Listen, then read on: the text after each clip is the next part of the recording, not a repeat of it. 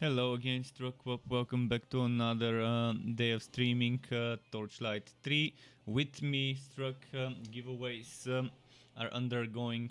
We gave away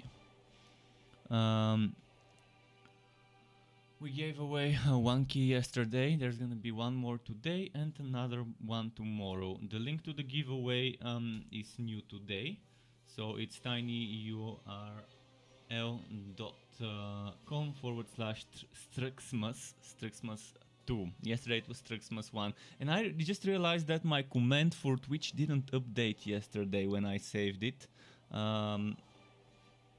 Yesterday I updated my raffle command for Twitch, but it was showing the old one, whereas on YouTube it was showing the correct one. But today it's working fine.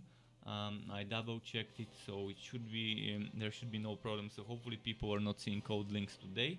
The keys have been provided by Extra Games for me to give away.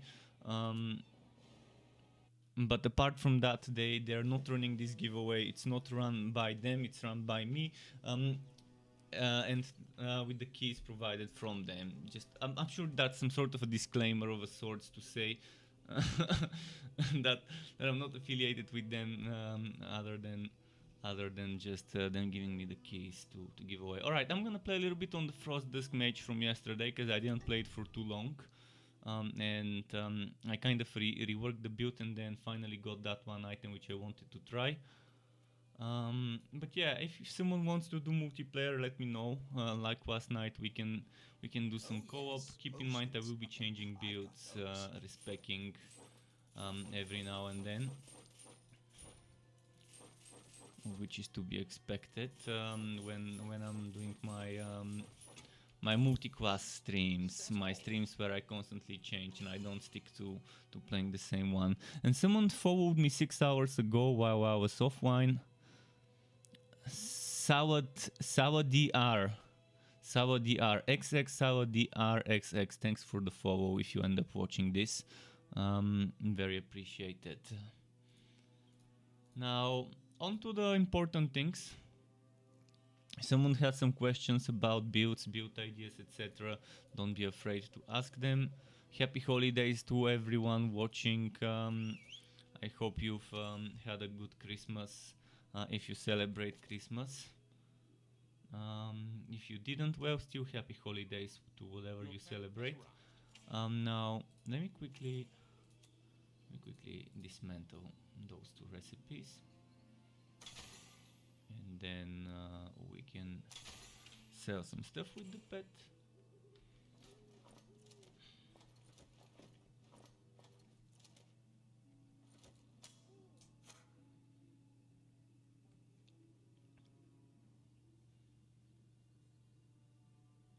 I don't want to wear those, so if I find something better with crit chance, like for example this one, it's not crit chance, but it gives me damage to Observer. What about this one? Damage to Entropy. Bonus physical damage. Observer or Entropy? This one is Observer. White Spirit. Maybe damage to Observer, so I can just stack the same one. I no longer need the Arc Powered Pens. I'm gonna quickly check if I've got something better to pick from. Most likely I don't.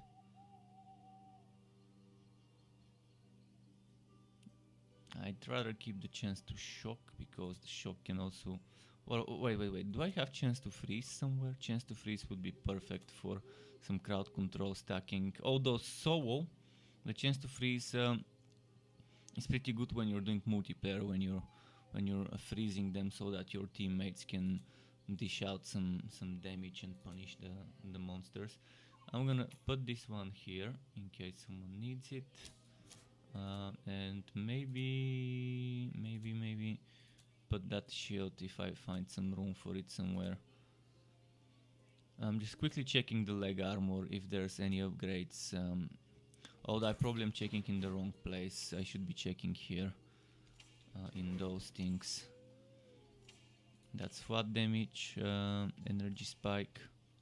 I think this is Holy Fury if I'm not mistaken. Yeah, Holy Fury, and this one. Energy spike and spirit well. Fuck it, let's just go. Let's just go with this gear.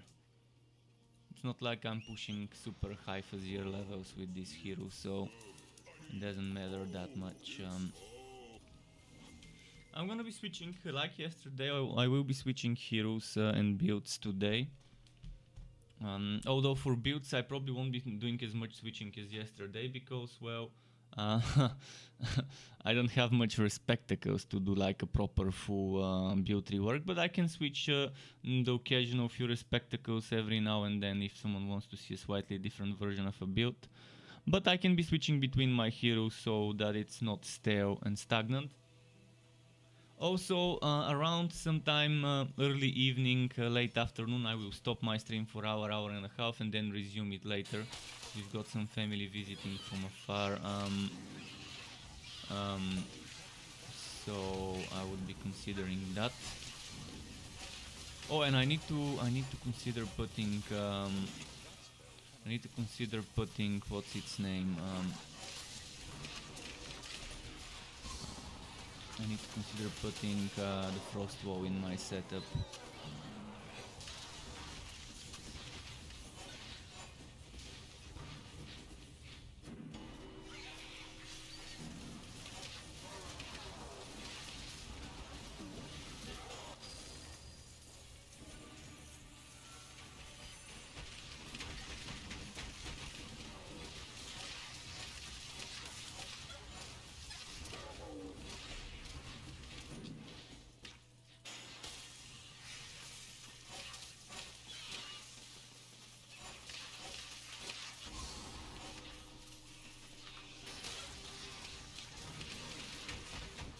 Imbue relic, such a nice thing.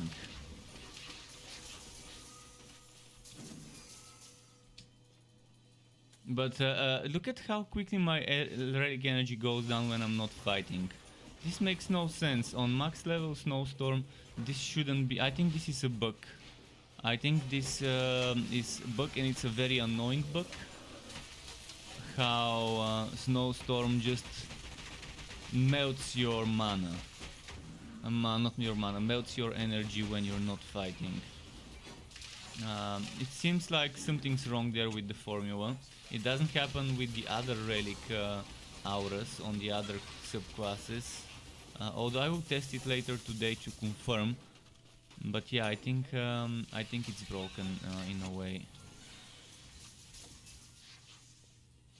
And it's a very strange way to get it broken, to be honest. Look, while I'm fighting, it slows down and it stops draining. Because I'm probably generating energy and that kind of triggers this. But I'm pretty sure I generate, if I was generating as much energy as when it's not draining, I mean as when it's not switched on, I would never run out of it.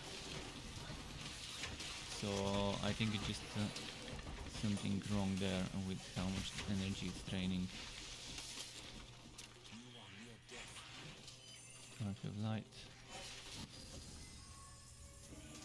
Well, at least with the increase of drop rates for class specific items, I'm probably gonna finally get a Molten Reach one of those days.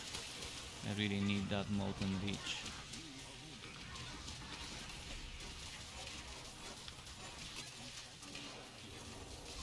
And Alkia4 says good morning and happy holidays. Happy holidays to you, good morning to you as well. AVG says hello, here which one has more potential, melee forged or ranged forged? My favorite right now is ranged forged with pressure shot. From the forged builds I've tried, and I've tried the 4 different Steam spenders. My favorite Steam spender for DPS potential, not damage per hit, but damage per second, based on how many hits you can do per second and how much damage they do. I think pressure shot is the better option, and it gives you range, which is pretty nice. And you can be more spammy with it. You don't you do the damage more often, but it does less damage than some of the other spenders, but it's pretty nice and it's pretty straightforward. And I think it's amazing with pressure shot. Pressure shot in my opinion, has more potential than the other 3 Steam spenders. So if you want forged ranged, pressure shot is nice. I mean, melee is not bad either, but I used to like melee more than ranged. But what I do now is I use Vortex Bomb with pressure shot. Vortex Bomb is melee and it gives you damage reduction because it's a melee skill as long as it hits an enemy. And then it also increases this passive damage reduction from 50 to 70%, and it also gives you extra armor. So I would say go for something like a hybrid Vortex Bomb to vent, pressure shot to use your steam. And what you use to generate steam is completely up to you. You can use shotgun blast, you can use rapid strike, you can use rapid fire, you can use cyclone mode. This is entirely up to you, whatever you prefer. If you want close range, I would go for cyclone mode. If you want long range, I would go for rapid fire rather than shotgun. I like rapid fire more for long range building of steam, because it's much longer range than shotgun blast, and it's better to do that purpose if you want to range stuff. Troy Wuno is back and says Merry Christmas, Truck. Is the active for the North Mace any good? It's mediocre at best, this active, and Merry Christmas to you. Thank you very much. Merry Christmas to anyone. I really appreciate you guys being here this early. It's 12:38 p.m. here, so it's just a little half an hour after afternoon here.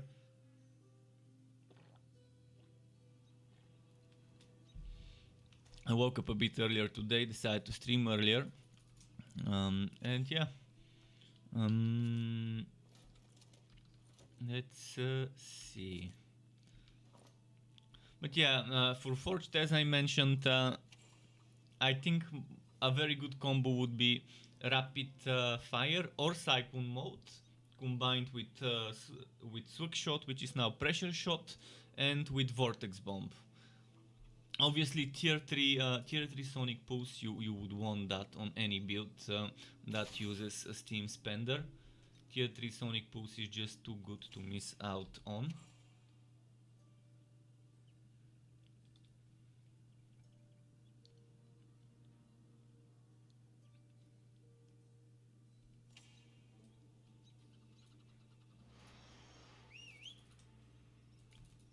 This hero just needs some more defenses. My defense is so bad with this hero right now. Oh, this needs to be changed as well. Let me collect some stuff. Maybe I can get lucky and pull something nice out of the bag of goodies.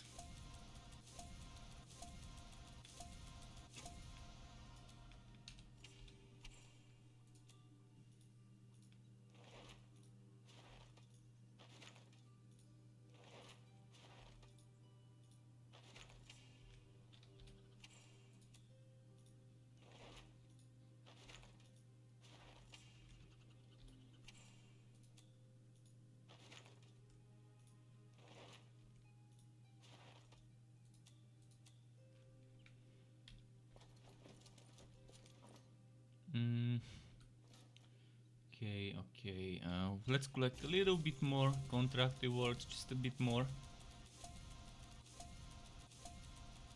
Oh, and that reminds me, I need to pick up some maps from my Forged so we can run them today. I can go and grab those maps, transfer them to the storage and run them bit by bit, which means I need to make some room, and I will do it right now.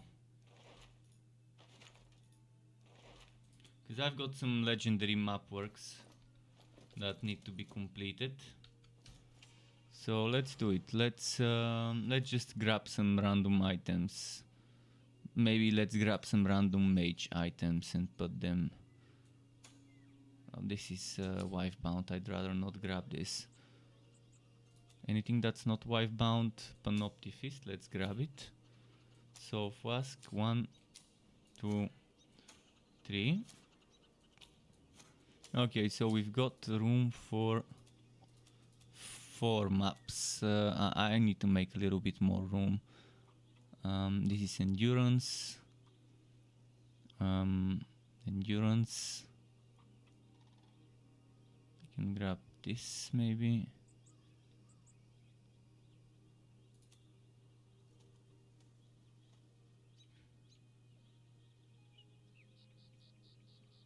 Okay. Let's grab the celestial mask. Make some room. And anything else I can grab and get rid of? Demon Grasp. Okay, that should give us enough room for maps to transfer. Let's quickly go on the Forged. Just to transfer the maps. I don't feel like playing the Forged right now. Maybe later if someone really wants to see Forged gameplay. But I've played it for like a week and I really don't feel like playing him right now. I played Forged for over a week on this hero, and before that on the test realm for like a week or so before Cyberpunk launched. I played only Forged heroes. So for the past 3 weeks I didn't play much anything else other than Forged, so that's why I'm not playing much of it right now. Yeah, I wanted to transfer those maps. It was page 3, right? So 1, 2, 3, 4, 5, 6.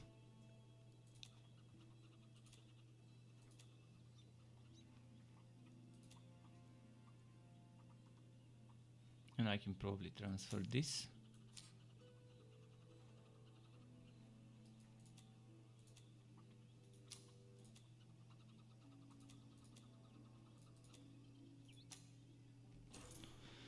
And I'm gonna quickly put this Mountain King wheel somewhere down there. Maybe let's put it here if there's room. No room here. There's room here.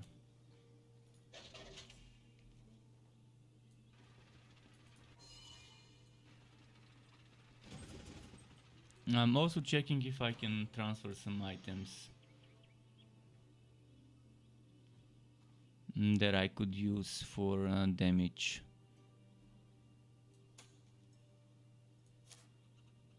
Maybe I can transfer the North Mace as well. Oh, I can transfer the Frost Wall and use this one for survivability.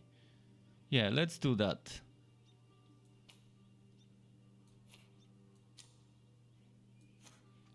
What else could I use with my mage? Something that's not just forged.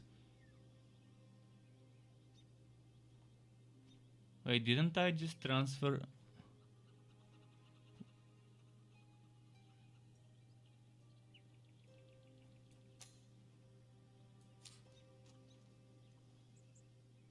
Okay, I think that's all I could grab from the forged. Let's go back to the mage. Can you show the North Mace active? Sure, right away.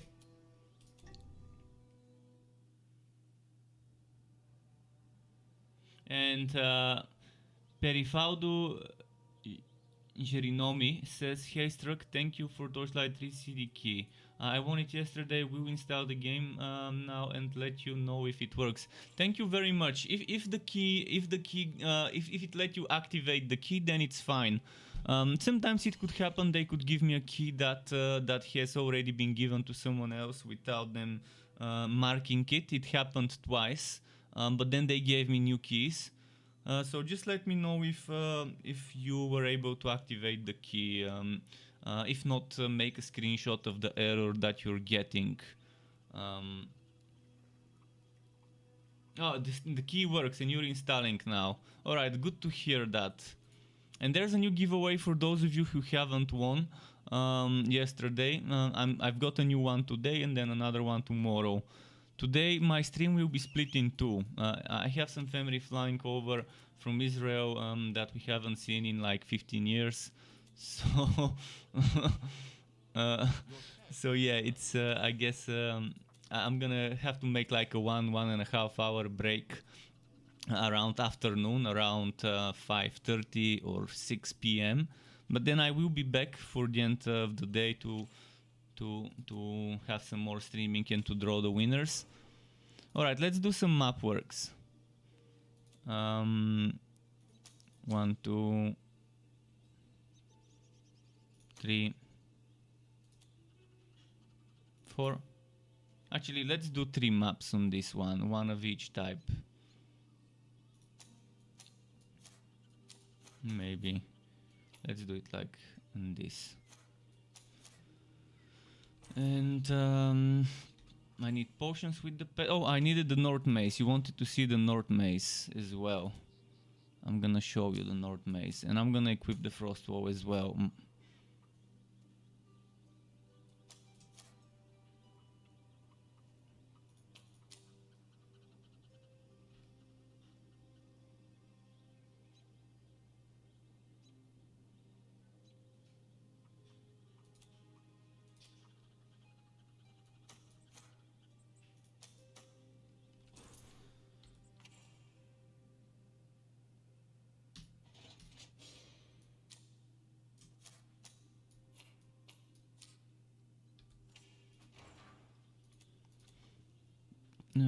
Just a moment. I need to find a room.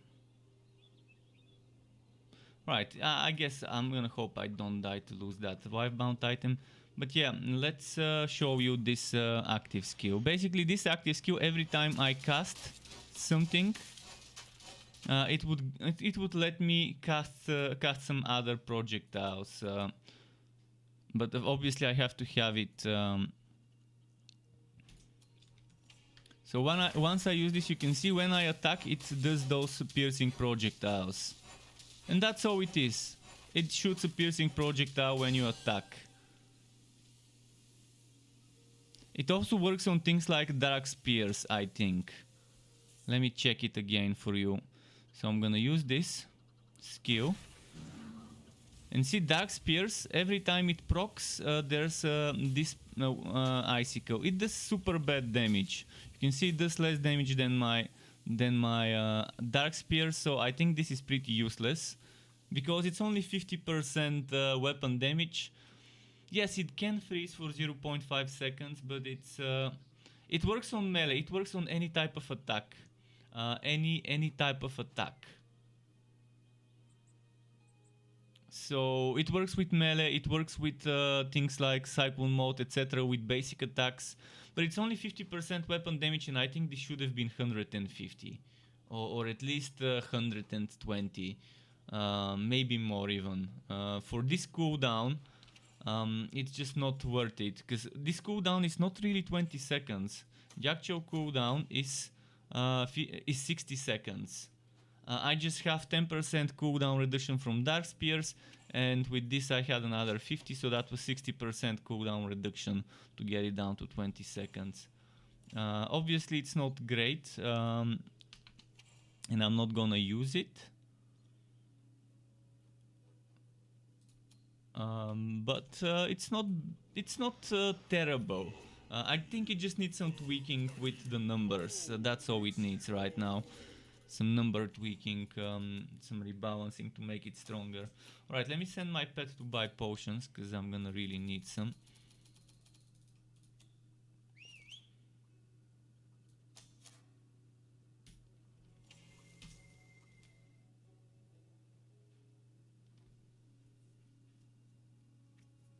What is amazing, on the other hand, is Imbue Relic, which I finally am using. Imbue Relic.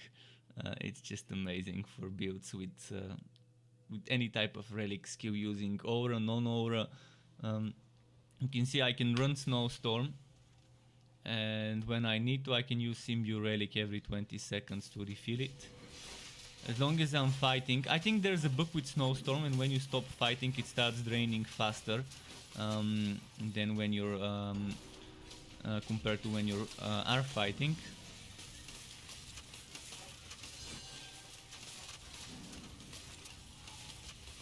Imbue Relic is actually 60-second cooldown, but I've got it down to 20.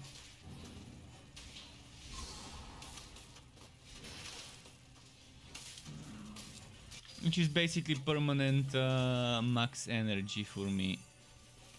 That's what it is.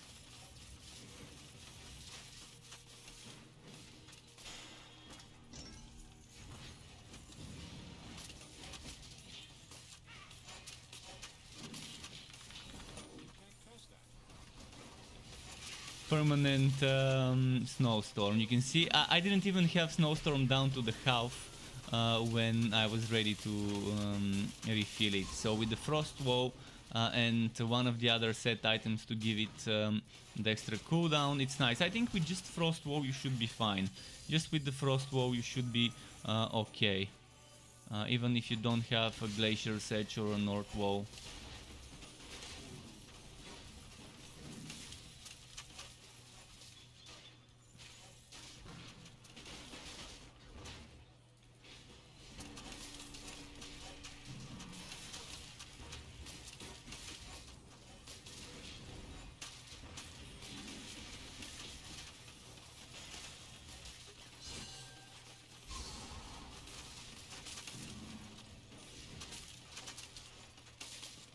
And I should getting extra 2-second cooldown from Dark Spear is amazing. I was expecting in this to become a thing, and I'm happy that they did it. Now all that's left is for them to do the same change for the cooldown reduction bonuses on the other classes. To not just work for the class skills but for other things. It makes this tier 2 bonus much more, it gives it more weight. It gives it more weight and makes it more valuable investing into that 10% cooldown reduction. If it works on everything that has a cooldown, that's an active skill, such as item granted skills, class skills, relic skills with cooldown. If it works on those, it's pretty good.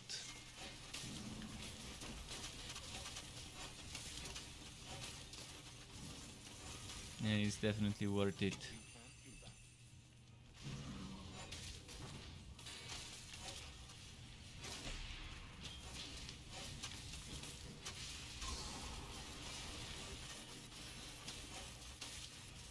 So yeah, never running out of energy with this build, the way it is now.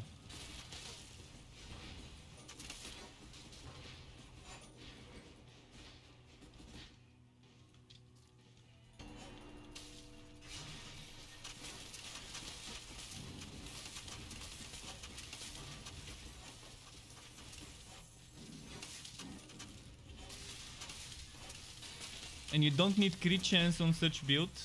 You only need crit chance versus boss fights, versus bosses, because if they're not bosses you can freeze them with snowstorm as long as you're nearby. And you always have snowstorm, so you're always freezing, which means you're always doing 40% crit chance against the frozen enemies, thanks to snowstorm. So you don't need to invest into crit chance as much, and that means you can use a defensive aura on your pet instead of the offensive one, instead of the crit chance one, or you can use the movement speed if you want it. Point is, you can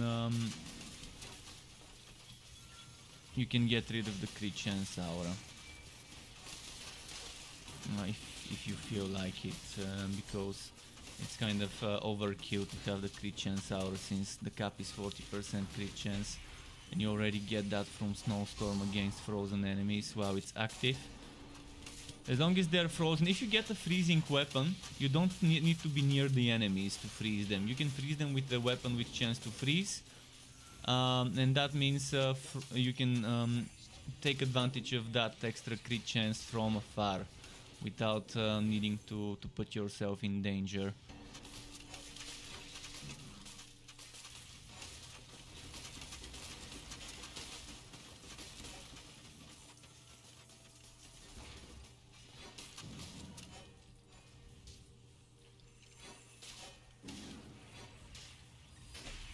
I think another thing that works great is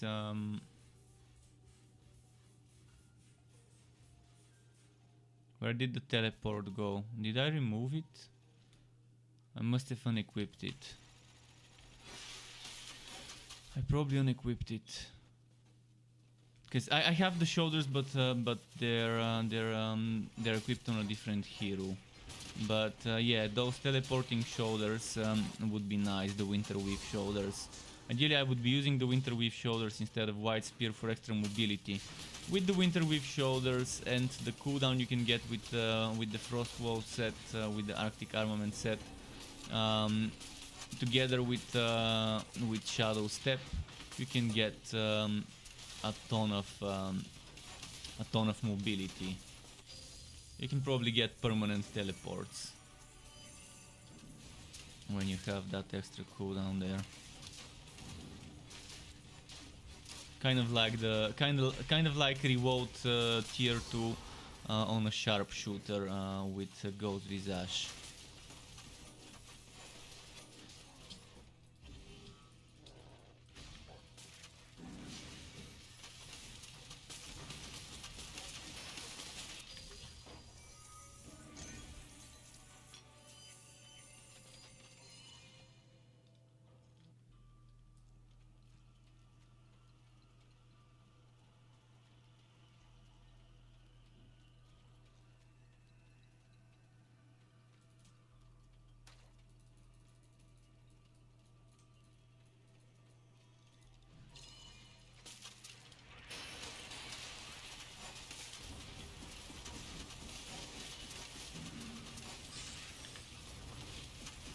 Okay, there we go.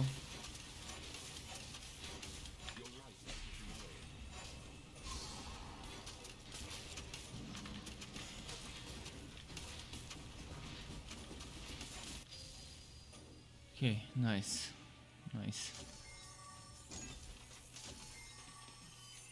Maybe I should have farmed this map some more. This was a 50% gearwork map. Maybe I should have stayed there longer to see if something nice dropped. Let's see. I'm gonna do one or two. Actually, let's do those two remaining maps on this one and then switch to a sharpshooter. I wanna level up a little bit the Flaming Destroyer sharpshooter. It's right now 55, so maybe we can try and get him to 57, 58 today. But I'm gonna be switching. I'm not gonna stick to just the same hero today. Definitely there's gonna be a variety, just like yesterday. Now let's see. What map is the next one? Let's do the Voltaic one next. The Voltaic map. This is weird with the double names. Voltaic, Blazing.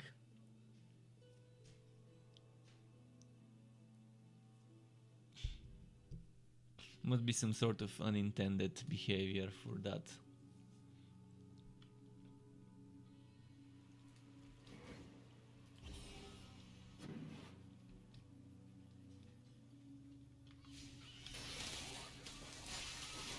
And with that permanent snowstorm, that means permanent 25% extra damage. So Imbue Relic is basically super nice. Keep in mind, I'm using a weapon with 7.4 thousand damage. Only. So even with that weapon, I think I'm happy with what I'm seeing.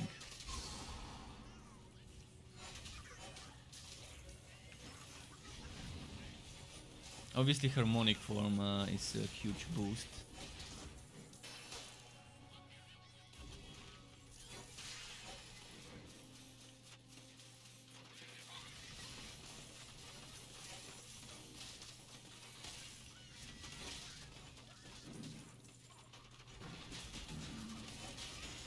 And that's far from min-maxing my DPS from both weapon and from armor. In the armor I've got one Absolver and second Absolver, but that's it.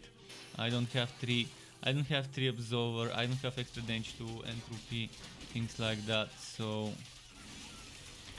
the damage can be better, much better. Especially with the weapon getting stronger.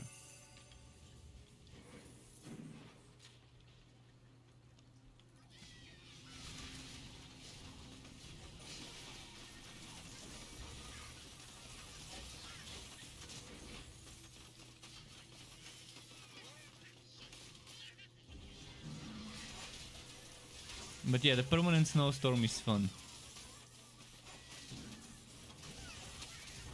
This can work on any relic, permanently having the aura up.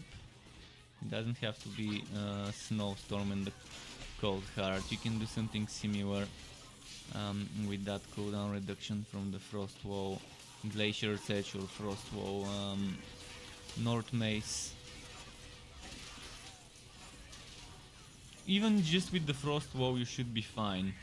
Even if you just use the frost wall, you don't even have to wear the frost wall. You can just equip it in the legendarium, and it's still gonna give you 25% cooldown, which is probably plenty, more than enough to keep it up all the time.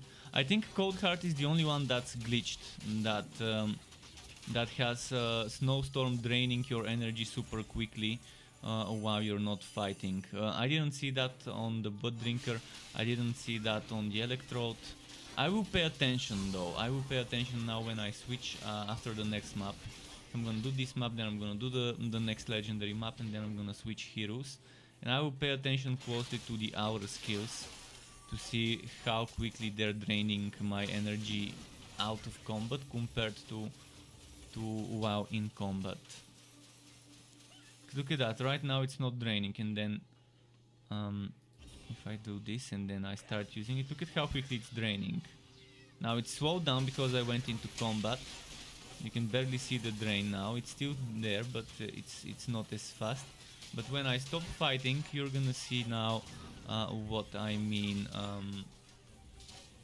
Look at that, how quickly it starts draining. Boom, it's like 3 times faster. Then I start fighting and it slows down. Maybe not 3, maybe 4 times faster. You can barely hear the voice. Okay, maybe I'm too far from the microphone. I think that's the problem. Now you should be able to hear my voice better. Although you might hear my beard stroking the microphone every now and then. But yeah, okay, I think that should be fine. I've increased the gain on the mic, put the mic closer to me.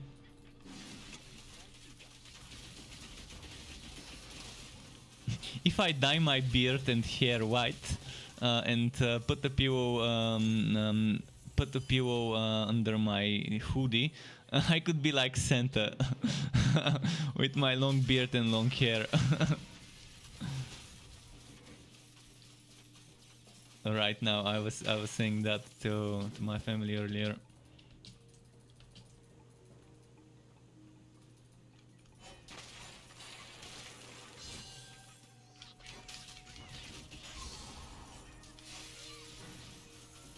Let's see about this.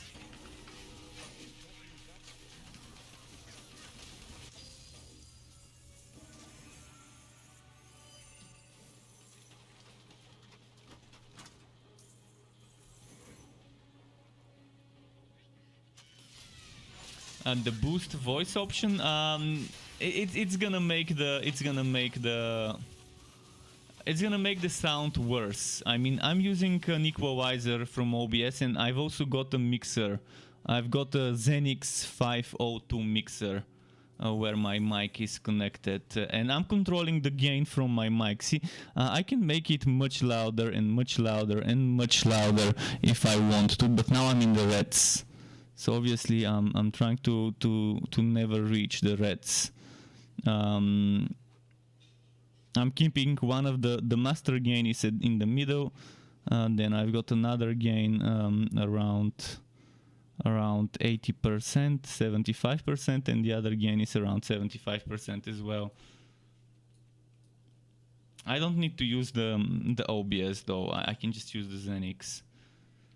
It's just gonna make the sound more noisy. It's gonna be noisier if I go over some dB stuff like that.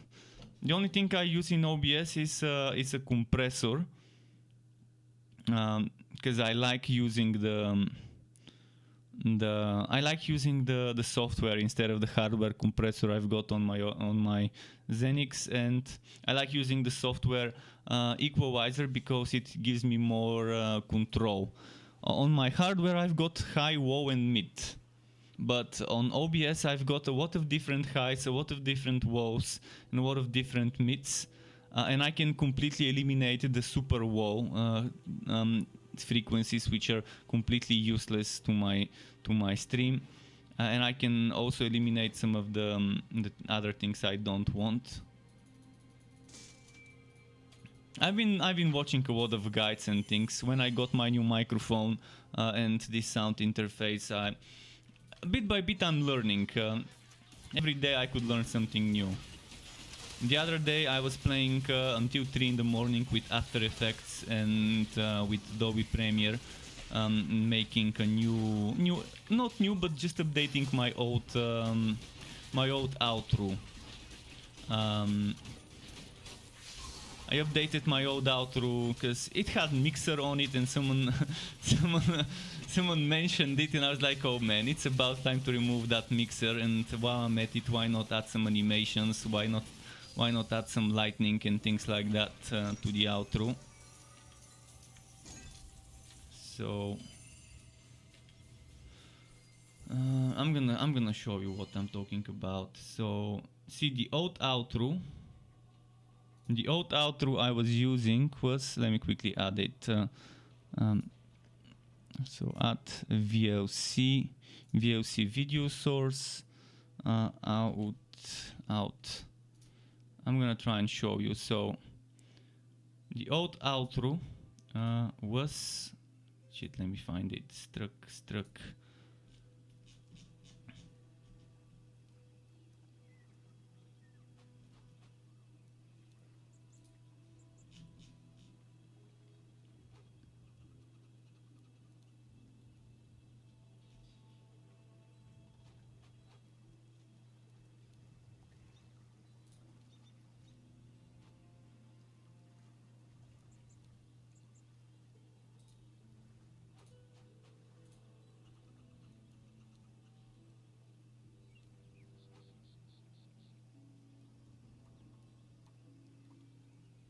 Okay, I'm gonna add them both. So I can show you quickly the old one and the new one.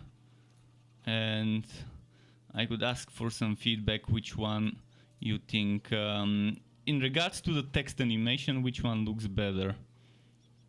Whether it's too flashy with the new one. So I'm gonna add two files. Add files, let's go to Struck. And then let's add outro stream August, the outro from August, and then the outro from December. Outro from December.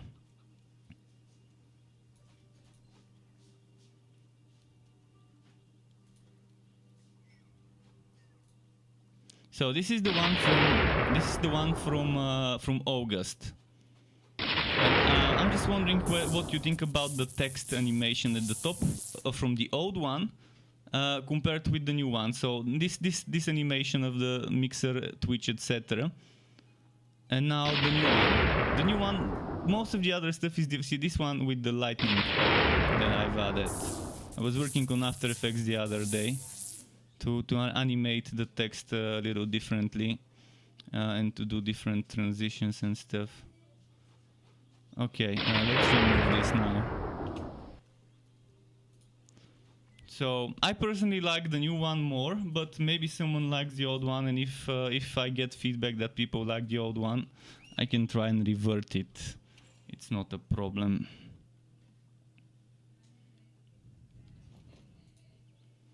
And yeah, I was doing that 2 days ago.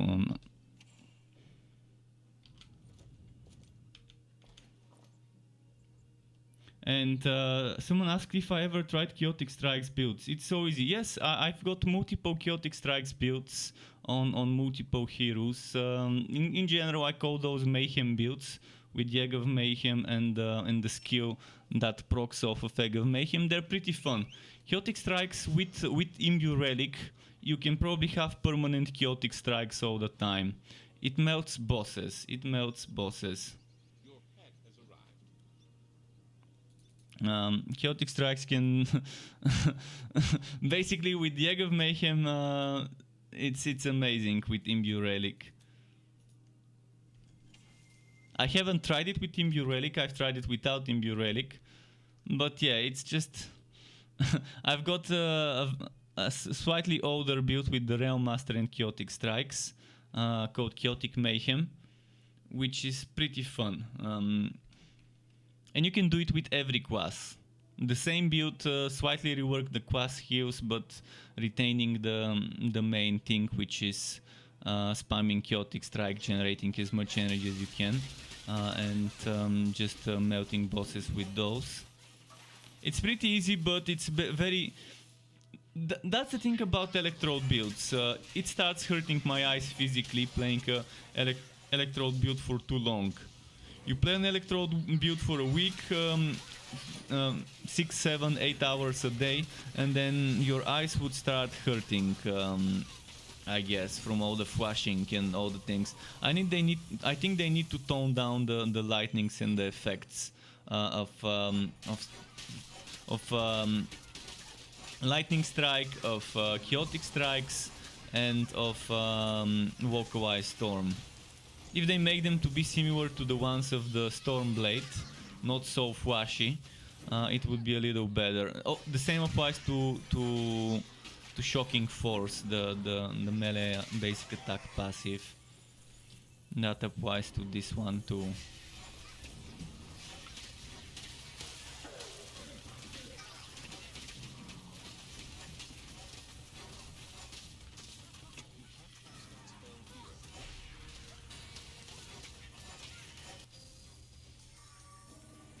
So the cooldown reduction from Dark Spears does not apply to Light Spear, and I'm not sure if it should, but maybe it should. I mean, it's something with a cooldown.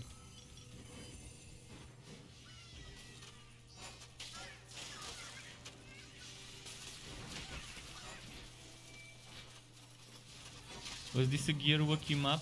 I don't remember what it was when I opened it. It was Gearwalkie, Harvest Walkie, or other type of Walkie.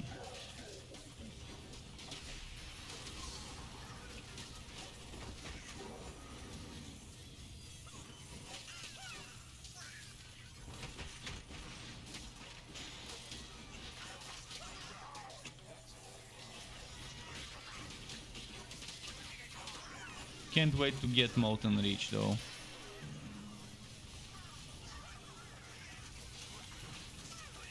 See, I'm never running out of energy. Perma snowstorm. How does my pet not disappear? I don't know. I'm wondering how do actually pets disappear. I've never seen the pet disappearing bug. This must be something that only happens to a limited group of people. I'm not sure if it's... we need to find out what's the common between those people. Are they all from the same region? Are they all using the same class? Does it happen on different classes? Does it happen on different heroes? Are they all using the same pet? I mean, there's gotta be something common that connects those people as a reason for the pets disappearing. I've never seen my pet disappear, honestly. So I don't know what even could cause this. Is it just new accounts, new players? Does it happen to old players as well? Does it only happen on PC, or does it happen on other console or on other platforms like the 3 consoles? So again, there are so many things that that need to be tested here. I think it's best to just send the developers some walk files, email them walks to feedback@extra.net, explaining what you're sending the walks for, so they would know what to look for. But yeah, I think that's the best way to fix this bug, to get as many people as possible to send them walks so they can investigate why the pets are disappearing, what's causing them to disappear.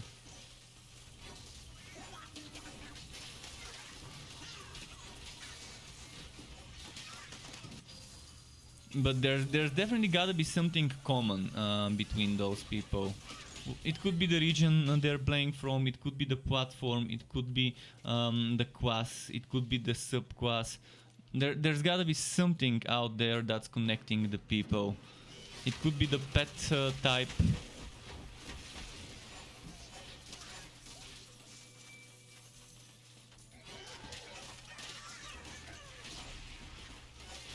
It could be corrupted game files, and they might need to fix the game files to completely uninstall and reinstall, or just check the integrity of the files. It could be so many things that I just don't know what to tell people like that, other than sending box to Extra.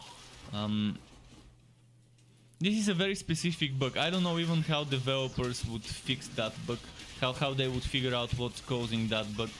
If they can't replicate it on their end. I mean, how does one even replicate this bug and start to troubleshoot what causes it if you can't replicate it? So yeah, WOC files would probably be the best thing to help them fix this bug once and for all. So anyone who wants this bug fixed, I think the developers would really appreciate you sending them WOC files to feedback@extra.net. If I had the bug, I would definitely send the WOC files, because playing with the pet is pretty good. I mean, the buffs you can get alone are enough of a reason to make me wanna play with the pet. And then there's the ability to get it to buy you potions now. Another reason to wanna play with the pet. So I hope this bug gets resolved soon, so that people who can't use their pet can finally take advantage of all the nice new skills they've added and all the nice functionalities that have been added.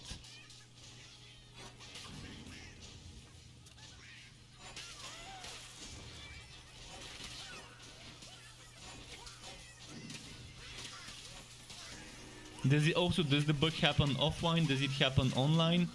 If it happens online, then try making a character offline to see if it happens, and then maybe start a Mapworks map to see, does it happen just with the Fuzzier or does it happen with Mapworks? If it happens with Mapworks, maybe try and level up a hero to as much as it's needed to get a Mapworks map from a portal, from a contract, then try it offline to see if it's server related or not.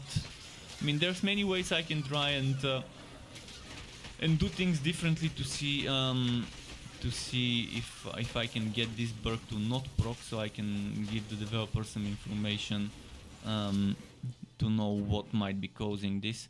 But again, I've never seen this bug happen to me, as far as I remember. So I don't even know what could be happening there.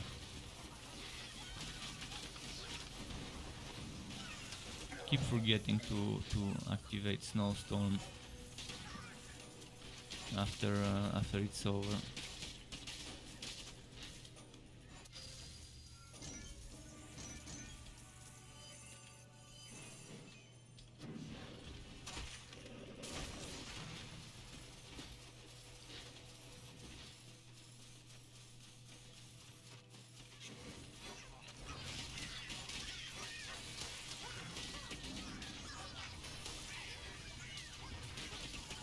You play so, not sure if it's online or not. Well, did you click on offline or multiplayer when you launch the game? If you click on multiplayer, you can play solo, but it could be online. Like, if your loading screen is slow, you're playing online. If your loading screens are fast, then you're playing offline. That's the easiest way to tell. Also, you can press Ctrl and D and paste the information in a text document. It's gonna tell you whether you're playing offline or online. Ctrl and D contains a lot of useful debug information. If you don't click on multiplayer, then you're definitely playing offline, and that could be the reason. Maybe it only happens to people playing offline. Maybe try and make a hero in multiplayer mode, because heroes in multiplayer are separate than heroes in offline. So maybe try and make a hero, level it to whatever level is needed to get the first map work. For example, I think on the adventurer contract you get your first mapworks portal. You get your first mapworks portal at, well, it's not that easy. It's not. You get it at level 21 contract level, so that might take you a while. But when you get that map, you can use it and you can see if it happens online. But the thing is, heroes that are played offline can never be played online. If you want to play solo, but also multiplayer every now and then make a hero in multiplayer. Otherwise, the hero you make offline, you would never be able to play it online for obvious reasons, to prevent people from cheating in multiplayer. It's how it needs to be in games like those, to separate the offline and online heroes. So you can play solo with a multiplayer hero, but you can't play online with the offline hero. That's the way it works. I think they need to make it clear between multiplayer and offline, to maybe rename the multiplayer to online, so people know you can still play solo, but because multiplayer kind of implies playing with others. When you click on multiplayer, people might be expecting, okay, I only click this if I want to play with others, I don't want to play with others. It needs to be made clear to players that are starting the game that that multiplayer is what they need to select if they want to play ever with others. That if they make a hero outside of multiplayer, they would never be able to play with others. That you can still play solo in multiplayer. That needs to be made clear to new players, because it can be confusing. It can be confusing to new players. Some people might think, okay, I'm gonna click on multiplayer later, let's make a hero and I can just play it multiplayer later, but that's not how it works.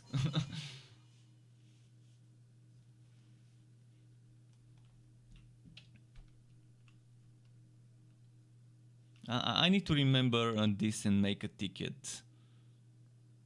And maybe when they click on offline, to have a pop-up that explains this. If you create a hero in offline, you can never play it with others in multiplayer. If you plan on ever playing with other people in co-op, we suggest you create a hero in multiplayer. And play it solo until you're ready for co-op. Something like that. A simple message. That's all it takes.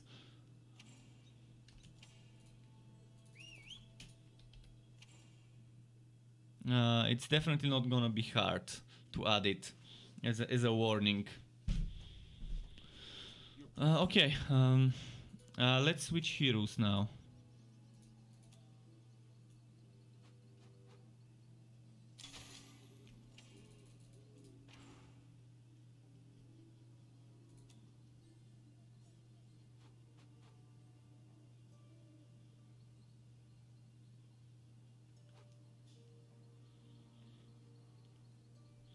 I'm just thinking of putting this and this back into the storage for my sharpshooter to use.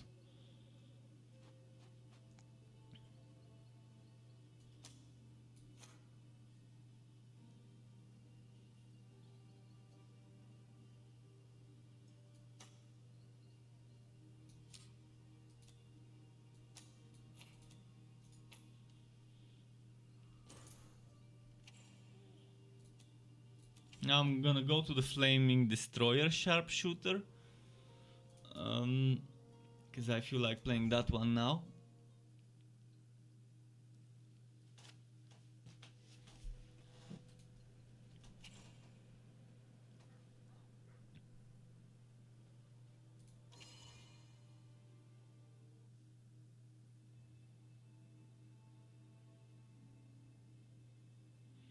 And Merry Christmas to you as well. See you around, and I hope you end up finding out what's happening with this, and hopefully they fix this bug But until then, I do suggest try and make a hero online and see if it happens there. At least so we know whether it's an online or offline related bug. I know it shouldn't be there in the first place. There's a lot of bugs that the developers just don't know about, that they've never simulated the environment to cause such a bug to happen until someone brings it to their attention. Especially for a small studio, there's only so much they can test internally. But Merry Christmas, Happy Holidays to everyone, whatever you're celebrating. Enjoy it. Should I go North Maze? Oh, I definitely want to get North Maze eventually, not yet, because we need some levels. I need 2 more levels, 1.5. I'm gonna do some map works.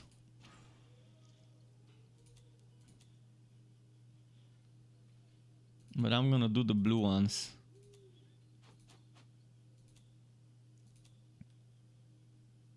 Or maybe level up with the secret alpaca level. Not sure if it's a good idea.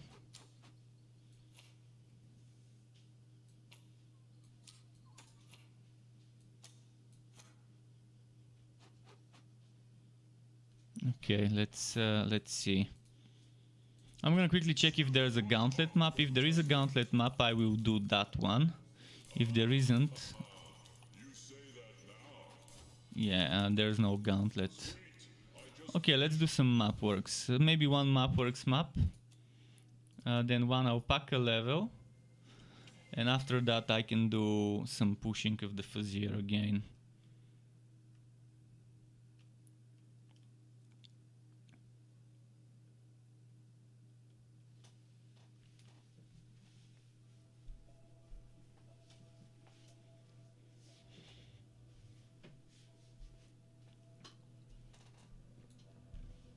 Okay, let's see what's here. Worst map ever. Worst map ever in the game. For the quests and stuff.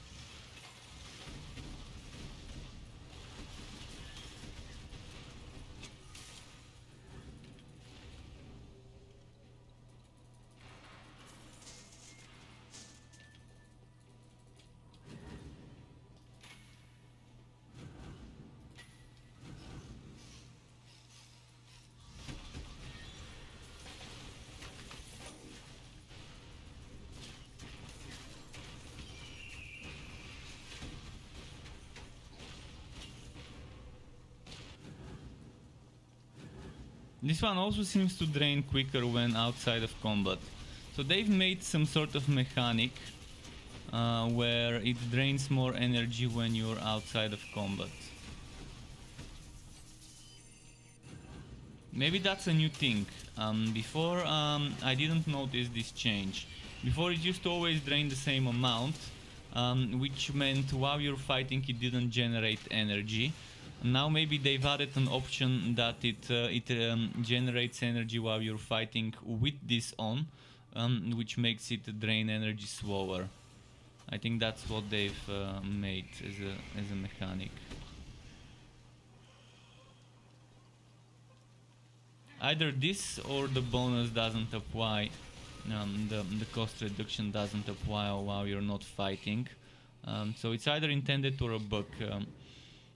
I need to remember, and after the holidays when there's a Mayhem Monday or other type of dev talk session, to ask someone who might be able to answer this, if it's intended or not, to drain energy quicker while not fighting.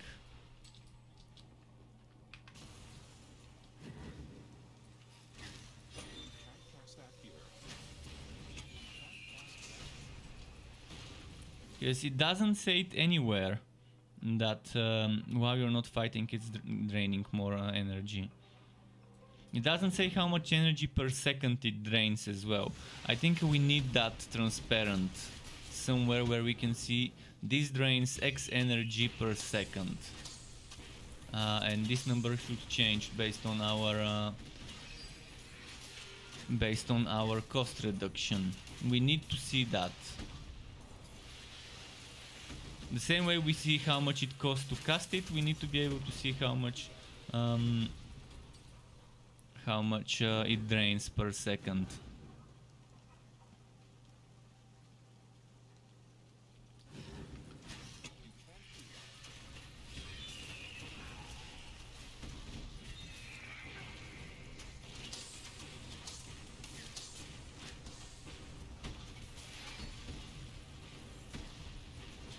Was that the build where I was using chronometer?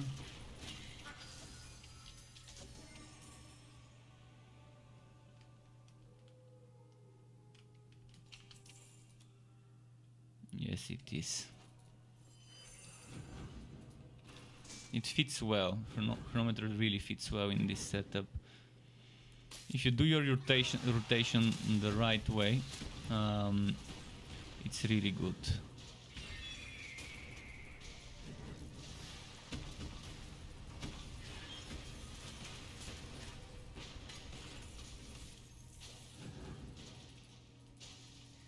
Yeah, this map is the worst. I mean, I can't remember when I was able to finish a map on this level, on this map layout. I don't think I finished one ever since this patch, to be honest. Oops, just a moment, I messed up. I resized my window. There we go, fixed it.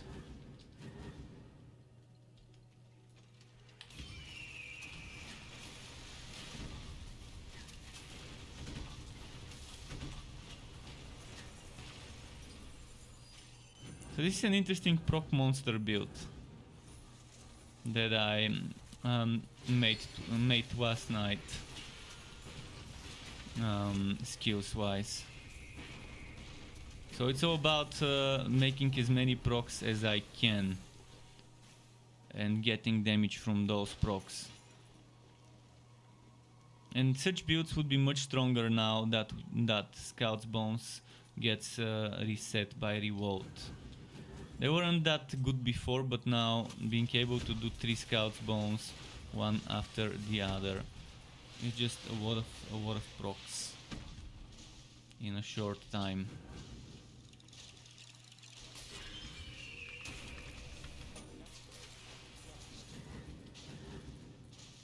I'm wondering from where I can get extra procs. I mean, White Vault's Cavebreaker is a good source of extra procs, but I wouldn't put it because it's just weak. Maybe good in the early levels, but later on becomes not that great with this little bit of weapon damage it does. But White Vault's Cavebreaker is good for one reason. It can reapply ailments, it can reapply bleeding, shock, poison, etc. So it may not be able to trigger other procs, but it can definitely reapply the ailments.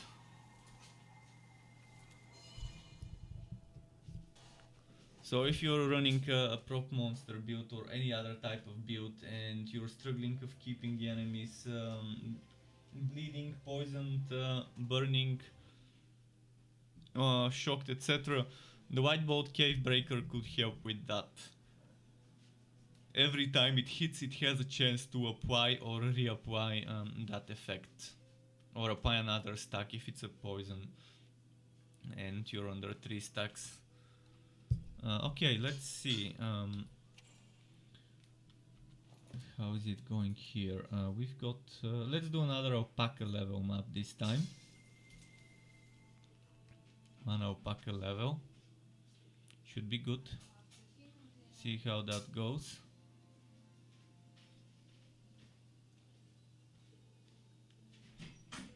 Let's slay those alpacas.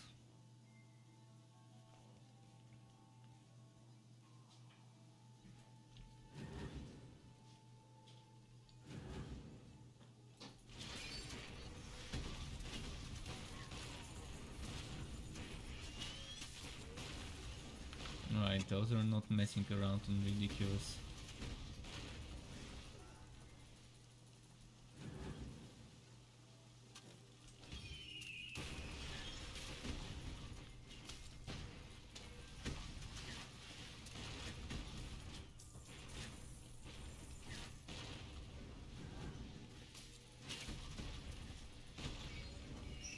Ah, fuck! So much damage.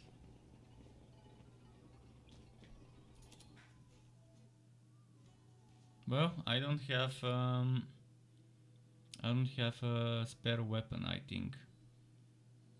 I need to go back to normal while leveling up. I did ridiculous yesterday because someone said to go to ridiculous, but yeah, let's get a new weapon.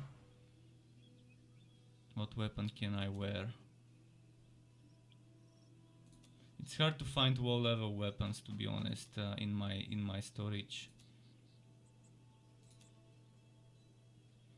Ridiculous is good if you have defenses for it. If you don't, then it's just pointless to level up on that difficulty.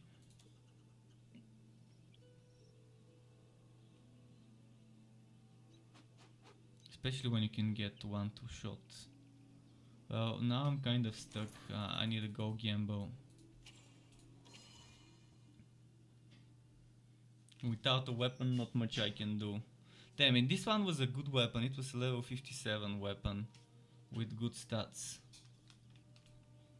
Now I can't get a strong weapon as it because I'm 55. It's gonna give me level 55 weapons.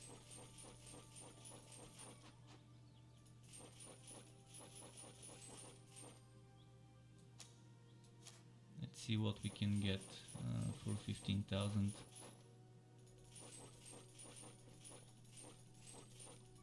We need the mace. Actually, it doesn't need to be mace. That's not the other build. But we need a good weapon.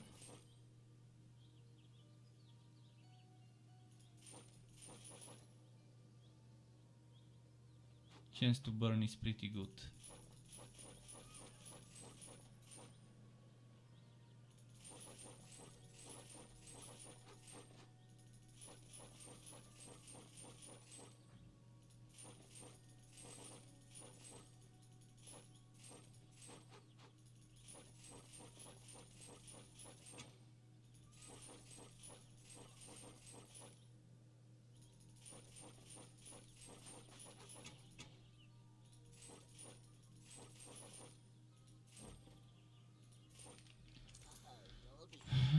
So bad. Couldn't get a single one with a socket. Single blue weapon with a socket.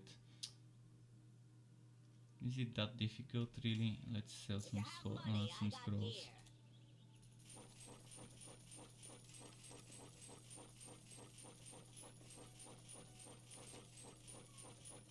see you soon. Year for coin.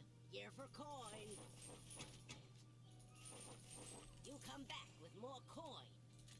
Let's change the difficulty back to something actually worth doing.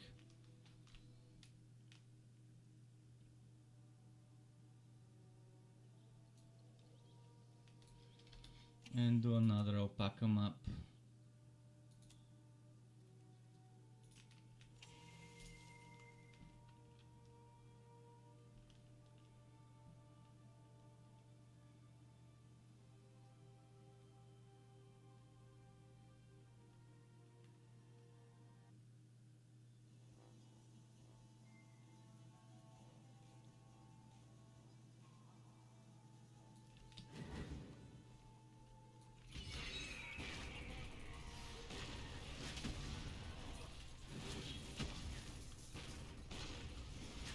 The quicker they die, the better for our XP.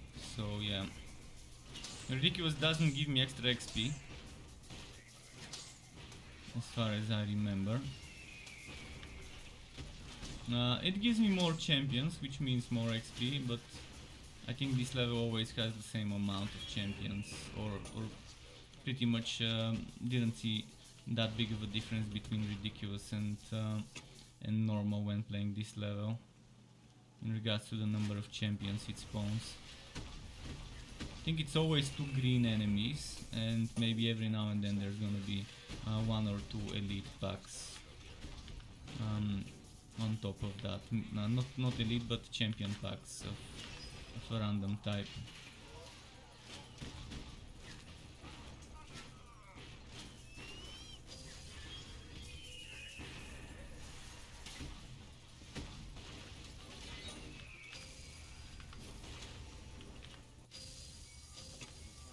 this bad defense I've got, which is not that terrible, but it is still bad.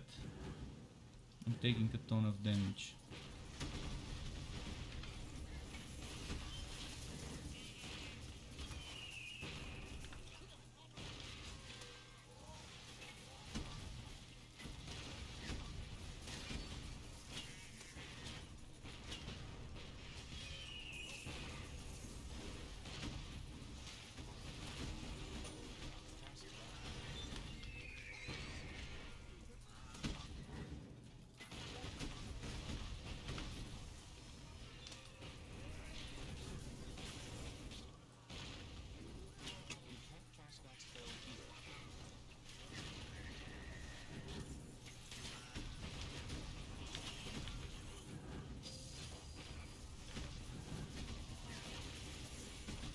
Wow, it gave me more elites on hard than it gave me on ridiculous the last times I've played this level.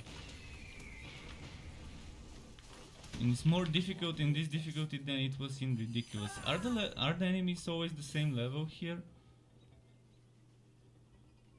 Am I just fighting level 60 enemies? I might as well be fighting level 60 enemies because they seem unreasonably difficult. Potions for you? Yeah, I think they're level 60. Let me check. I'm gonna go in once again. Not gonna fight them. I'm gonna exit immediately. But I think they're level 60, and that's why it's that difficult, even on hard. So they don't scale with my level. Is what I'm thinking.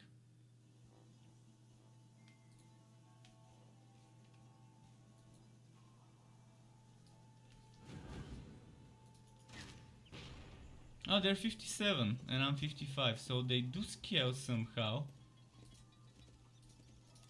Huh. Well, they were a lot more difficult than I could handle, even with 40% physical defense. So let's just do regular map works and hopefully that's fine.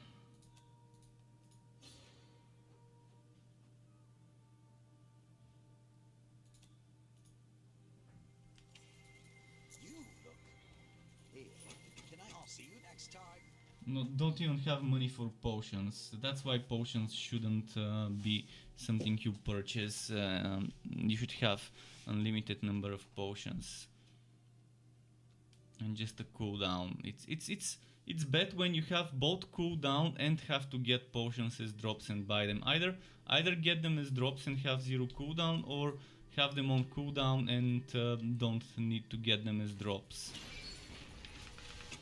That's probably one of the things in Diablo 4 I'm not going to like, the potion system.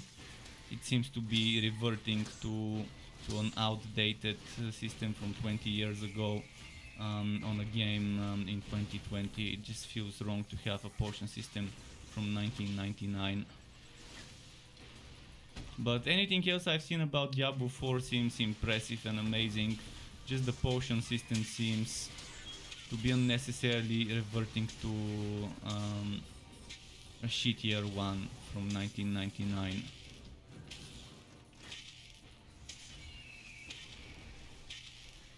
We'll see though, maybe they won't have a cooldown. Maybe they will be like Diablo 2 where you didn't have a cooldown. I like Diablo 2's potion system, although I like Diablo 3's more. One of the few things about Diablo 3 I liked more than Diablo 2 is the potion system. So at least there's one thing there that I think it did better from the many it didn't.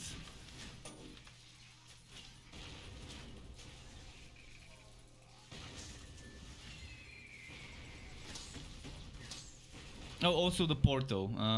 From screenshots, we've seen that there's portal scrolls and identify scrolls, the same way we had them in Diablo 2. That might be a little boring to have to get town portal scrolls and identify scrolls, but you never know. Oh shit, I'm gonna die. I don't have potions. I need to send the pet to buy me potions. Oh no, I don't have gold coins to buy potions. Seriously, I only have gold for one potion? Okay, we're going back to normal. Heart is too hard. Without potions.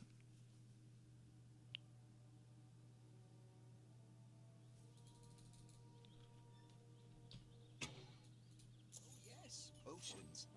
I've got those.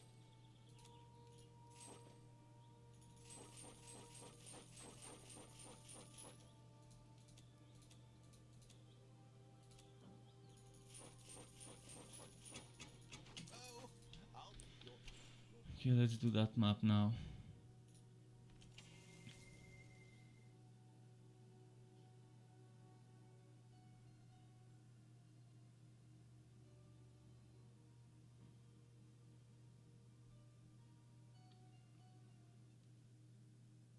But yeah, what happened with this hero suddenly? Yesterday it was doing fine, today it's constantly dying, constantly losing HP. What changed? I had no problem yesterday, I didn't die once yesterday on this hero. So it's kind of weird.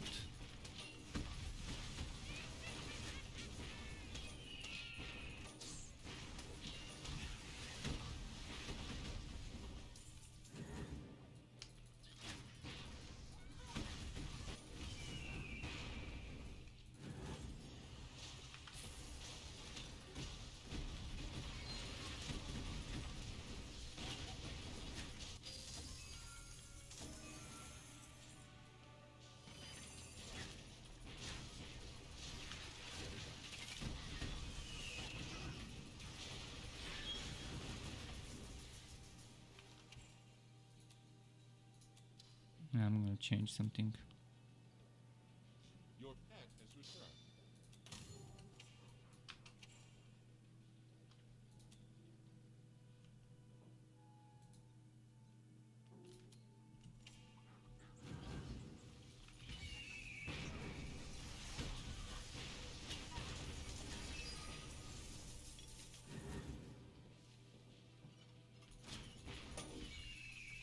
And I'm getting super unlucky by getting the worst possible maps that cannot be completed because of insufficient monsters or quest items.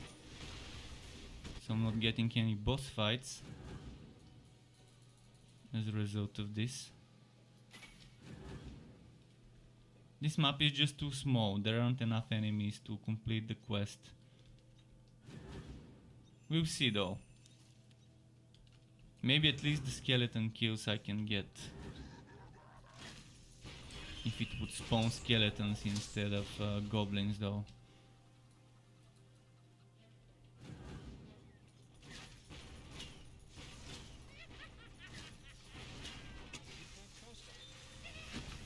You can't do that here.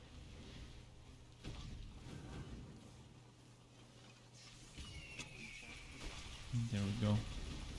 Gumchi's back. Welcome back, James. Happy holidays to you. Merry Christmas to you, James. Or Hanukkah. I'm not sure what exactly you're celebrating. By the way, James, my family from Israel is coming today. Since you're from there, thought might be nice to mention this. We haven't seen them in like... it's my mother's cousin. We haven't seen them in like... long time, 15 years I think, so they're gonna come and visit us today.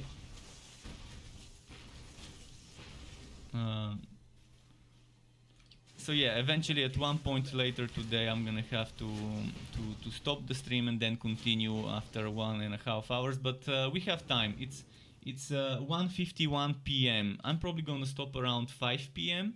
and then resume around 6:30 p.m. or something like that. It depends when they arrive.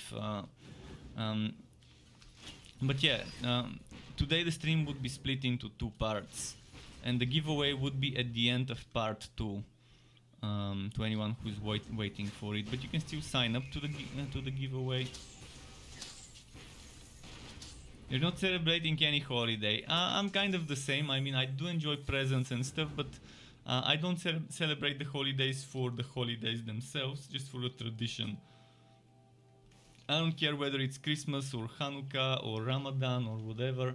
I'm not religious or anything, so it's like that. I mean, the tradition of giving presents, it's fine. Getting presents, it's a tradition. Although right now I can't do much giving, only getting. at least Extra Games gave me keys, so I can give keys. So that's my way of giving, I guess. Right, another map that I can't complete because of not enough monsters. At least I leveled up to 56.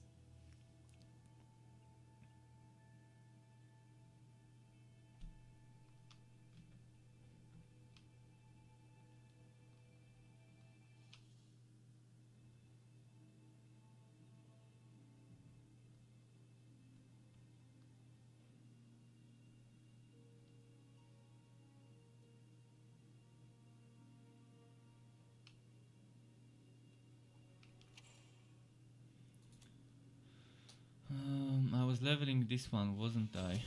And there we go. Wait, why? Oh yeah, I remember why. Although it no longer makes sense because I'm using Kimbu Relic. But while I wasn't using Kimbu Relic, I was planning on putting this there. I'm not sure I want it now. Which means I've got 4 more points, and those 3 points I've got 7 points I can put into Summoning Smash max level, or maybe put Energizer and Summoning Smash tier 2. I'm gonna do some respecking later. I can even try Sacrifice to Goose max level, or maybe Damage to Relic skills, which I am not relying on, but maybe let's get it. We'll see. There's ways to do things differently. Let's do some fuzz here.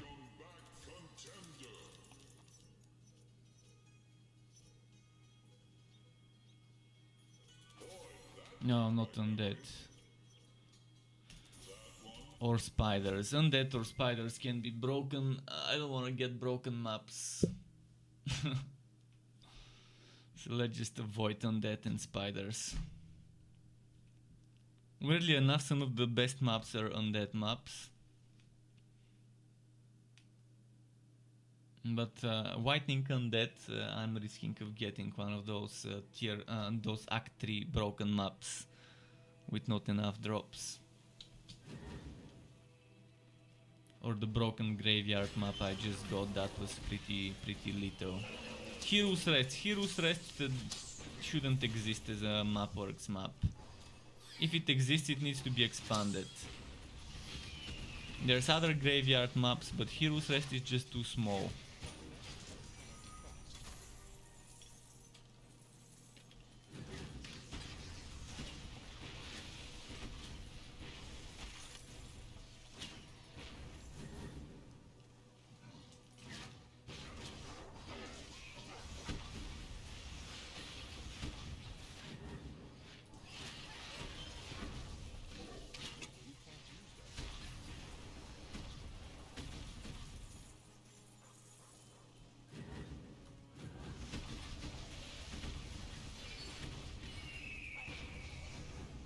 Okay.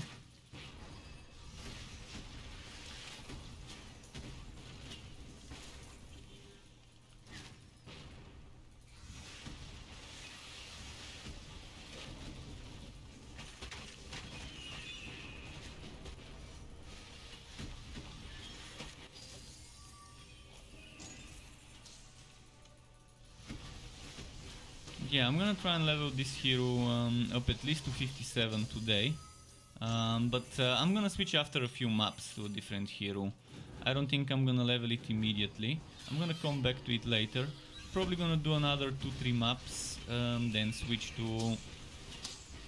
maybe switch to Realm Master or something else.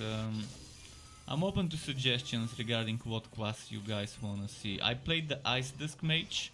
Now I'm playing the Flaming Destroyer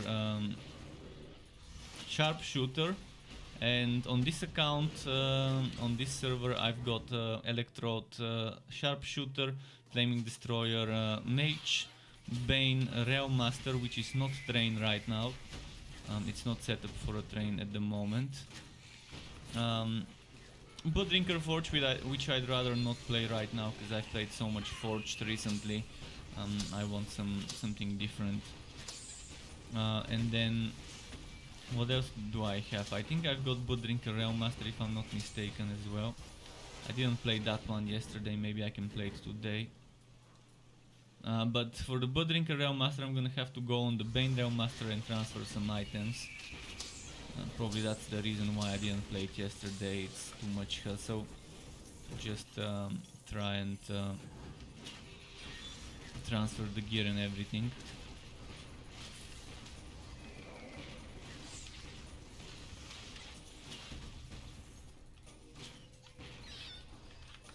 But with the Bloodrinker Realm Master I've got a free full respec and we can do some new build there. Something that's not Drain, something with Bloodseekers and maybe Imbue Relic would be interesting to experiment with. So maybe later today I can do it. So I guess next it will be a choice between Electrode, Sharpshooter and Flaming Destroyer Dusk Mage. Both of them are level 60, so one of those two. The melee Electrode Sharpshooter, or the ranged Mage Flaming Destroyer.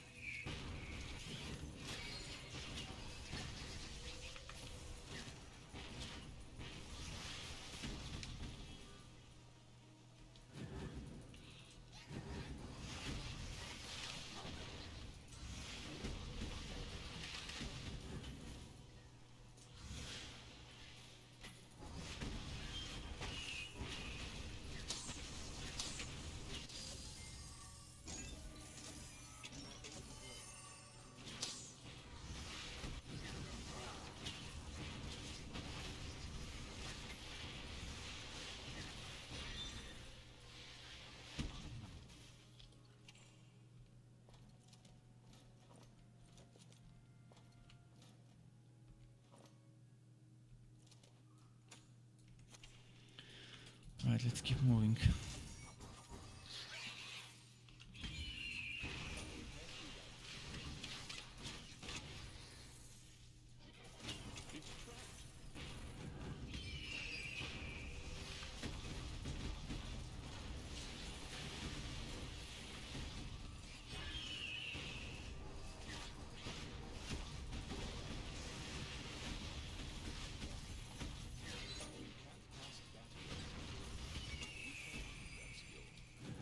Let's get the boss.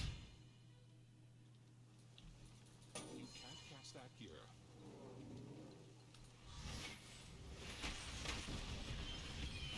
I should have started with Goose, I forgot.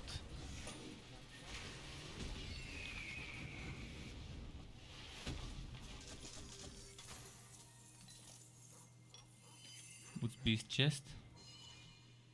Oh, it's a legendary, at least. Low level legendary, but a legendary drop, so one extra essence. Extra 100 gold.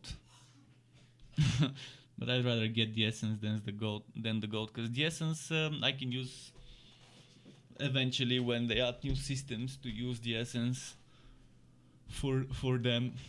New essence sinks. We need essence sinks other than the alpaca level.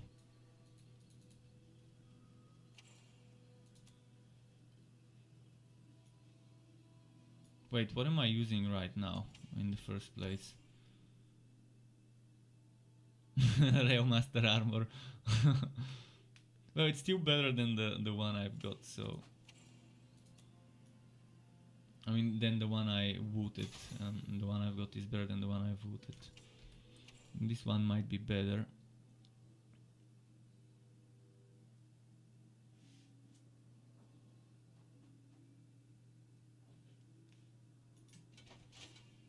kind of the same with a little difference that I'm getting probably more defense altogether if I upgrade.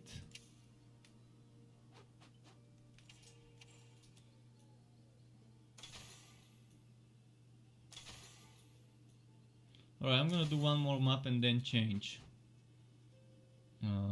to a different hero.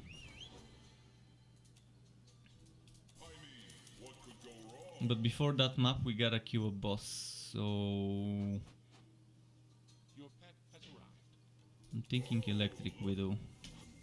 Hopefully she doesn't one-shot me. She can be very one-shotty if you don't have good defense. I think close range she can hit you with multiple projectiles, and that's what one-shots me sometimes when I fight this boss with Wobies.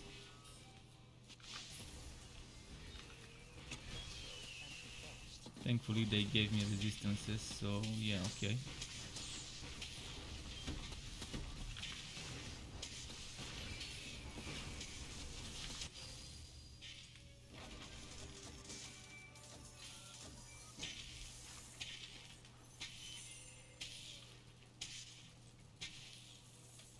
Alright, since this doesn't count as a map, because it's just a boss fight, we need to do one more.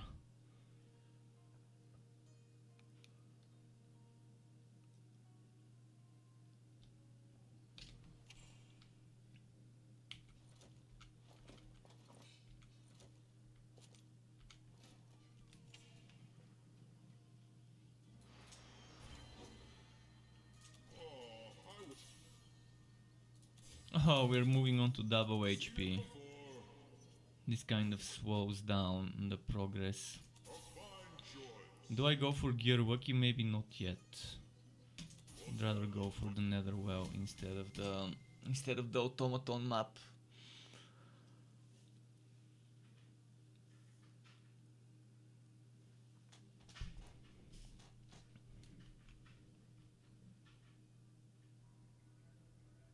See, after this, I'm probably gonna switch to the next sharpshooter, to the electrode sharpshooter, and then go on the flaming destroyer disc mage.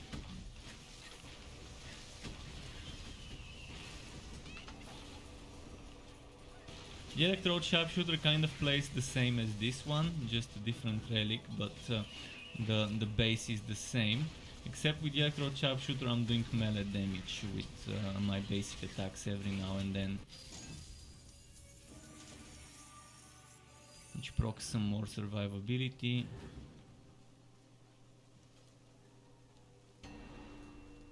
And also gives me more energy generation. Shit, I used revolt 2 times very quickly, wasted it. Maybe there should be a 0.5 seconds cooldown on revolt or something, or 1 second before you can use one charge after the other. Not like a real cooldown, but more of a mechanism to prevent you from using 2 like this, to not be able to do this that I just did.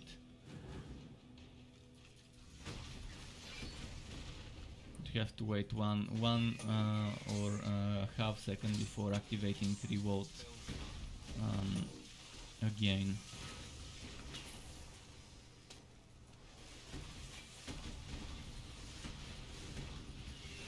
Half seconds probably should be fine, but even 1 won't be too bad.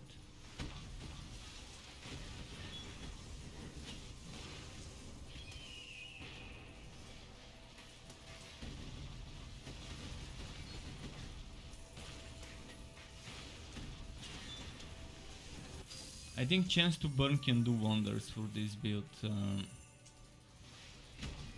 you're proccing more often.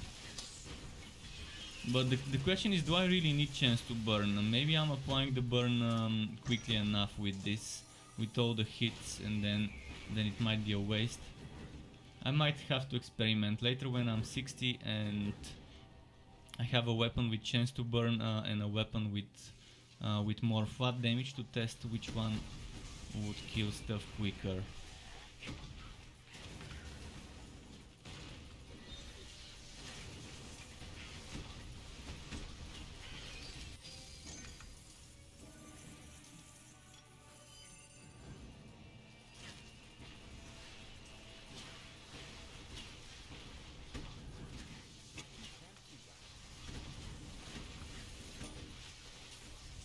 Chance to shock on the other hand, and shock bolts is pretty nice, because I know shock bolts can't proc things because they're procs, and procs cannot proc other procs anymore. So I can't proc fireballs from hits from shocks, from shock bolts, but they can still reapply the burning without getting extra chance to burn. And they still do more damage than getting an extra chance to burn affix.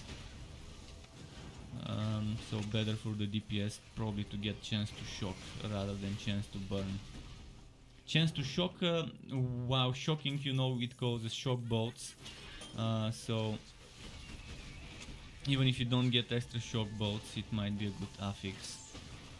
I'm just theorizing. Instead of thinking to myself, I'm saying what I'm thinking when theorizing what could make this build stronger eventually when I make the guide for it. And I think shock bolts would be better than extra chance to burn.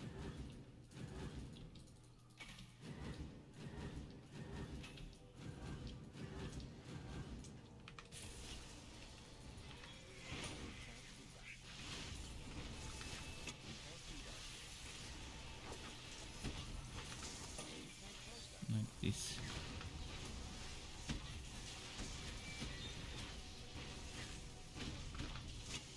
But it's a game changer. It's a game changer having revolt properly work finally.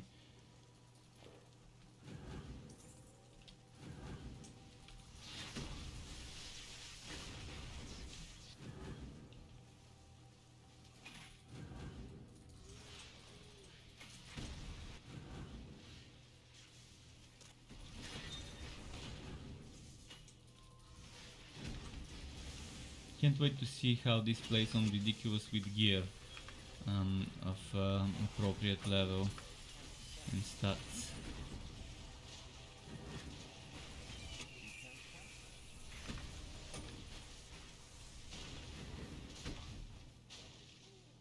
It's gonna be squishy, so replacing Imbue Relic for PP is a way to get survivability, or replacing Imbue Relic for something like Skittering Shoulders, another way to get survivability.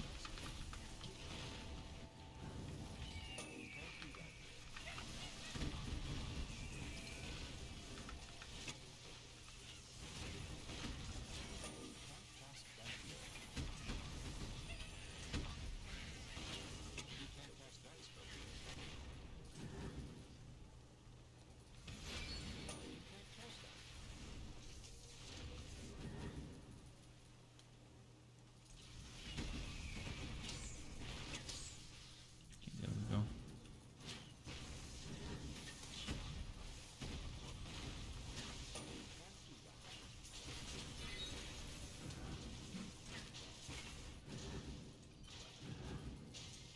Let's do the boss fight and then switch to the other Sharpie.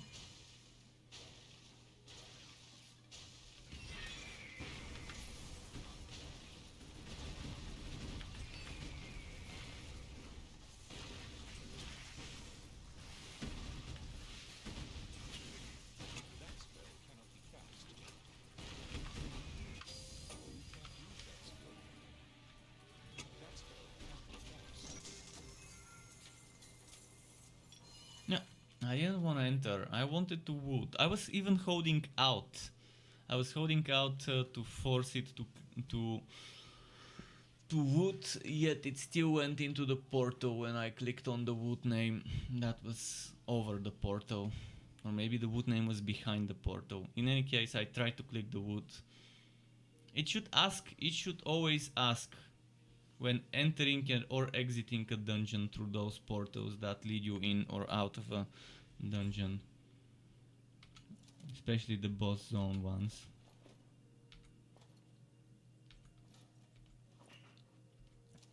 Maybe make it a toggle if some people don't want to get asked and don't like it. Make it a toggle in the options. Portal entry confirmation on off. So for people who get tilted by this like me, they can switch it on. For people who don't need a confirmation, then let them switch it off. Your pet has returned. Right, let's change characters now again.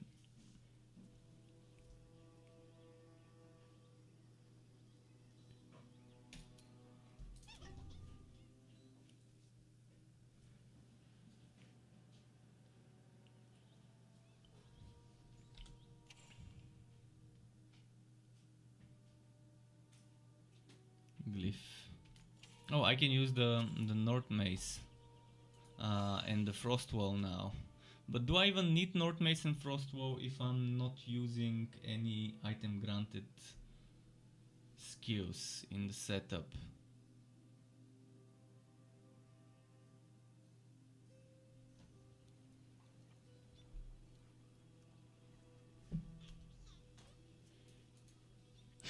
My pet saw me in the mirror reflection, and my pet is such a pet that he actually understands what mirrors do. He knows it's a reflection, and when he looks at the reflection and you seeing him in the reflection, then he turns to you. Because he knows that's you there, it's not someone else in the reflection. It's weird. Some pets don't understand that, and with our old cat we could have a lot of fun with the mirror and kind of startle it.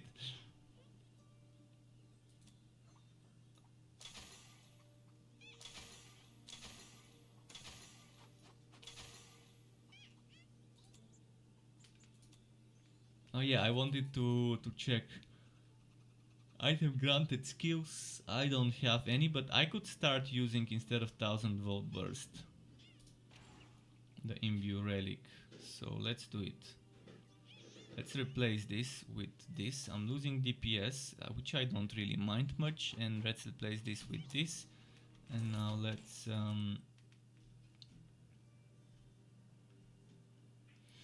replace this with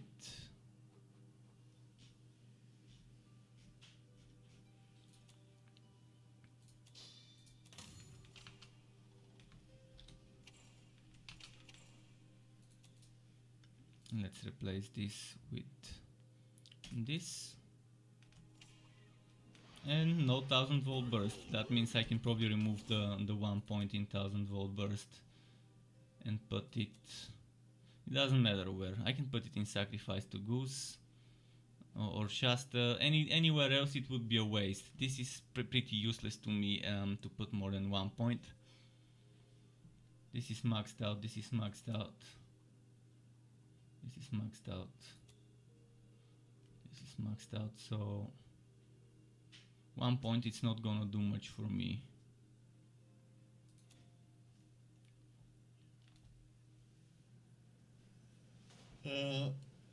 I actually have an idea. Removing this 1 point, removing this 1 point. Let's do it. Instead of talking about it, let's do it. I don't need as much relic energy charge when I have imbue relic. So it's time for modifications. Where's my card? We remove this 1 extra point I had. We remove this 1 point. Then we remove 1, 2. And now we get extra damage to relic skills from here.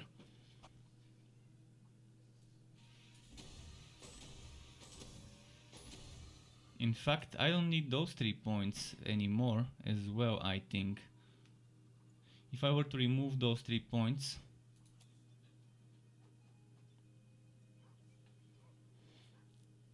This does nothing for me. This does nothing to me. This does nothing to me. This does nothing to me. I mean, yeah, there's not much else I can get that's actually worth getting. Maybe this damage to binded sword or stunned. So if I find another point to spare, if I find a helmet with 1 extra or 2 or whatever points to a certain skill I'm using, I can then remove those 3 points, get that 1 extra point, and put it into Rizzy for the passive. Since I'm swowing with my shield, yeah, it's gonna be nice min-maxing there.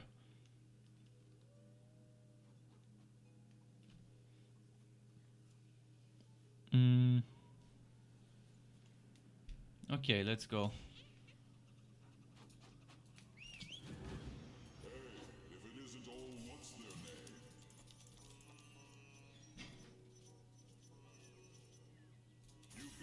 Oh, and now I don't care if I die. Oh, actually, I do care if I die because my chest piece is wife bound, but anything else isn't. I'm not using a wife bound weapon anymore. And I've got the permanent setup for what's its name? Walkaway Storm. Let's do it. E R.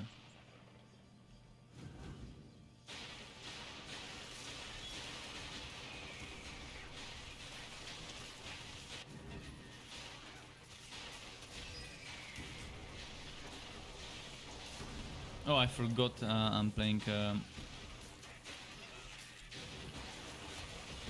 with different buttons setup here.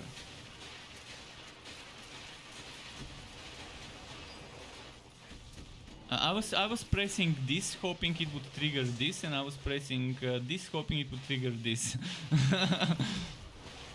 Kind of got too used. Maybe I should switch their places. Maybe I should just switch their places.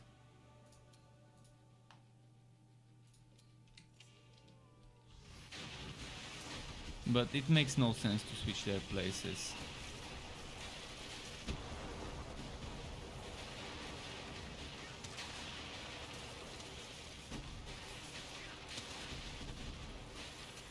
But the previous build where Scout's Bones was on a different hotkey kind of got me used to it.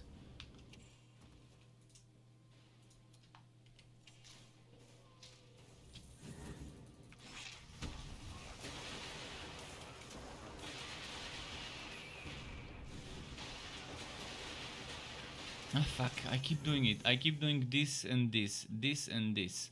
Where the combo should be this and this.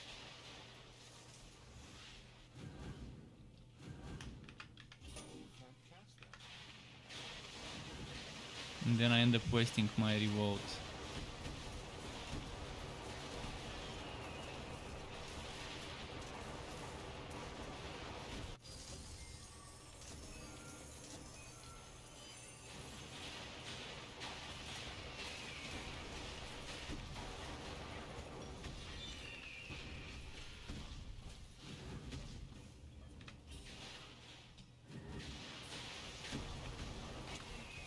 But yeah, with 26 seconds cooldown on this, it's pretty nice. Now, if they give every class the same treatment the Dusk Mage got, where the tier 2 passive of Dark Spears gives you cooldown to things like this, it would be amazing. And that's gonna mean I'm gonna shave off another few seconds from the cooldown. That's gonna mean everything other than sharpshooter skills is getting extra cooldown shaved off. In the same way it works with the Dusk Mage, and it's gonna be nice. Having faster... what else would be faster?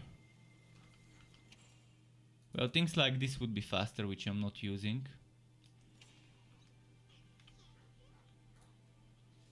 But Imbue Relic on my Dusk Mage is 20 seconds. Here it's 26. 6 seconds is a nice difference.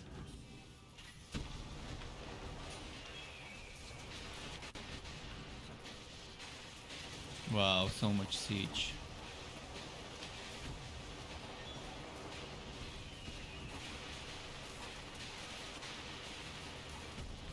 I no longer have the attack speed of 1000-volt burst, but I think it's for the better. I think the build is better without 1000-volt burst and with Imbue Relic. Seems like a good trade-off. And again, I had my fucking cursor on the blue item, not on the Porto. The first thing is, why does the Porto spawn this close to the stupid chest? Why doesn't it spawn on the opposite end of the room? I mean, I need to remember to write a detailed note ticket about those things. But I've already seen those written. I've already seen people asking for Portos to not spawn near the chest. But if they do spawn near the chest, a yes or no is all I need. Yes or no confirmation.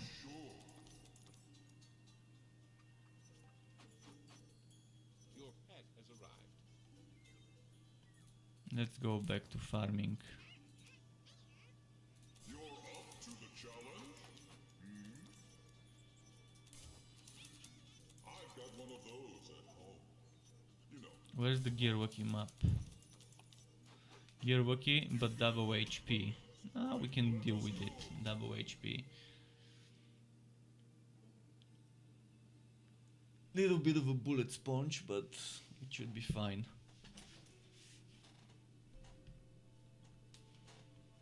Should be worth the extra drops at least.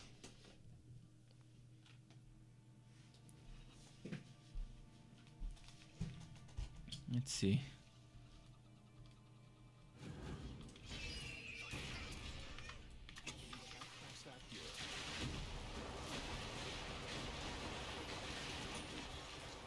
Ah shit, I keep doing the wrong thing.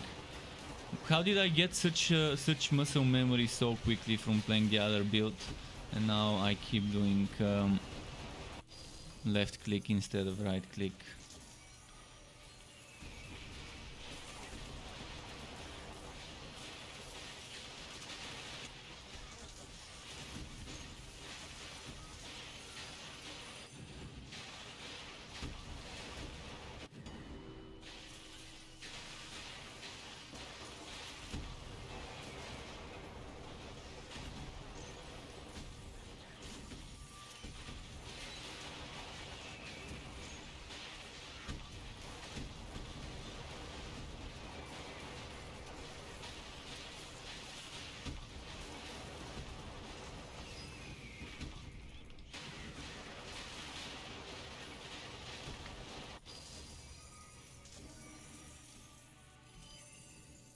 Permanent snow, not snowstorm, permanent Poco Ice Storm.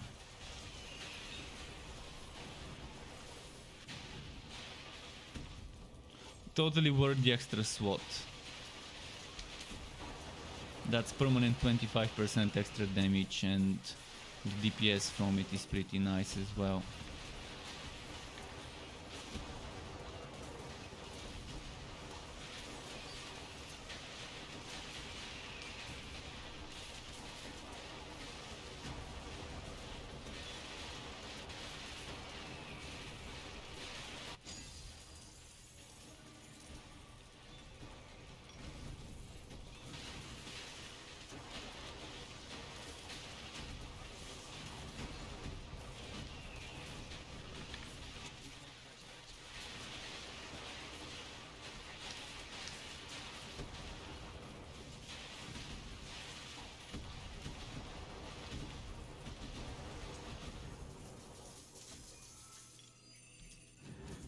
Spamming those bows.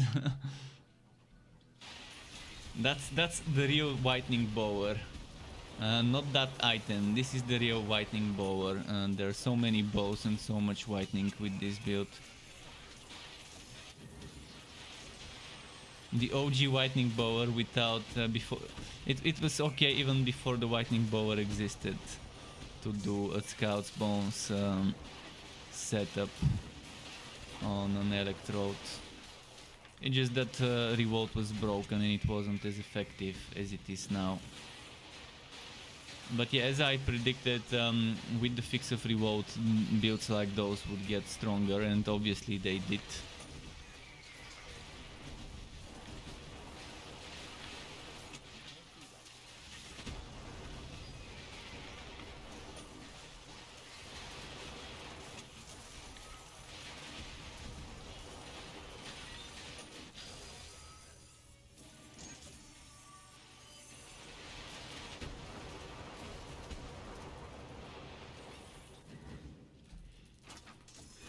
I just hope they add some new items with procs. I need more proc items for builds like this. Things like the White Vault Cave Breaker.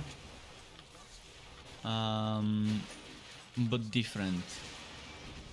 That maybe do... Actually, the Cave Breaker is not terrible as I said, but yeah. I think I need something like the Cave Breaker that does AoE maybe. Or maybe something that doesn't do AoE, it's strong single target DPS that can proc.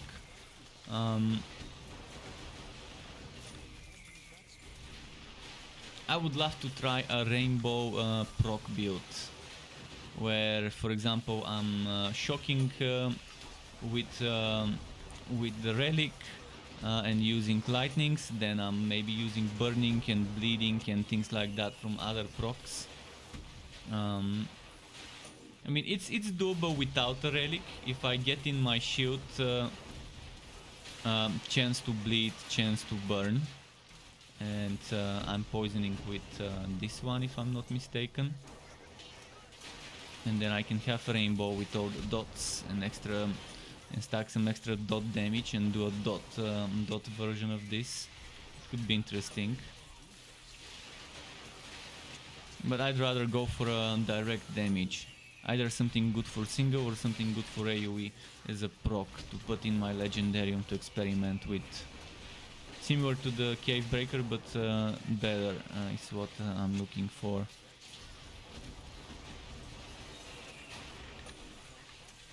Obviously not something overpowered, but reasonably strong.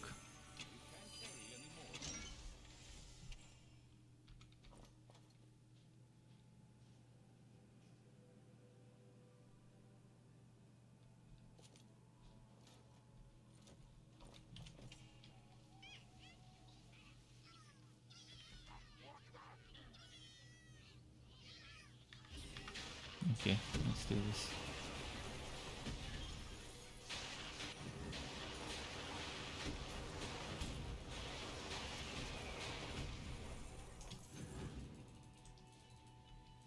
Should I keep farming this map for the gear work or switch to the next one?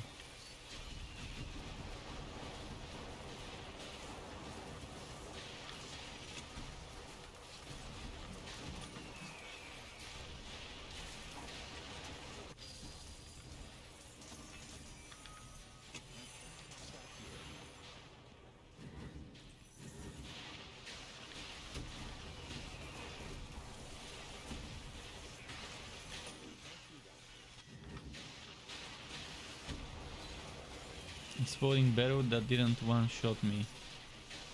That was pretty nice. I forgot to use Goose before my combo.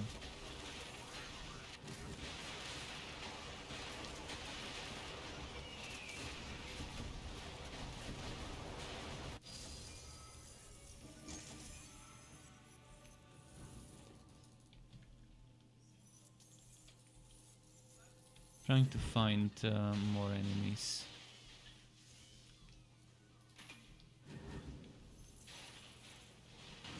There's probably some here.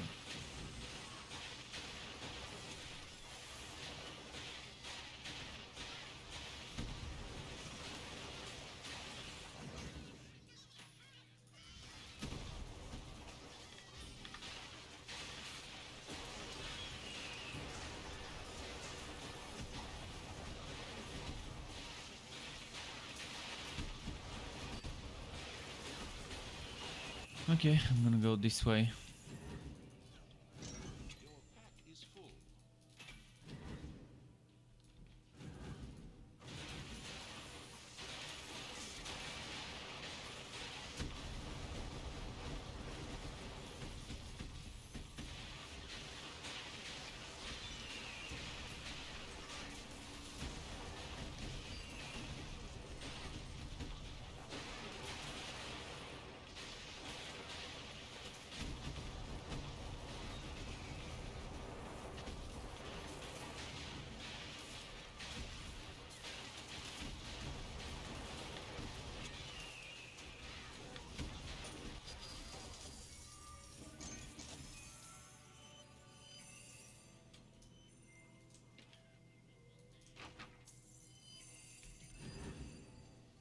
And yeah, maybe it's time to go into the boss room.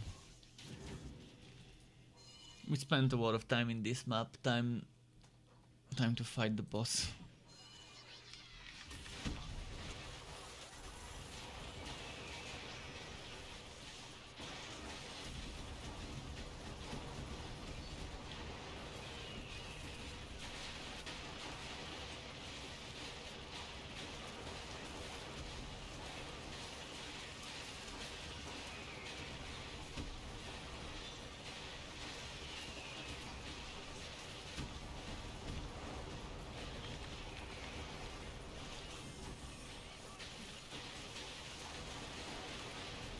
There we go.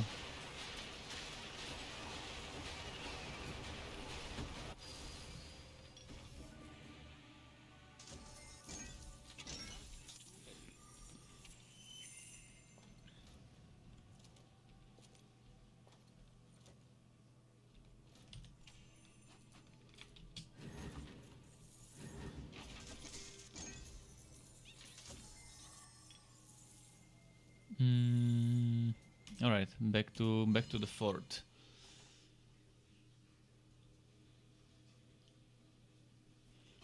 I'm wondering if you're gonna get lucky today. Yesterday with the Dusk Mage, I was getting so many drops with the Pyromancer Dusk Mage. I also got a few drops with the Cold Heart Dusk Mage, but it was mostly on the Dusk Mage where I was getting lucky, which was super strange. Maybe I just had more gear luck in my items and things like that.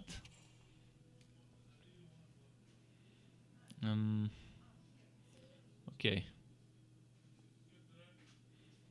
This is well, just a Heart Seeker, not the ones I need.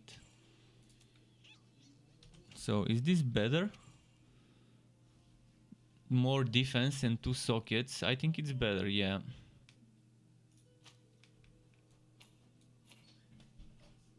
So I can give those shoulders to a Dusk Mage maybe later. I think a Dusk Mage would love those shoulders.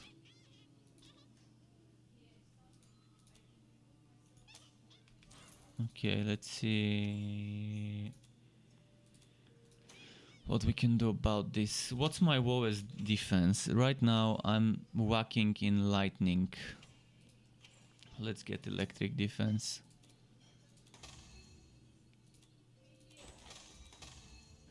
Give me electric defense.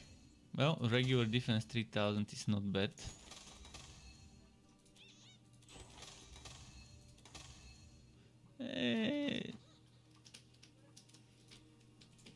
I want electric and regular.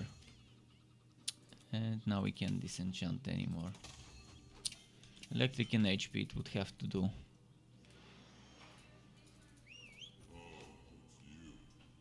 Oh, I wanted to do some map works today. That's why I grabbed some maps and put them into the storage.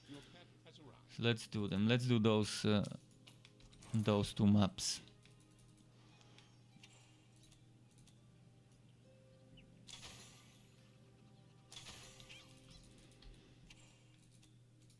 So we've got this one, and then after that the other one. I think both of them were harvest, if I'm not mistaken. I saw the second one was harvest, I didn't see the one I activated.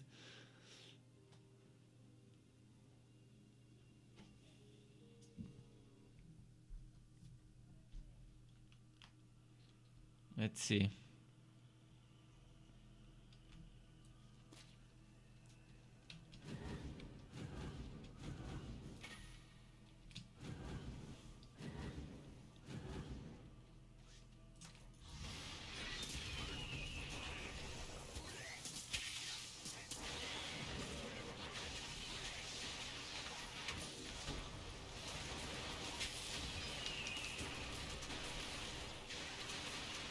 Go.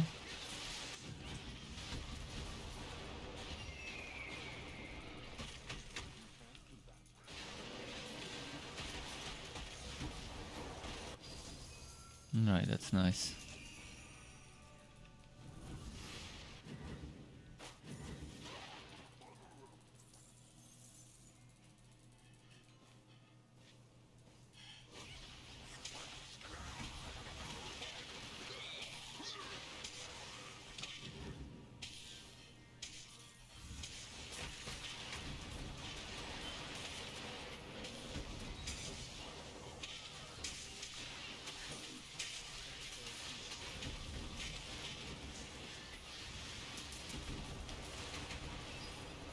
there we go.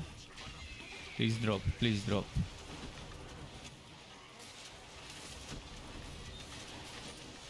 Can't wait to gather some of the remaining winter weave pieces. But yeah, the biggest thing for yesterday was getting the imbue relic boots, the ancient ember boots. The drop I've been waiting for a long time to get.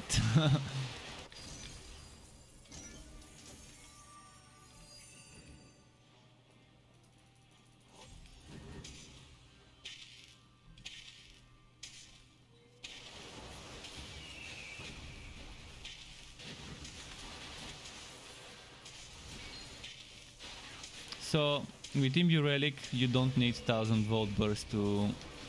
Some people need 1000 volt burst. I was gonna say the 1000 volt burst, which is kind of like an interesting name for a Sawami with 1000 bolts on it. But yeah, the 1000 volt bursts you don't need it anymore if you can get imbue relic in your setup. Because you could use the tier 3 to generate extra energy and things like that, but with this makes that one pointless. The only reason why you would want 1000 volt burst right now over something like imbue relic is the attack speed and casting speed for certain builds, which even at level 1 is 50%. So it's not a bad investment for that one. It does help my build to do more procs if I'm using basic attacks, but I'd much rather not rely on the basic attacks this much. Yeah, they're good, they give me survivability, they proc certain things. They do decent damage as well from the procs. Is Torchlight 3 better than Torchlight 2? That varies from one person to the other. For me it's better than Torchlight 2 without mods. If you're gonna compare, let's compare Torchlight 2 without mods to Torchlight 3 without mods. For me it's better, for other people it isn't. I do like some things in Torchlight 3 better than the way they were handled in Torchlight 2. Like the skill system, for example. I really like the skill system in Torchlight 2 more. Some people prefer the old classes more than the new classes. For me it's equally good, they're equally fun, especially now that they reworked the Forge. The Forge does feel like a proper class now. Some people don't like the gimmicks of the classes, how they all have some weird mechanics, especially the Dusk Mage's harmonic form. It's not everyone's preferred class due to that mechanic, where you can do a full light build or a full dark build. Due to the way harmonic form works, unless they add an item where you would be able to build the dark energy with light skills and the light energy with dark skills alongside the other one. It would be nice to add an item that makes you build both energies with the same type of skill, but build them 50% slower. So let's say with one item I'm building 100 energy for 10 seconds. Not 100 light buff bar for 10 seconds without the item. But with the item I'm building 100 light and dark energy buff bar, or whatever you want to call it, for 20 seconds. So I'm gonna be able to build both of them, but for twice the time. And that would be pretty nice for people who want a build that only uses light or only uses dark skills. And I have people that have come to my stream telling me that that's what they want, and that they're disappointed that they can't do it with the way harmonic form works. So maybe I should make this as a suggestion in note for such an item. To slow down by 50% the buff bar building, but to make you build both bars with the same type of skill. Whether there's a lot of unique gear, well, there's 100 plus legendary items, and they're constantly adding. Since the game launched 2 months ago, they've already added 2 new sets of items. For the armor, they've added a mini set for weapon offhand, which consists of 4 pieces. You can mix and match any 2 pieces. You can go mace and shield, sword and shield, mace and focus, sword and focus. I'm using this set right now with the mace and the shield. They've added a new stuff with that last update. With the previous one, they've added a bunch of new things. So they're constantly adding new gear. And yeah, with the last patch, they added 1 new set, which is the Ancient Ember set. With the new patch, they added the Winter Weave set. And each set consists of 6 pieces, but you don't need to wear 6 pieces to get the set bonus. You just need 3 pieces. And you can mix and match 3 pieces of one set and 3 pieces of another, and then get the set bonuses, which is really nice. It's not like Diablo 3 where you get that one set and then you no longer need to farm for any items. You eliminate a ton of choices from the player that way. Whereas the game handles sets differently in Torchlight 3, and I love it. It really gives you options. It gives you options. You're not stuck to just using that one set with that one skill because it makes that one skill super overpowered. That's not how this game is designed, and any set can make any skill strong as long as you have those items. Yeah, that's to answer your question how the end game is.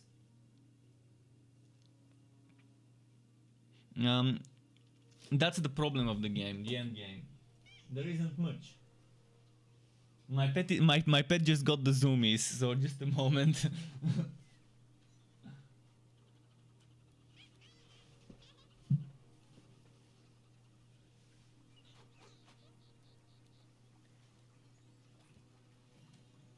He's in a frenzy and wants to play with my hand. But yeah, I'm gonna, while I'm playing with the cat, I can explain. Ah, Sky, you're biting too much. Sky? Okay. Yeah, just a moment. So yeah, you've got only one endgame activity, and you've got a secret alpaca level. And the endgame activity is this thing here, the Fazier, which has 251 stages. And you fight this stage, you beat it, then you unlock the next one, you fight this stage, you beat it, then you unlock the next one. And you always pick between 3 cards, which you can see they have a negative modifier, a positive modifier. You can see the element type, and then the enemies you can expect. Then there's a boss fight every 4 levels, starting at level 3 and then at level 7, every 4 levels, etc. And once you beat this boss, you unlock the next checkpoint, and each checkpoint would give you a new affix, negative affix that gets applied to all 4 things here. So if I pick this map, it would be Extreme Close-Up, Berserking as negative, and then Godsbeard Wolf as positive. And eventually later you get 2 or 3 affixes here, the further you go into the Fazier dungeon. And this is kind of okay, but it gets boring if that's the only end game we've got. So the game has a ton of build diversity, it has a lot of good choices to pick from items and skills and classes and subclasses, and skills that are granted by items, such as this skill that I'm getting from an item. And then you have the Legendarium, which is like Diablo 3's, the Diablo 3 Kunai Cube, where every single legendary item that you find, as soon as you find it, you unlock that item's power. And you can slot up to 3 items, and that's why you can mix and match things. See, I've got 3 pieces of the Musketeer set equipped, and that allows me to equip a 4th piece of the Musketeer set in my Legendarium and still benefit from its stats. Whereas this one, I only need without the set bonus. I don't need this thing because I'm not using 1000 volt burst. That means I don't need to have 3 pieces equipped of this set to benefit from that item. And then this one is modifying this skill to shoot different projectiles. You see those green little projectiles that shoot out from the bows? This is from that pistol I've got in my Legendarium. I can either wear it or put it in the Legendarium. And Chainix says, why all my legendary items are mounting kings?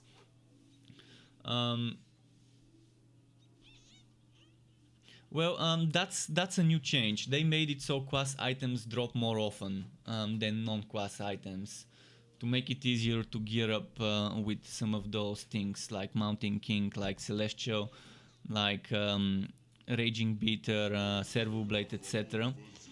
Some people would love this change, others wouldn't, and he's saying that the game uses servers, but the servers cost money. How do they want to pay server bills? Well, eventually there would be expansions that would cost money. Big expansions, so maybe they can do 1 expansion a year, maybe 2 expansions a year.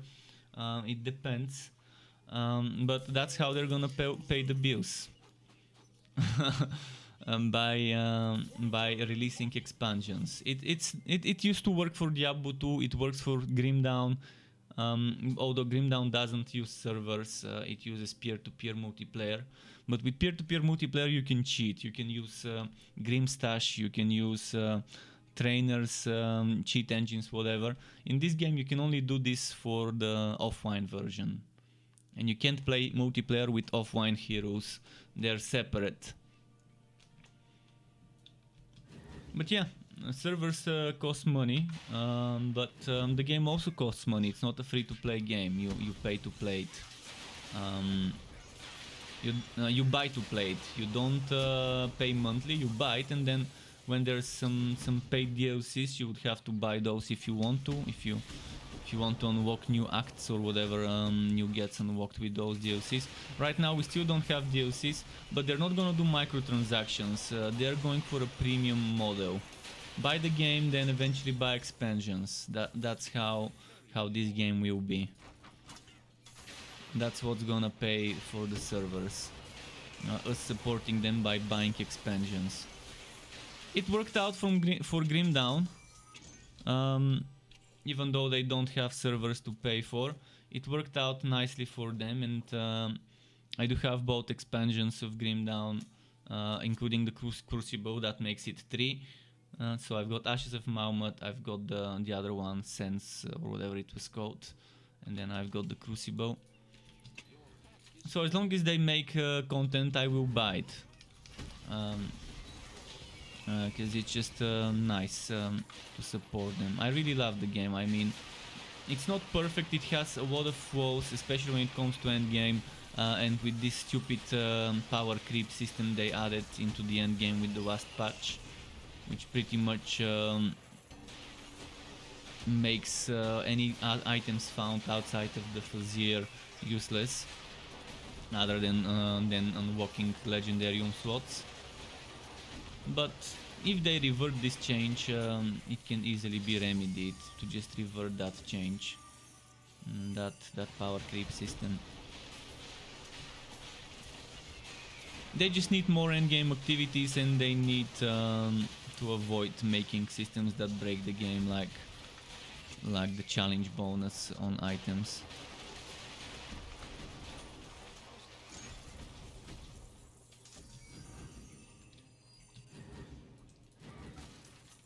Okay, let's find the jailer.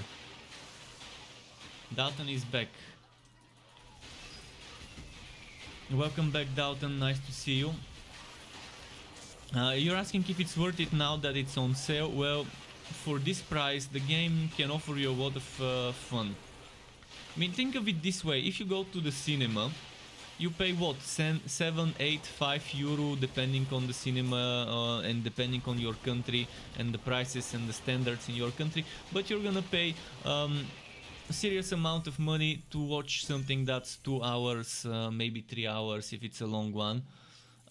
Whereas right now this game is for what, 16 euros, $16 depending on the region, and you can get hundreds of hours of playtime if you consider the different amounts of builds you can do. Let's say you're the type of person that wants to play the same hero without changing outs. If you stick to just one hero, just one build out of hundreds of builds you can make. The other day I made the mats, and just for the forge you can make 600 builds, just for the forged hero. Considering what skills you're taking, what relic skills you're taking, what relic you're taking as a subclass, what steam builder, what steam spender, what heat builder you're taking. I did the maths and it was like 600 builds just on one class, considering all the 5 subclasses and all the things. I mean, obviously they're gonna be very similar, so if you make it down to like 200, it's more realistic for builds that are much distinct, not just changing one skill and retaining the rest the way it is. But still, that's a huge number. So there's a ton of build diversity in the game, and it keeps growing and growing and growing as they add new items. And the good thing is they're not adding new items that are stronger than the old ones, excluding this stupid power creep system that gives you this blue thing at the top, the challenge bonus, which is exactly that, making any old items worthless compared to the new ones. But excluding this challenge bonus, they constantly keep adding new legendary stuff that are build opening items that you can build around, that you can mix and match. Oh, explosive arrow. That's nice for the other build. Explosive arrow, another thing that's nice for the other build. Keepers.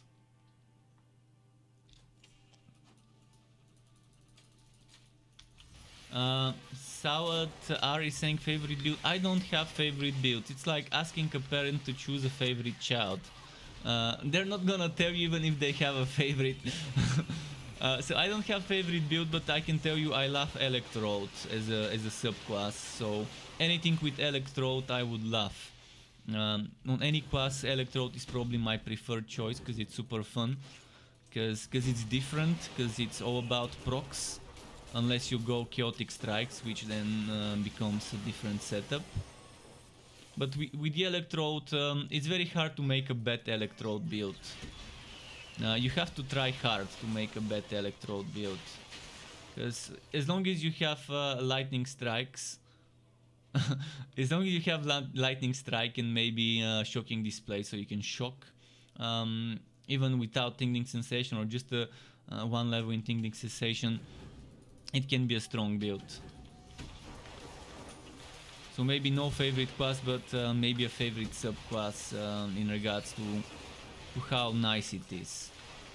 I'm not saying the other ones are bad, I'm just saying this one is pretty fun. The only problem with the Electrode is it can hurt your eyes if you play it for too long.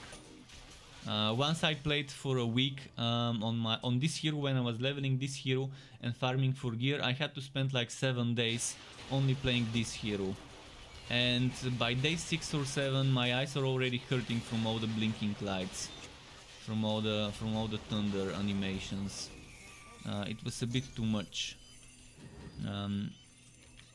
It can cause some seizures, let's put it that way. If someone has epilepsy seizures, they can probably get triggered by this build. So epilepsy warning for the Electrode. Any Electrode build. But apart from the blinking lights, it's just a nice relic. See, if I start using the melee attack, it's even more thunder.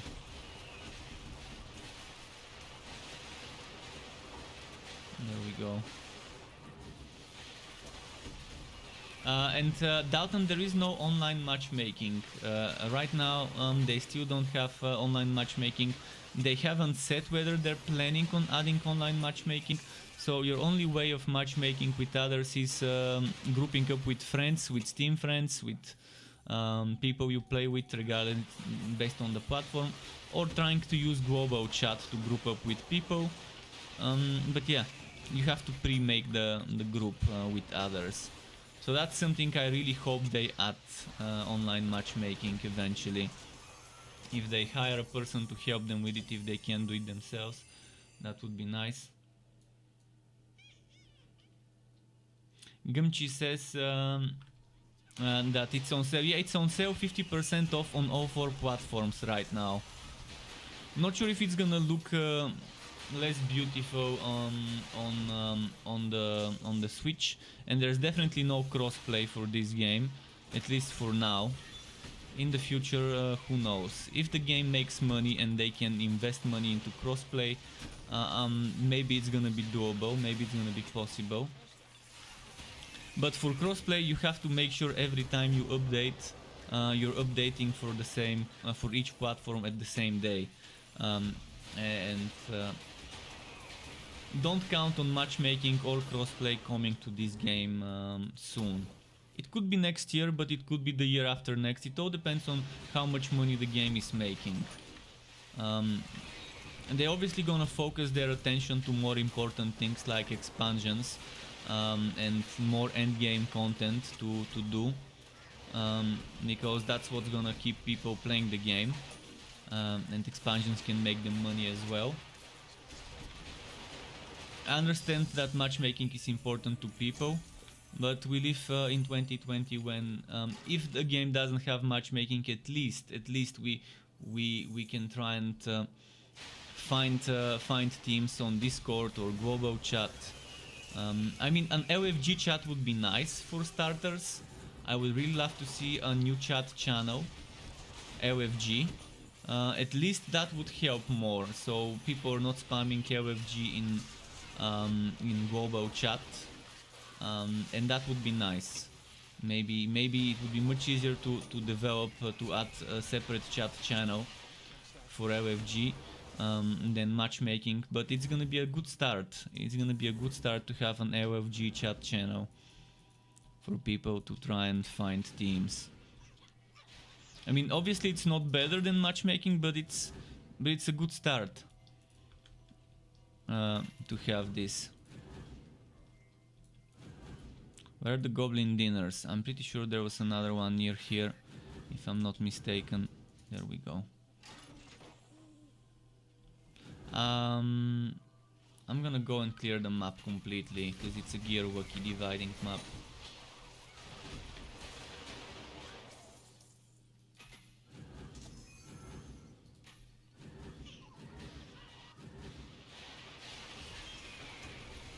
And Tiki Style is saying Merry Christmas to everyone as well. Yes, indeed. Merry Christmas, Happy Holidays, whatever holidays you're celebrating, to you and your family, to everyone watching the stream on both platforms. And welcome, Tiki Style. Tell us about adventurous contracts. Okay, well, the contracts are a system that allows you to earn rewards. So let me quickly explain it. There are 3 default contracts. Each of the 3 default contracts has a set of 40 one-time rewards, one-shot rewards as I like to call them. Rewards you can get only once, such as stash taps, gear bundles, fort decorations that you can use, additional characters, wardrobes that you can use as storage. And there's 3 types of those. Adventurers is focused on maps, and after you finish the 40 one-shot rewards, there's a set of 9 repeatable levels, actually 10 repeatable levels. So you do level 1, 2, 3, 4, 5, 6, 7, 8, 9, 10, and then you go back to 1, and then up to 10, and so on, and you can endlessly repeat this, and that's the rewards you can get. Gear bundles, respectacles. So every 10 levels you get 1 respectacle, and you get 1 sub-iron map and some SS bundles and things like this. Other contracts have slightly different rewards, and you can at any time have 1 contract active. So you can switch between which contract is active and not, and the progress does not get erased. the progress gets retained. You can see even the fame doesn't get erased. This contract is at 318 out of 333 for the next level on the repeatable whoop. This one is at 77. And then there's the winter contract, snow and steam contract, which is limited time contract and it doesn't have a repeatable whoop. So it only has 40 one-shot items to get, one-time rewards, decorations, wardrobes, things, and this will go away and maybe return next Christmas, maybe be different rewards next Christmas. So you have limited time pet skins, and pet skins are just skins. You can put any type of skill on any type of pet, which is pretty nice cosmetic flavor, and those contracts require 1,000. They require 1,000 fame per level, so you need 40,000 fame to get all 40 contracts, which you can do in a day, and within a few hours of farming fame on Ridiculous you can unlock those rewards. So yeah, they can expand on this system and maybe every few months add a different contract with different cosmetic rewards. The good thing is it's only cosmetic rewards, so even if you can't log in during that limited time period, you're not missing out on something important, and it's nice. It's nice where it's only cosmetic. And Tiki Style has watched my view on demand for a while. James says, so what you're saying, should I get it also on the Switch? I don't know, James, I can't tell you to buy the game, because I don't know how much time you spent on the Switch playing, and you know, the progress, I don't think the progress is cross-platform. I don't think your PC heroes you can play on Switch, so that's something you have to decide for yourself, whether you want to get it on Switch as well as on Steam. And Blood Elf is saying, hi, what's the most powerful build I've made? Well, I'm not sure about the most powerful, but some pretty strong build is the Miasmic Train. Bane Train Rail Master. The Miasmic Train build was a build made for people who kept asking me what's meta, what's meta, what's meta, what's the strongest. I mean, it may not be the strongest, but it's one of the strongest builds you can make. And it might be a little bit too easy and boring to play it. But if you want that lazy mode build, Miasmic Train is kind of the build for you. Keep in mind there is one change I would do to the Miasmic Train, and that's I would use Imbue Relic. It didn't exist when I made it. You get Imbue Relic from this item called Ancient Ember Boots. And I would probably use Imbue Relic and then use the Frost Wall to reduce its cooldown. You don't have to use the Frost Wall with a set bonus. Just the 25% cooldown probably would be enough. So that you can get 100% uptime for Miasma. Which means 100% uptime for 100% extra minion damage. And the trains count as minions in the game. Which means you're constantly doing a ton of damage. I'm gonna have to go through my builds next year and remake some of them as version 2.0 or just update them with some text in the description and in the comments and on my website, if it's not a major change to mention. But yeah, some of them I've already been reworking, others I can't rework until I level up the heroes, because some of those builds have been made on the test server. And I don't have those heroes, I don't have access to those heroes all the time. If I want to remake those builds, I will need to level up new heroes, and the thing is, there's only 13 character slots. 10 you start with and 3 you can get from contracts. And there's 20 combinations of hero and subclass, class and subclass. So I can only get 13 of those combinations on the server. Then I would have to make 7 of those, the remaining 7 on the offline server, which is not server, on my computer, offline. If I wanna have 20 different ones, one of each. I hope they increase the maximum character slots to 20. or maybe give us new contracts where we can get those character slots, and not limited contracts, because it's not gonna be fair if you give character slots in limited contracts. But yeah, we need more character slots. If someone wants to have one of each, they need 20 slots. No less. Otherwise they have to delete a hero and make a new one. And no one wants to do that if they spend like 10 hours doing the story, leveling the hero or so.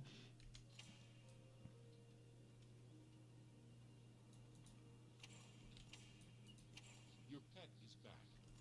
Okay, I need to make storage.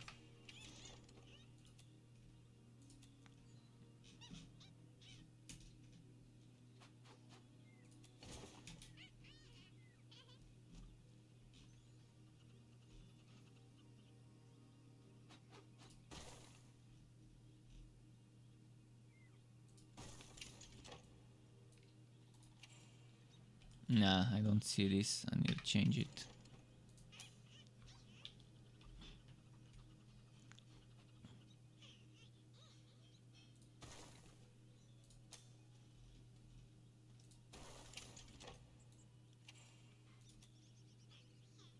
Explosifero. Maybe I can put some other stuff here, like this one.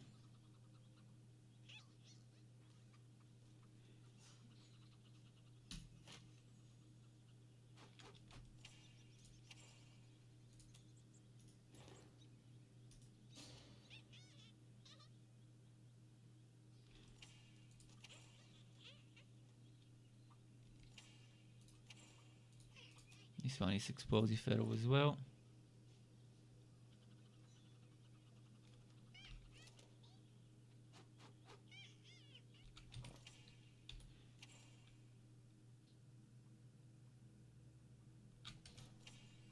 Okay, let's reroute those affixes here. Your pet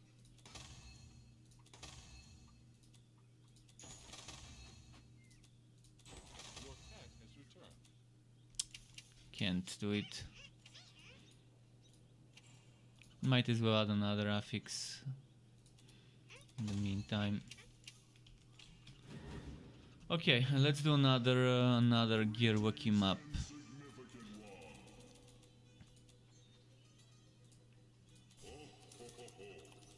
Right now I'm farming Gearwalkie maps for items for my Legendarium, and just to experiment with different things for different builds. Sweet. I just finished tightening up the graphics on that level. Alright, let's do this. Are you sure? This won't hurt much.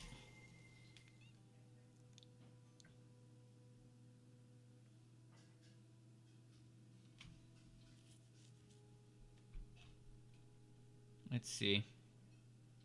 Can you link the build? Oh yeah, Blood Elf, for just a moment. Need to go to my website quickly to find it.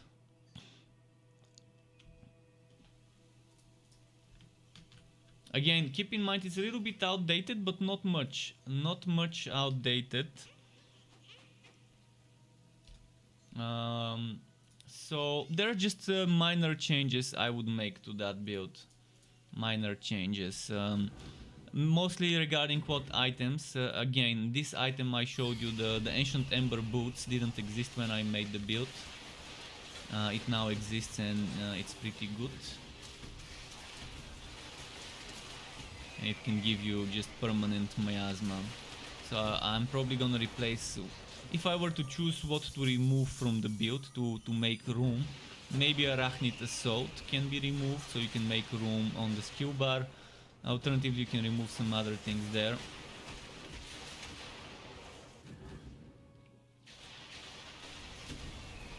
But overall, the core of the build, the skill point evocations, there's not many changes. To the Realm Master and to the Realm Master skills, no changes. Maybe slight changes to the relic skills, Because if I'm not gonna use Arachnid Assault, then yeah, obviously I wouldn't want points there. It depends on whether you remove Arachnid Assault or not.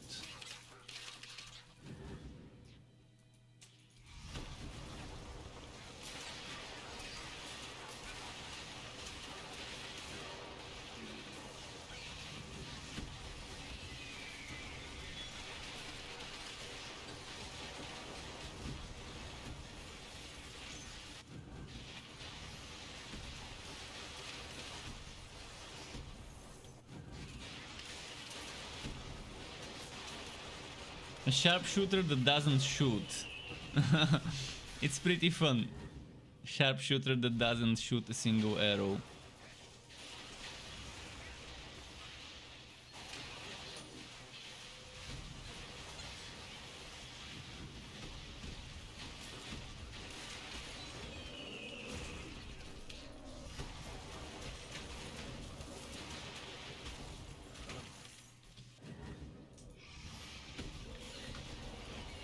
Keep forgetting to use Imbue Relic.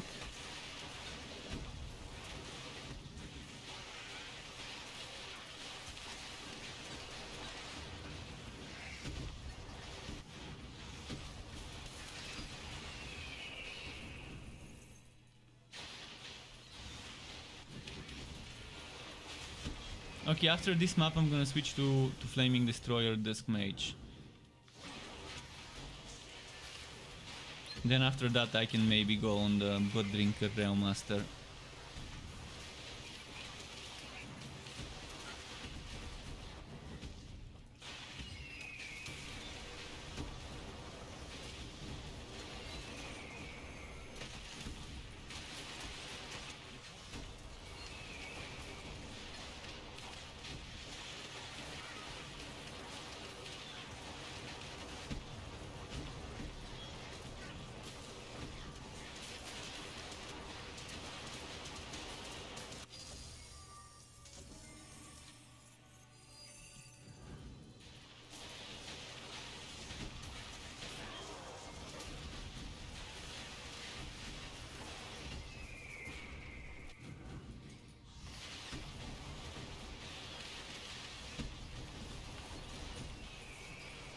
Pretty nice with those poison balls.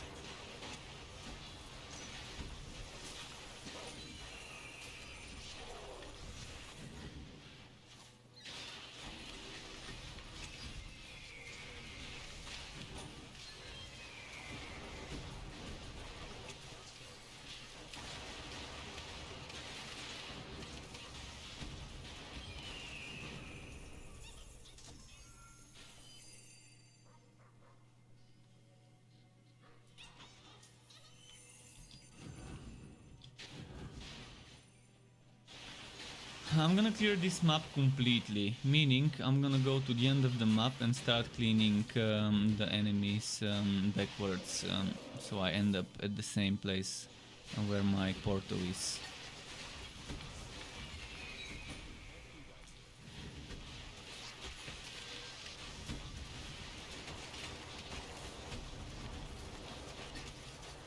The more the enemies are clustered, the stronger this setup is.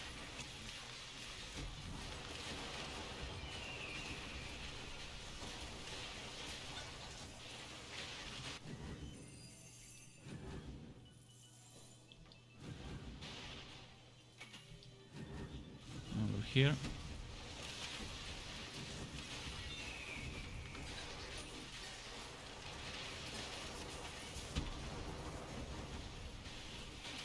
Boom.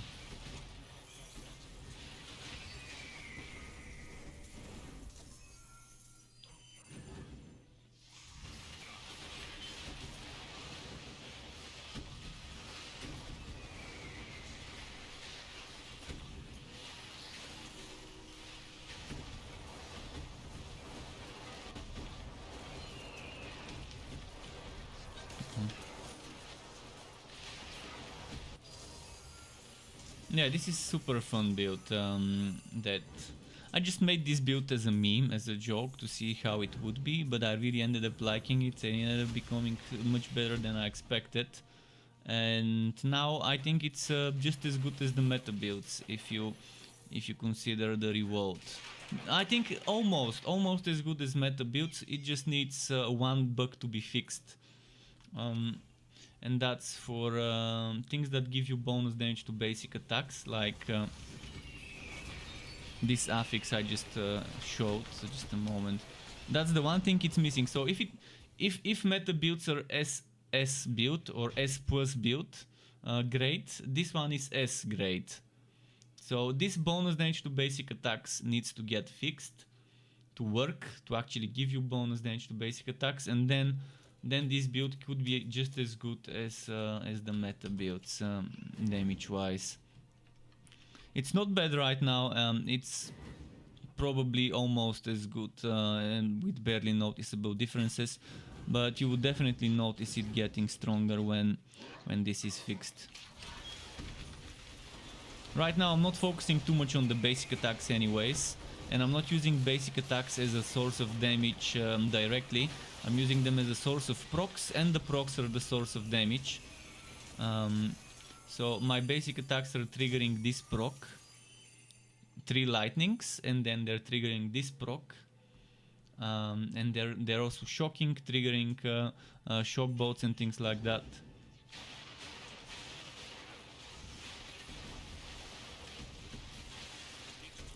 This one is also a good source of procs, all the poison bolts.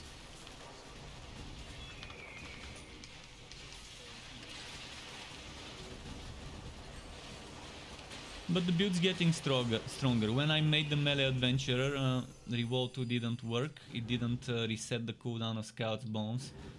So you couldn't do something like this. Shoot, do this, shoot, do this, shoot. You couldn't do that. You could only do one and then have to wait for this cooldown to be over. But with Revolt resetting the cooldown down to 0, it's amazing. It definitely promoted it from tier A to tier S.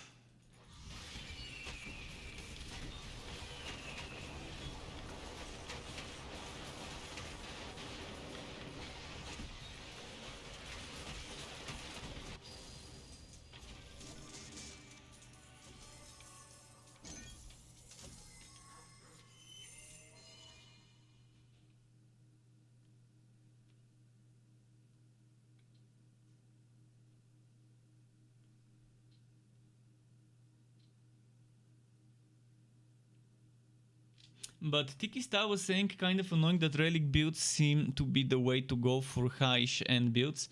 That's not really true. Not anymore. You can have a lot of strong builds that don't rely much on the relic. Especially with Forged. With Forged you can have minimal relic investment. Just an example would be, let me open my website. Where did it go? Which build was it? I think the pressure shooter was one such build. The pressure shooter doesn't rely on the relic as the main source of damage. So with Forged after the rework you can have a very strong setup. So that's the pressure shooter. As you can see, yes, I do have 10 points here, and then I have another 10, so that's 24 points. 24 points in the relic with the pressure shooter. Then if you take critical mass, massive flames, which is a critical mass build, with that one, I've got pretty much the same setup here. Then if you take the fracking Shooknado, how many points did I invest into the relic there? I've invested 18 points.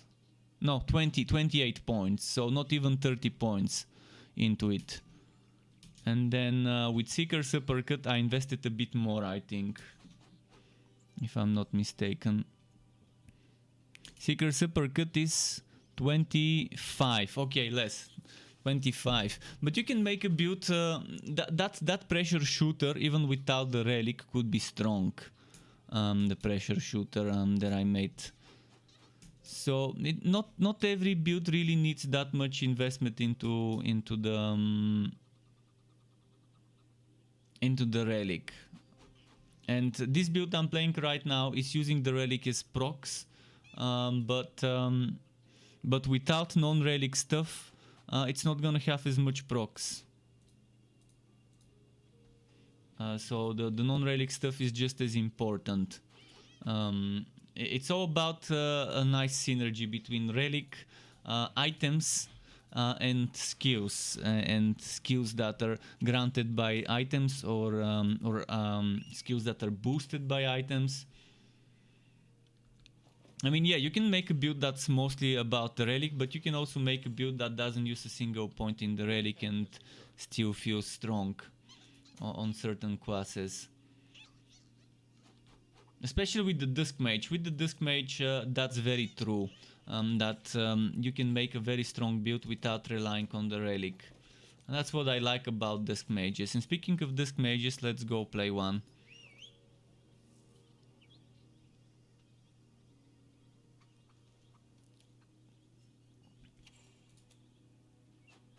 Your pet has returned. That was a very nice segue to my Dusk Mage swapping. Let's see. How many points have I got in the relic with this build? This build, actually I need to respect this build.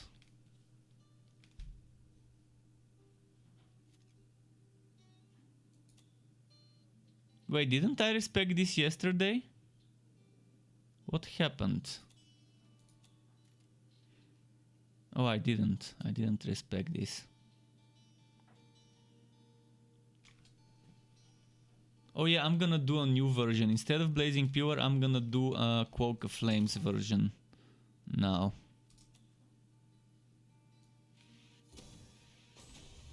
I'm gonna do something similar to the Sharpshooter I was playing.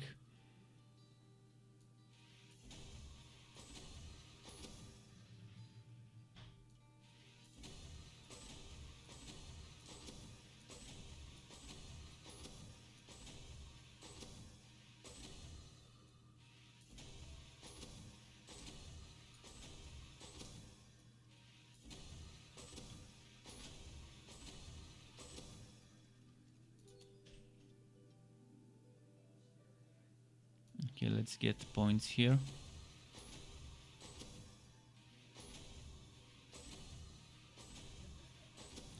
Okay, 4 points here. 4 points here. 4 points here. 4 points here. 4 points here. 8 points here.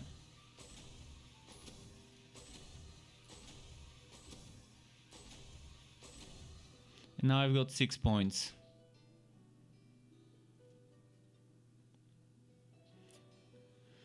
Six points. Damage multiplier to relic skills. That's what I'm gonna... Actually, no.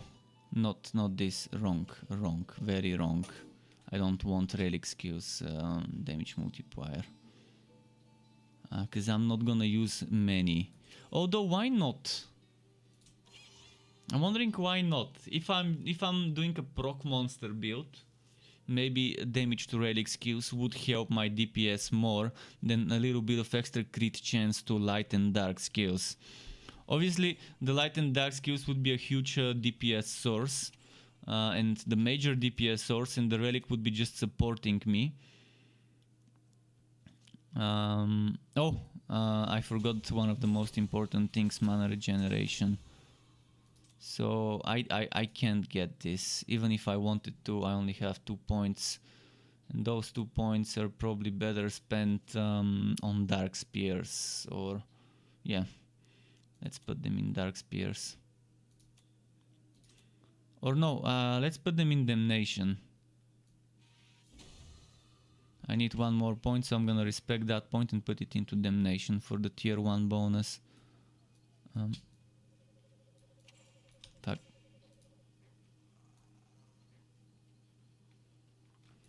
I'd rather have the Damnation bonus. Oh, I actually have the Damnation bonus with just 1 point. Okay, so where do I put this? Does this give me cooldown? This gives me duration for Damnation. And bonus level 5. What gives me Spirit Well? Oh, this gives me Spirit Well.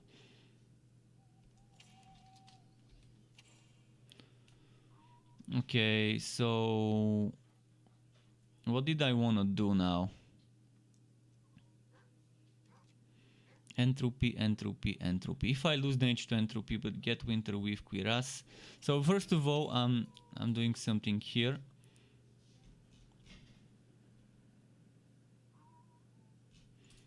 I'm switching this.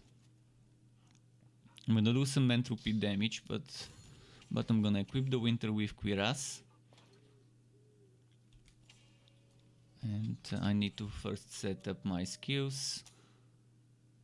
Are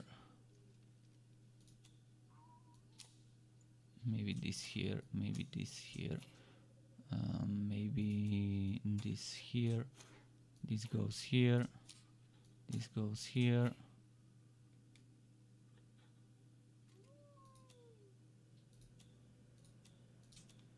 Probably this here. And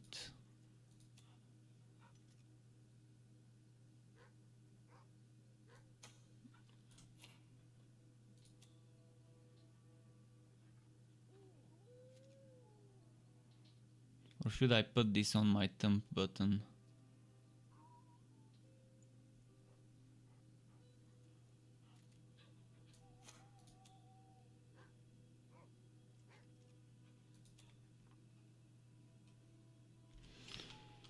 Okay. I'm thinking of putting Winter with shoulders as well for mobility. Because I do have Winter with shoulders right now available for experimenting with. But they're just not great for this build. I mean, I love them. I would really love to have that skill from them equipped. But they're not mage ones and I can't reroll them. I'm already losing entropy damage by using this one.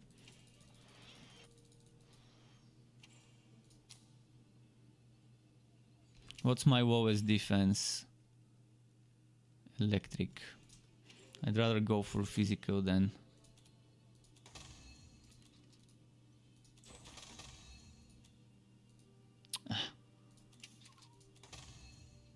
For now that would have to do.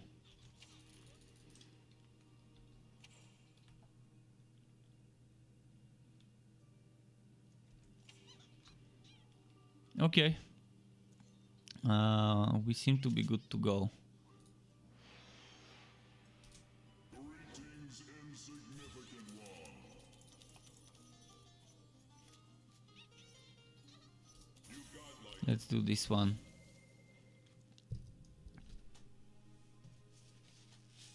Yeah, it's an interesting build I just made.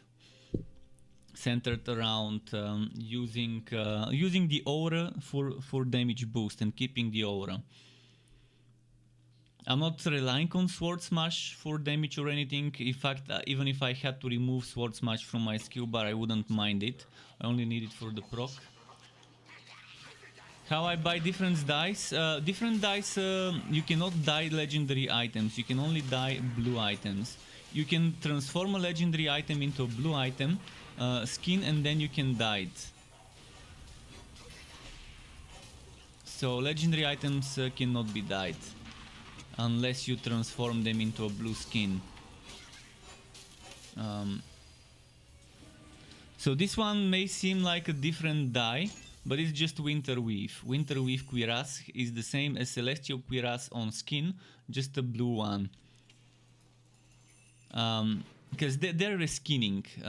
That's a very nice, effective way of giving us new items without them having to spend months designing new 3D models and animating the 3D models and making each 3D model fit for each hero. They're just reusing the sets, the quest sets and some other sets that they already got. They make new items and use the old skins with new dice, and I'd rather have it that way instead of waiting months for new items. So this is how you change the dice though. You go to the style station, which you can put in your fort, and then you can just remodel. For example, I want to remodel this, let's say transmog, and then you can change the die. You can see how the legs change. What we're using there changes.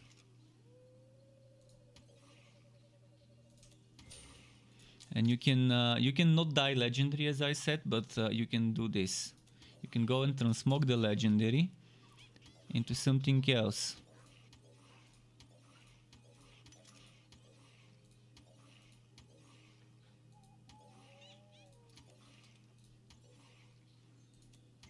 And then you can dye it.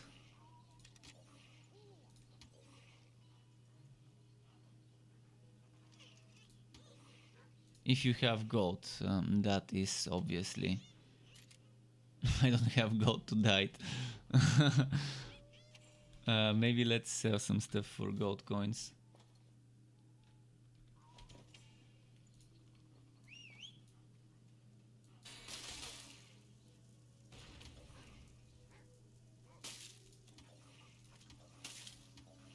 Although maybe because it's legendary. Oh no, never mind. See, I can dye it.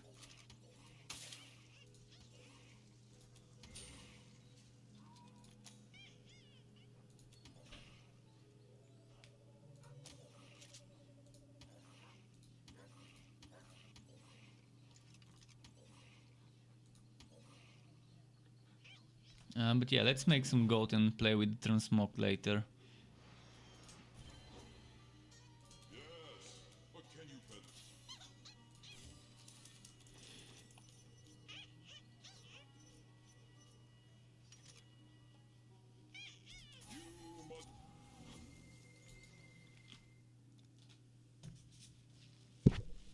But they've added a ton of things to do with your gold now. You have the gambler, you have the die system, you have the enchanting system.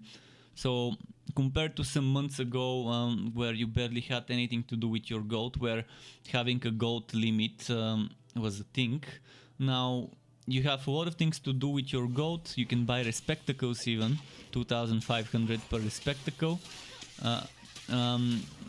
That's why they removed the gold cap or increased it, but I think we don't have it all. Or if there is one, it's probably super high. And I like that about it.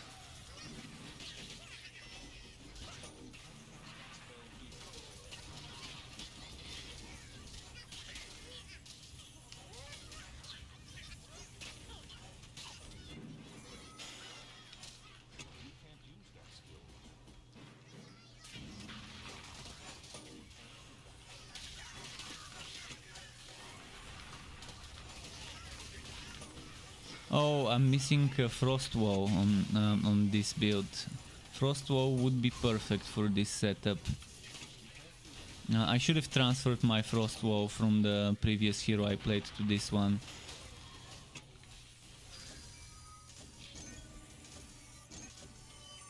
Frost wall would just complete the setup.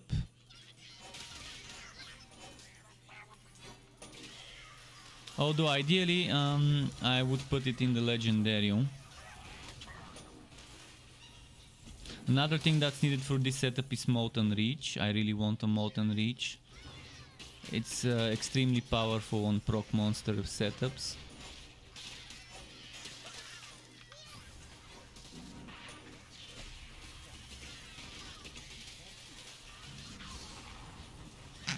Sorry, I sneezed. I couldn't mute myself. Normally I mute myself before a sneeze, but sometimes it just happens. You can't react quickly enough.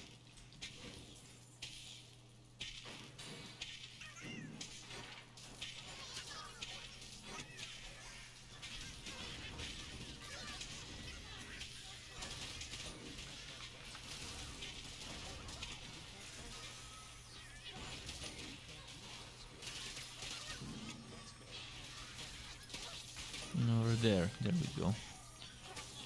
I like missions like this, just killing goblins. No need to collect some quest wood or anything, just kill X amount of goblins and then you can move on to the boss fight. Simple, straightforward, not much that can break.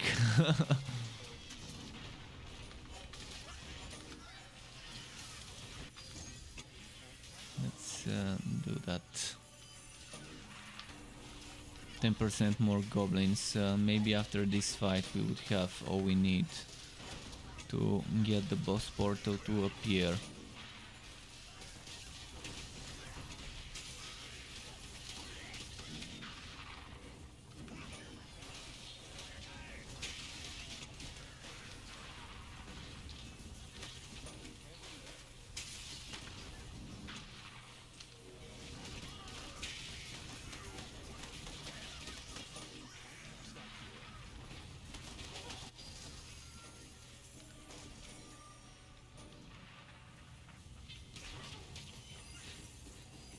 Yeah, I saved my harmonic form for the boss. Right now I just need to hit the boss a few times and harmonic form would be ready.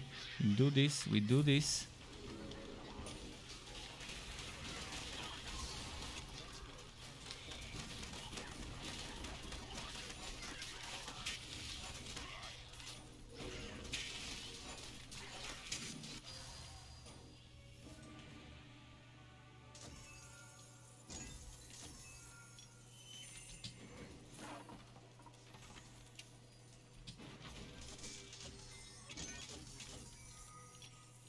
Okay.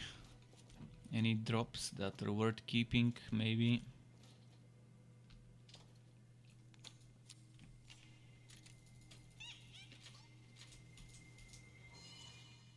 Now we can die. Our items, not that we can die, but we can die our items. It's weird how there's words that sound similarly, but are spelled differently in English.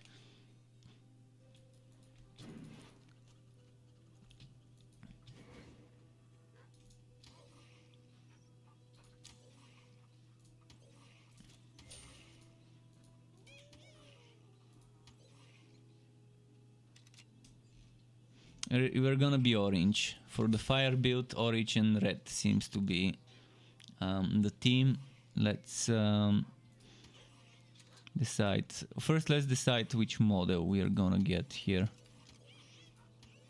Which model of shoulders would look the best.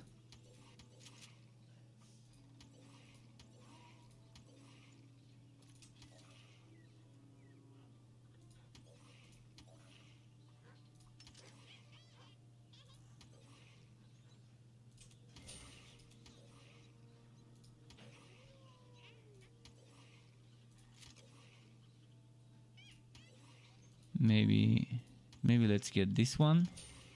And now let's dye the gauntlets. First we need to transmog them though.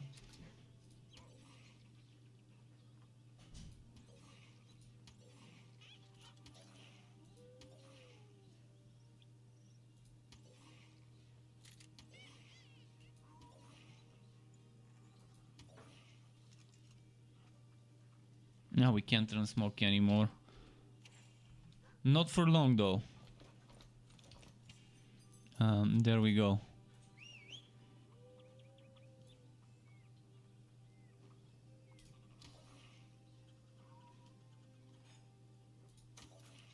Your pet has arrived.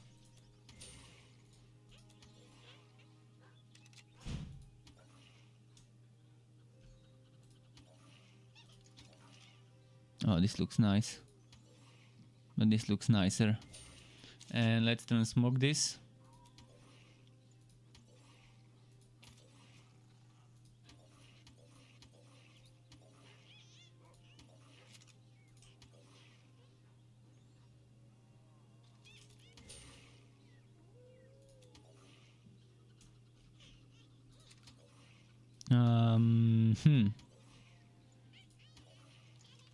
This one or this one? This one seems to fit better. We've got some red and orange for the fire build. Now the only thing that I'm left to change is probably the shield. For now, the power conduit seems like a good model.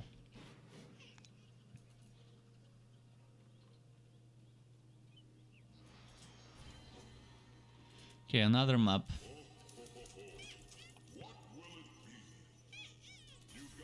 Hive it. I need to go back to farming Gearwalkie maps. Not gonna push further, just this push and then I'm going back to farming Gearwalkie. I really want that Molten Reach. I just want the Molten Reach this year. I don't want to have to wait until next year for that Molten Reach to drop. So I can make some nice looking setups with it.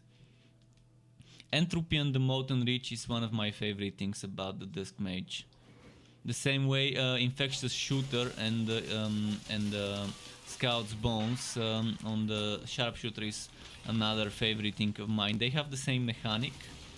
One projectile that's big that shoots other smaller projectiles. Lightning Bower kind of has the same thing as well. And the item just makes it so fun when you have it.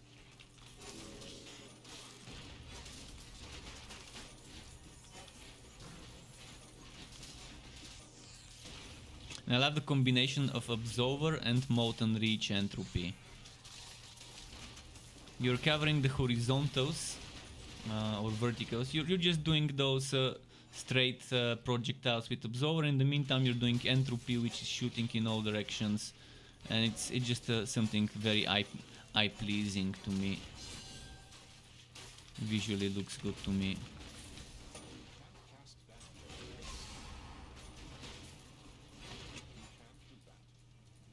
Oh, my blink is silenced, so I can't teleport.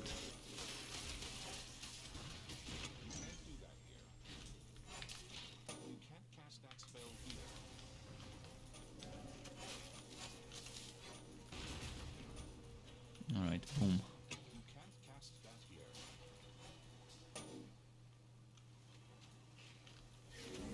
This is gonna be a slow map until the blink gets unsilenced.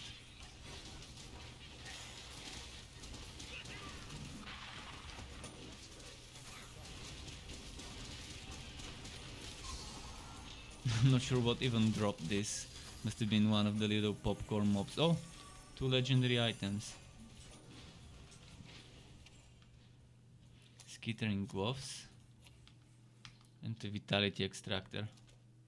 Oh, that was entropy. Entropy, chance to knock back. That's actually a good synergy for entropy. Chance to knock back really is a really good synergy for entropy.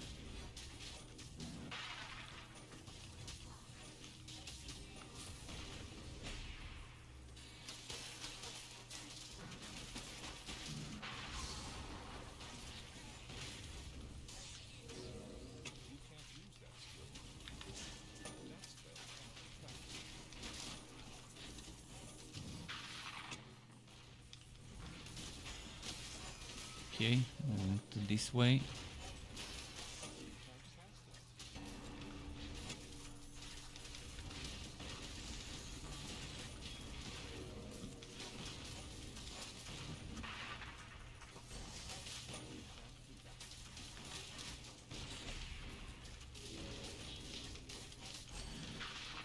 Come on.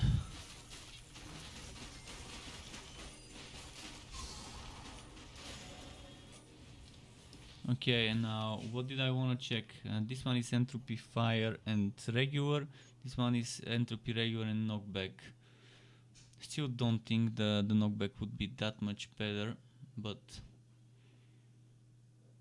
3% more of damage. Fuck it, let's just keep this one for now.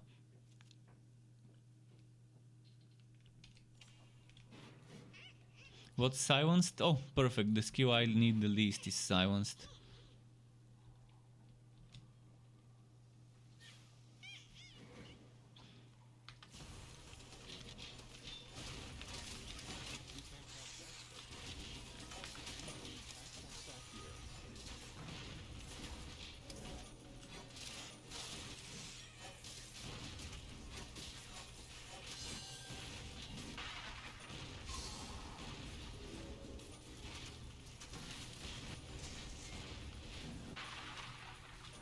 Okay, this one is another map where you just need to kill enemies.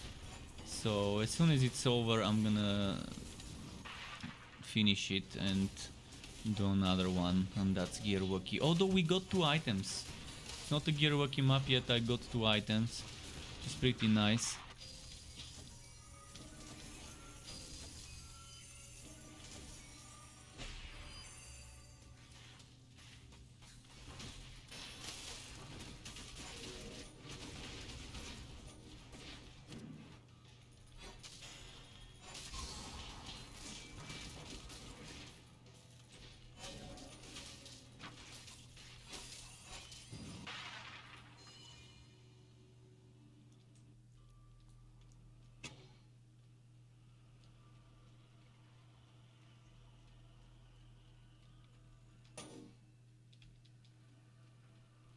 You can't use that skill. No, I can't use entropy. Pretty shitty.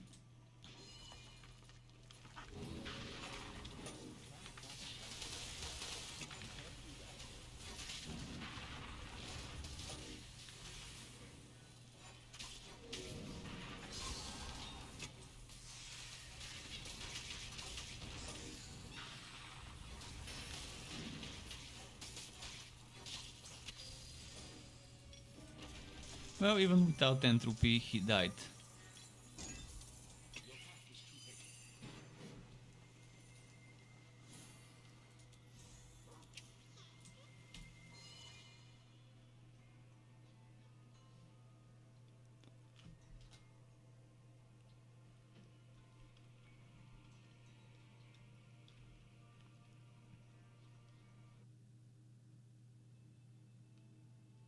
By the way, there was a gift of a random pet from the new winter pets sent to everyone. So if you haven't claimed it, make sure to log in and claim that pet. It's an account reward, not a character reward. So just log on any of your characters and then you can claim that one-time reward of a pet. It's random from the winter ones, which are the cat with the ugly sweater, the ferret, the red-nosed Labrador, the red-nosed retriever, I mean, the snow owl, or the reindeer, which I'm still to find. I really want to find a reindeer pet. Just not getting lucky with it.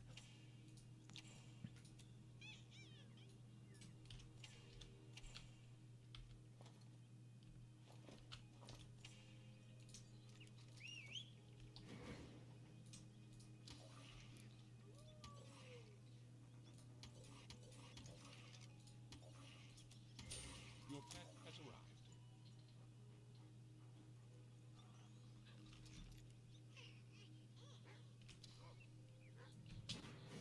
Okay.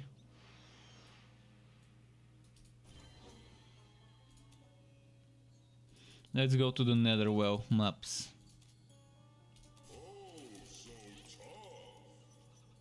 And look for a Gearwalkie.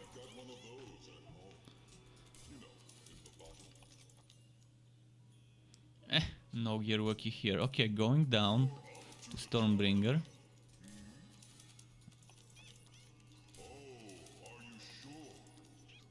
Okay, no Gearwalkie here either.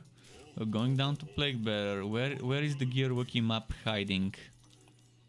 Gearwalkie, oops, all traps. I'd rather not do automatons. But I'm gonna remember that Gearwalkie. Two more Gearwalkies.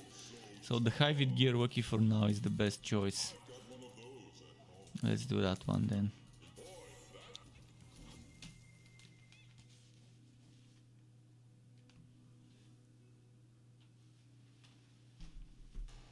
But yeah, even though you have a lot of gear work, you still have to be lucky. Gear work is not everything. Because if you're not lucky, even with a lot of gear work, you're gonna be getting shitty drops. You're gonna be getting a lot of drops, but they're still gonna be shitty if you're not lucky.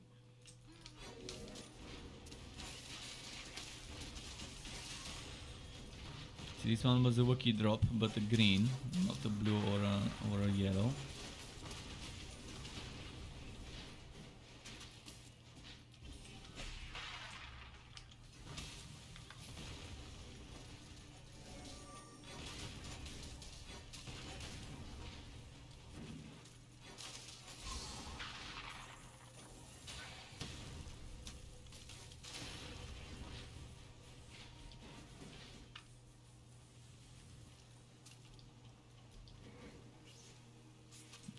Getting spawned.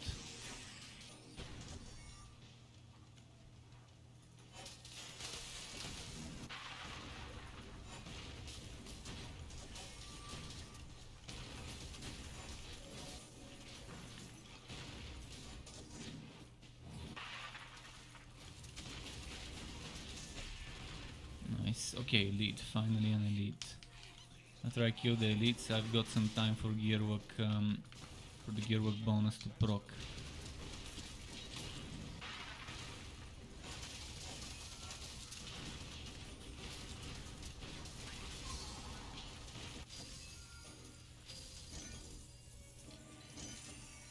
Your inventory is full.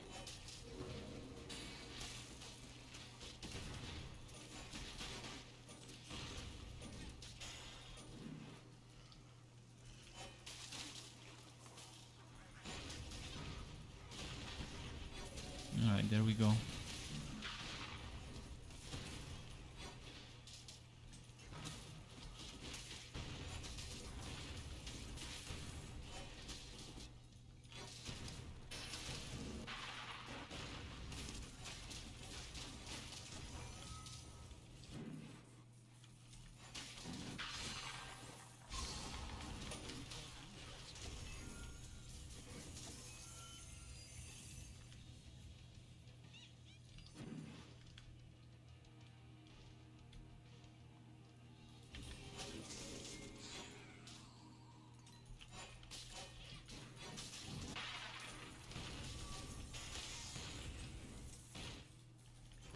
And there we go.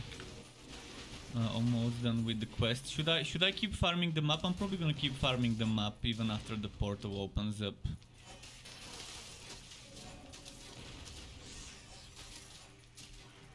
I like this map for farming, it's pretty nice. This layout. Darkrit Plains layout.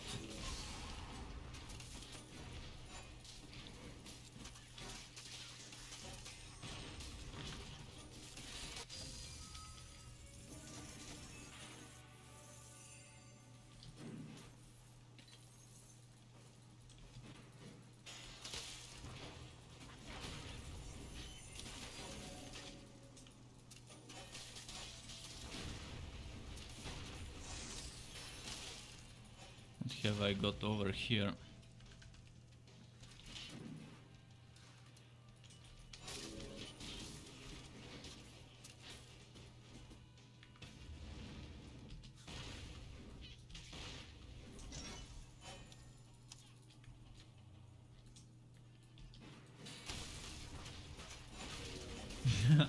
They went that way to reach me and now I teleported behind them.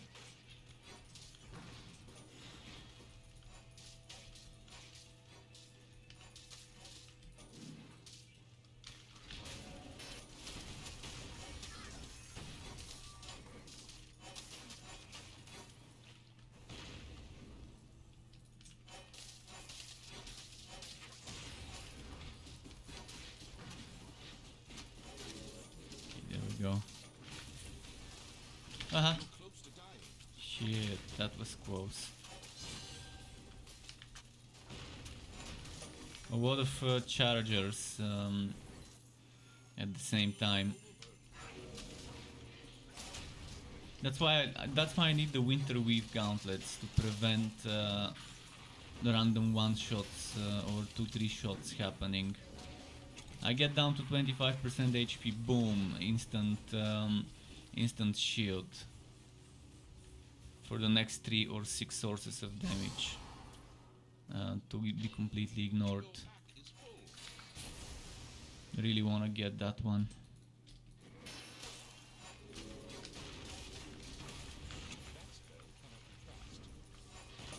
Very useful to squishy builds. And also very useful for the tanky builds that are constantly getting hit, and in general useful for any build, doesn't matter whether it's squishy or not.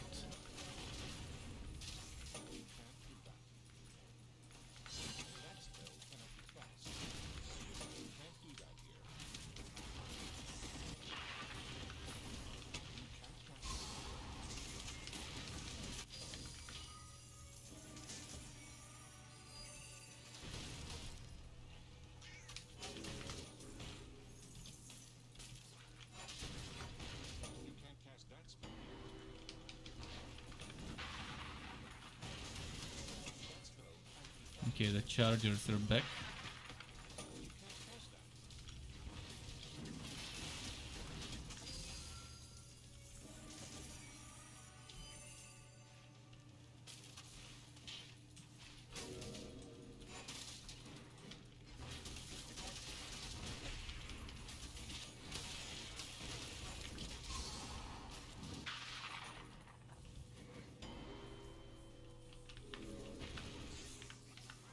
Ah shit, this potion cooldown.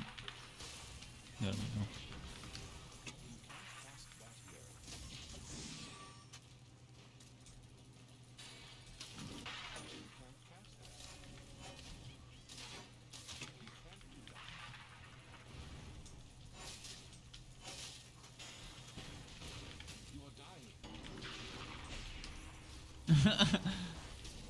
With this big potion cooldown, it's a little bit difficult to stay in one place for too long.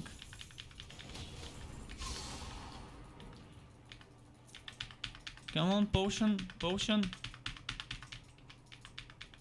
What's happening to my potion? Why can't I?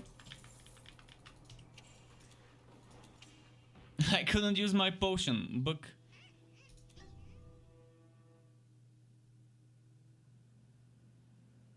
It was cooled down. It was cooled down already.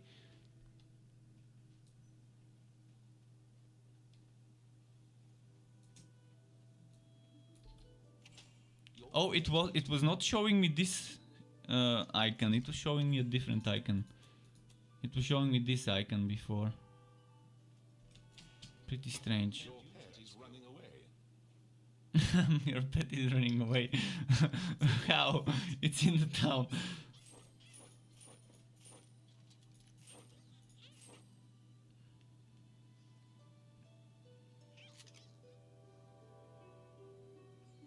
See ya. Okay, let's go back to the fort. I'm gonna do a short ad break and peace break. So it's more of a peace break, but while I'm peacing, might as well play some ads for you on Twitch. I can't play ads on YouTube, so you're gonna have to watch the BRB screen, which I'm gonna switch just in a moment.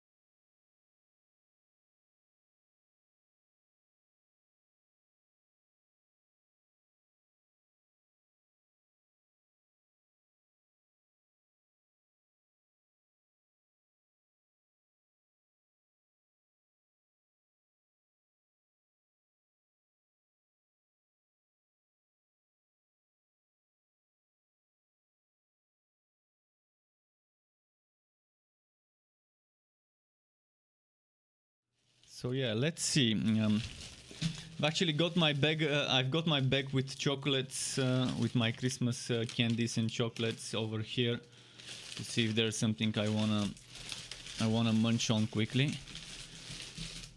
Maybe this one. All right, I'm gonna munch on one chocolate sweet.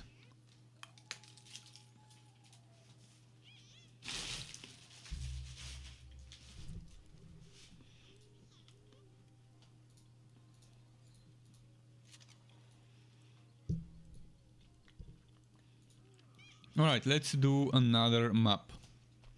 Welcome back, contender.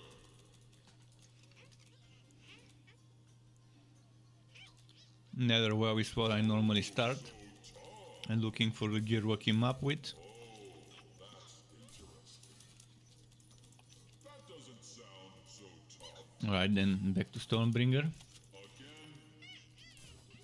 No Gearwalkie here. got one of those at home. You know, in the bottle.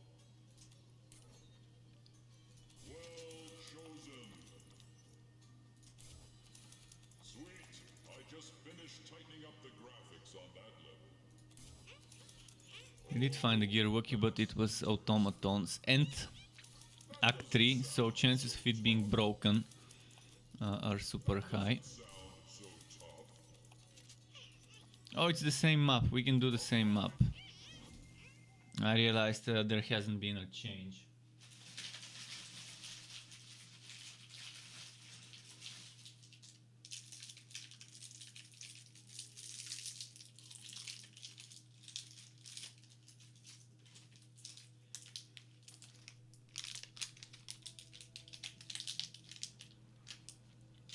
Alright, what's next? A bunch of Hivit.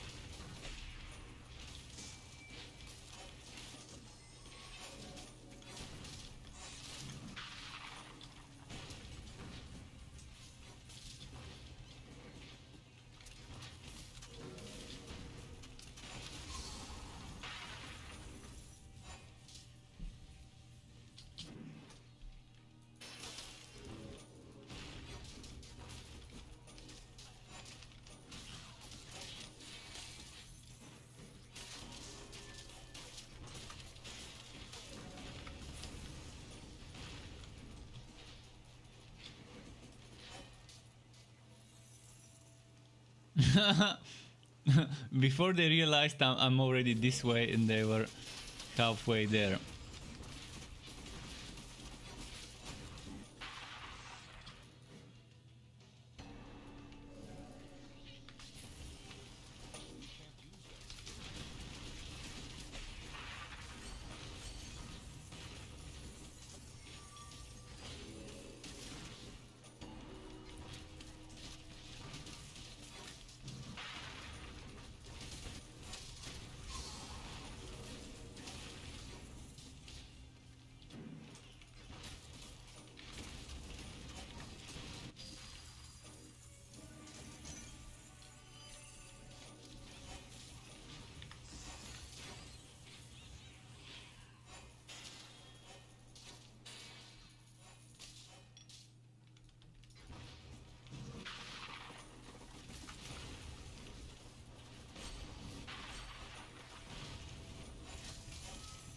Okay.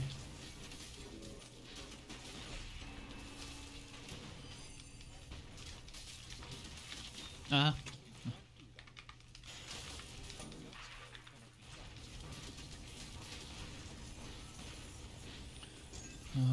Okay.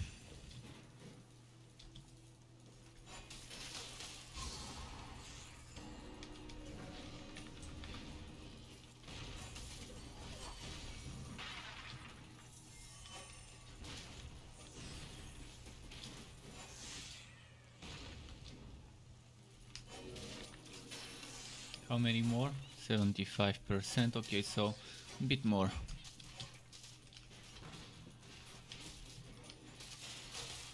Then I can do a different map.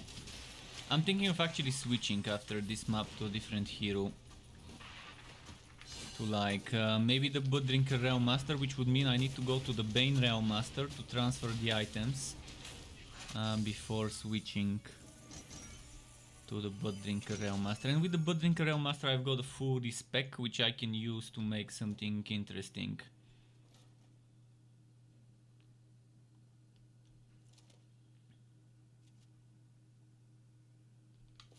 Damage with Absolver, I will keep it.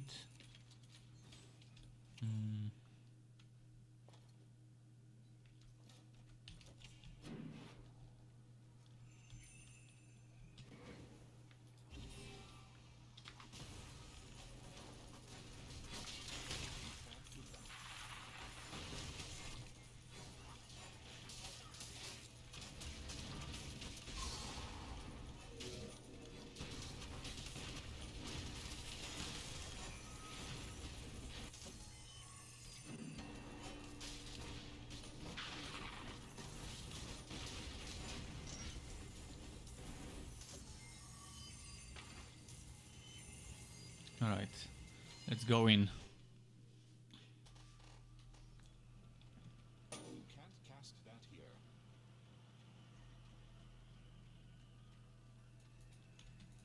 That spell can't be cast.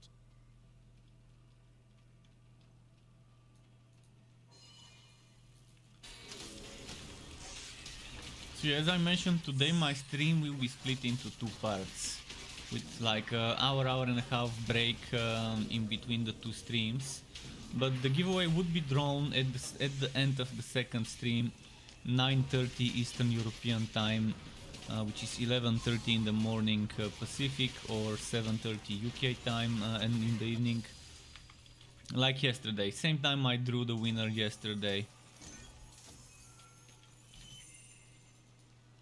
So probably in an hour or so I would be doing that break, that one and a half hour break before returning for part 2. But until then we can experiment some more with all the heroes I've got on this account. I need some more chocolate. Let's get rid of all my chocolate supplies.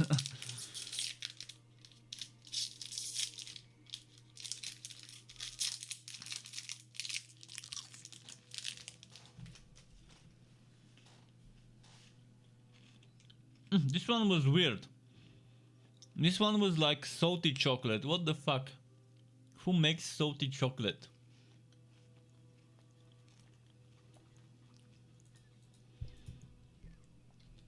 First time I'm trying something like this.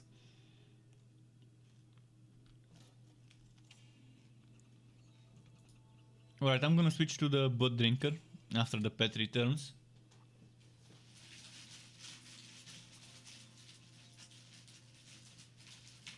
Your pet has returned.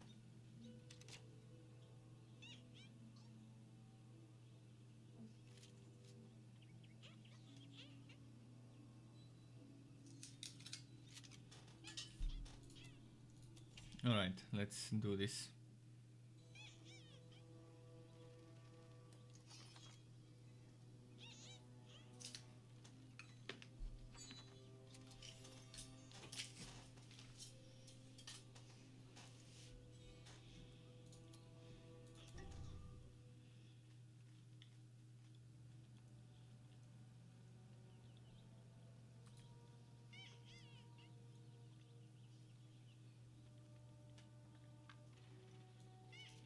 So as I said, I need to transfer the guy's items, this guy's items, to the other guy.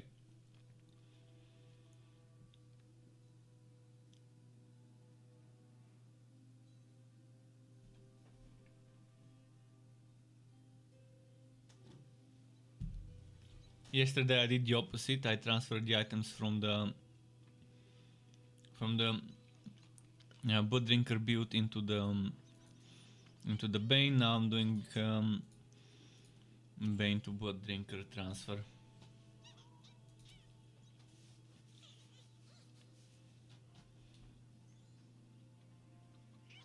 Hammer spin.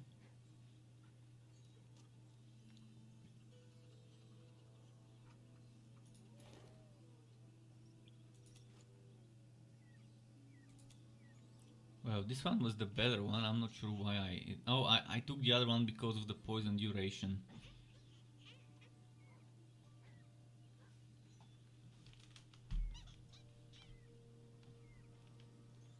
And this one was poison duration as well. That's why I needed those two. Okay, switching heroes to the Bud Drinker Realm Master. I'm wondering what to make. Slammer build, train build. With it.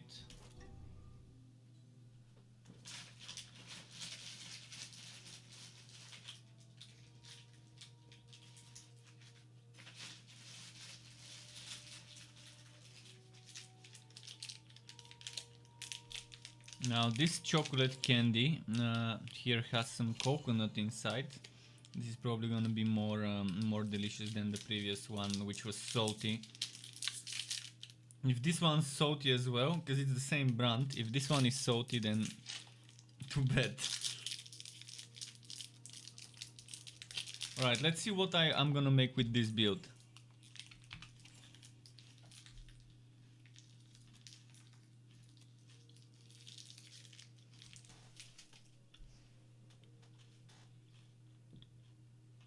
I want to make a torque swing build. I've not made torque swing builds yet.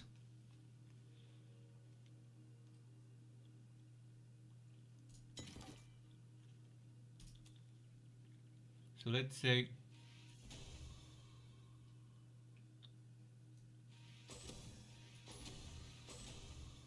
let's get the important things.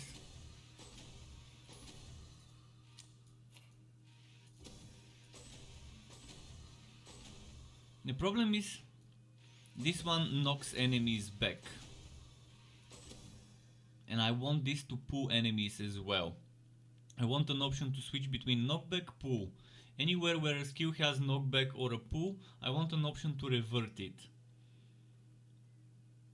Based on what build I'm making.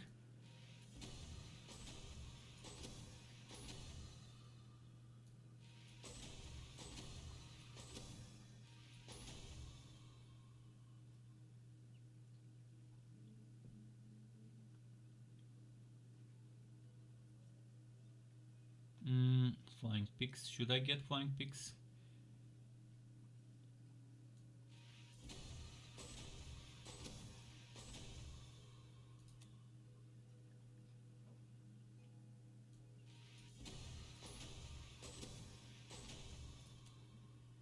Now the question is, do I make it a Bud Seekers build? I'm probably gonna make it a Bud Seekers build because I'm just experimenting with those builds right now, with the relic battery. Oh, wait.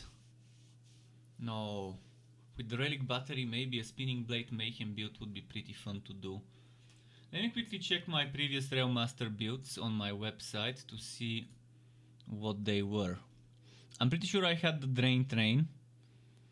And then I have Slamming Rupturer.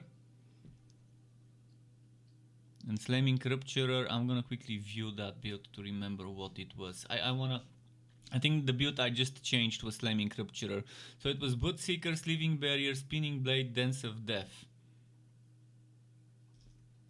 And Spinning Blade was maxed out. Okay, so maybe this time I can make a Drain. A Drain Rupturer.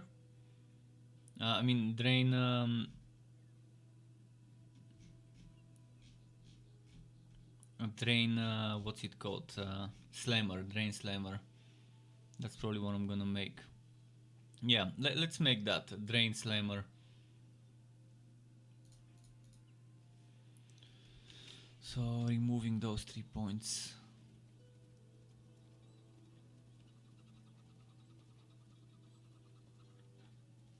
A build where I'm not using a single point into this one would be interesting. So maxing out Drain. I think it's better if I go Bud Seekers, but just in case, I can always add Bud Seekers as a 1 point later on.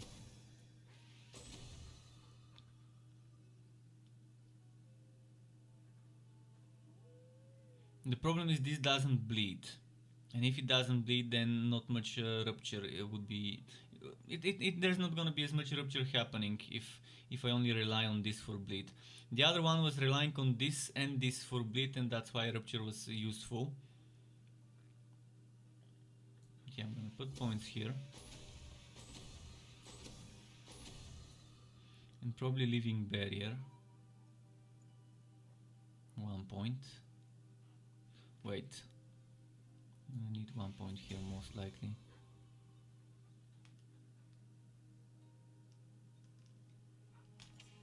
Let's first pick out the skills the way I want them to be. 1, 2, 3.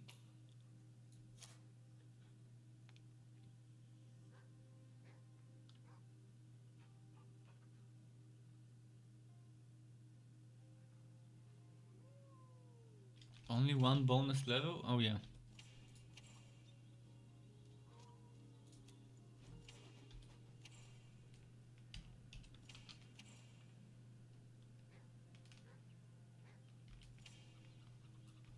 Let me check something.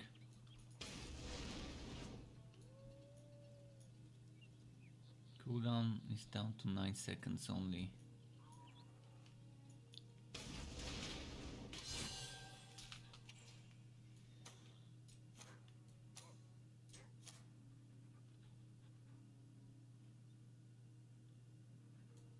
This one to slow the enemies down would be needed because we need slow. Now I've got 22 points left, right? I can still get rupture.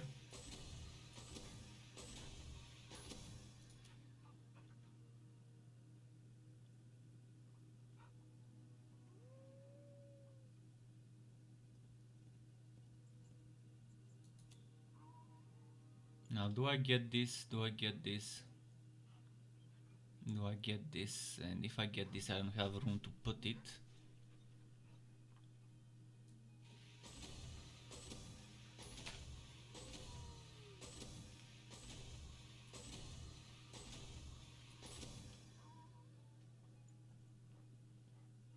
So I'm gonna be dumping energy with drain using Dance of Death.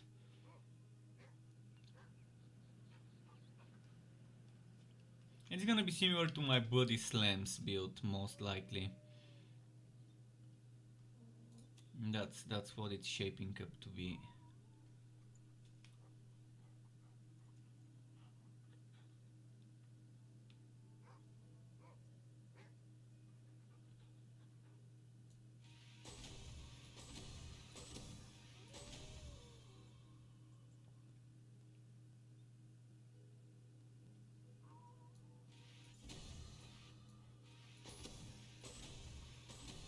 I'm intentionally not going for Energizer to see if I can sustain that with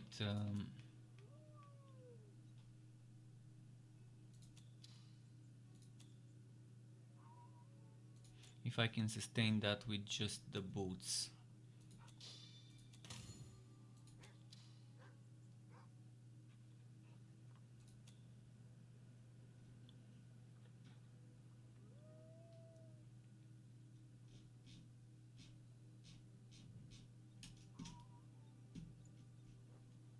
I really need Winter Weave items to start dropping a bit more.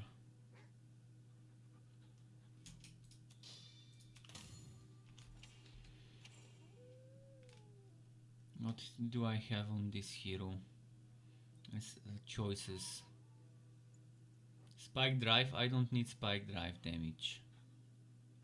Not for this setup. But I don't have many better choices, to be honest.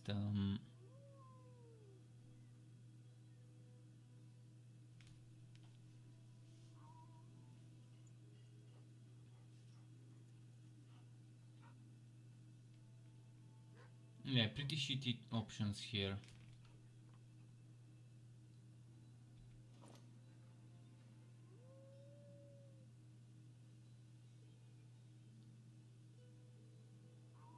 The crit damage is the only thing that makes me want to keep the other shoulder. Okay, for now I'm not gonna change anything in the gear. Just gonna go with what we've got.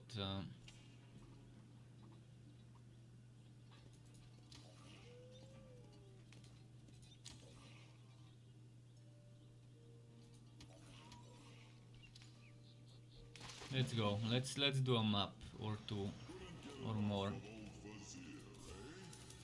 What's my weapon first? I forgot.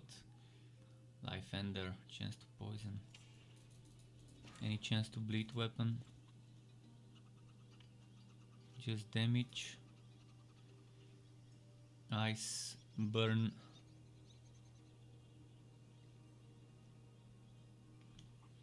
Just damage. Let's keep the chance to bleed for now. Greetings, insignificant one. Oh, look at the chooser. A fine choice. Alright, let's see.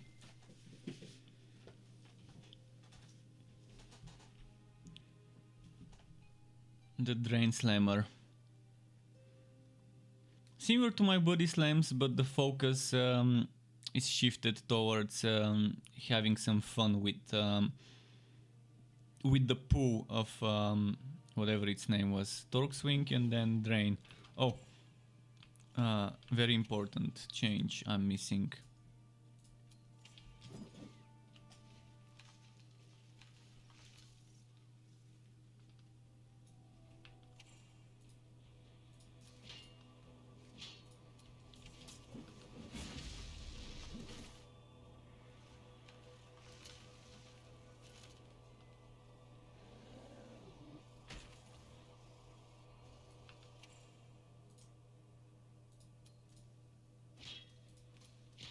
Ah, leave me alone. I wanna fix my skill icons.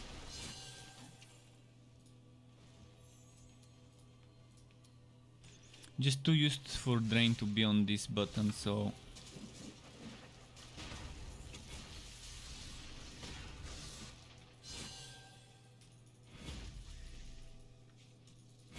Now, a Frost Wall would have been perfect.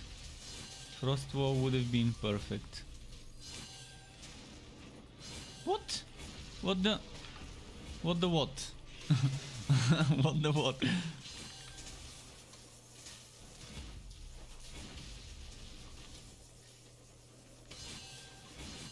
I'm not seeing the pulling working properly. It's like it's knocking them back and then pulling them, but it's not pulling them really the way I expected it to pull them.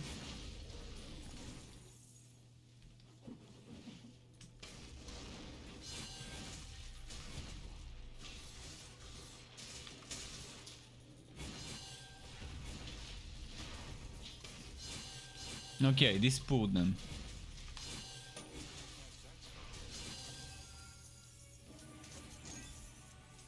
The Torque Swinger.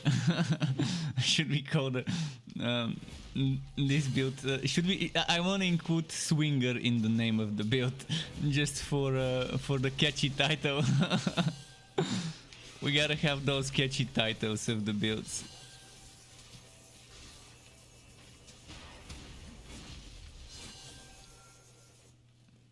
Although nothing is as catchy as the Raging Beater, which, as I like to say, sounds like the name of some masturbation technique.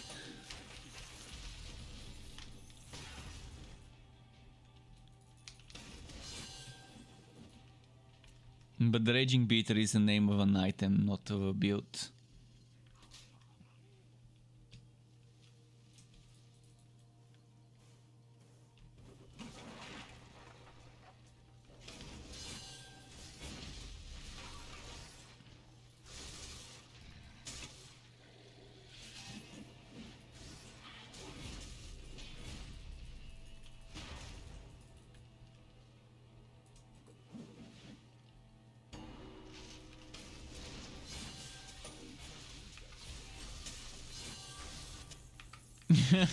with this one, Drain's amazing. I just need to go grab that shield. I'm gonna go and grab it, the shield and the mace. After this map, I'm switching to, I think it was on the mage. Or was it on the sharpshooter? Maybe it's on the sharpshooter, the electrode sharpshooter. I think is the one who had the mason shield. And I'm gonna transfer the mason shield and then have some fun with the 26-second imbue relic. I mean, new items are like new toys, and I love having fun with those.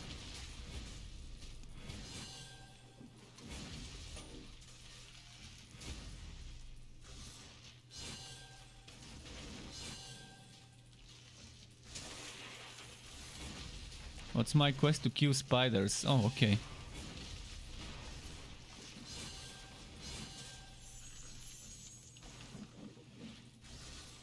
can't do that here.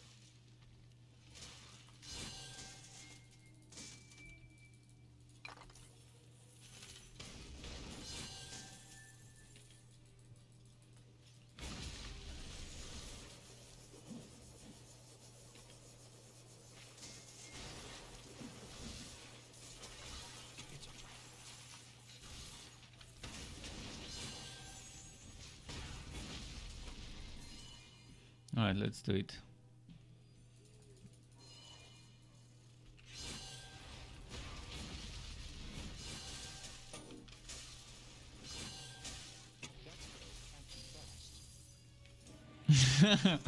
I like the burst. I like the burst.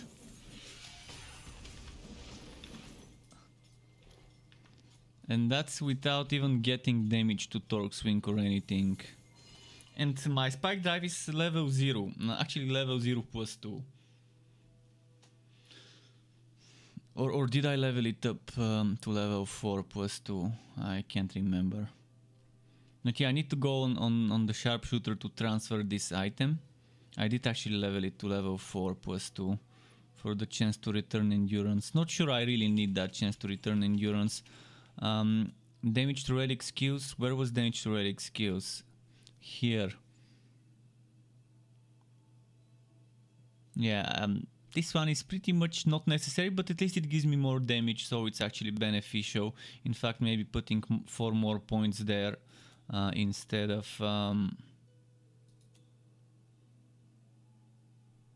there is no other thing I want to remove. I could remove 4 points from this one. But yeah. Just a quick change. I need to transfer some items.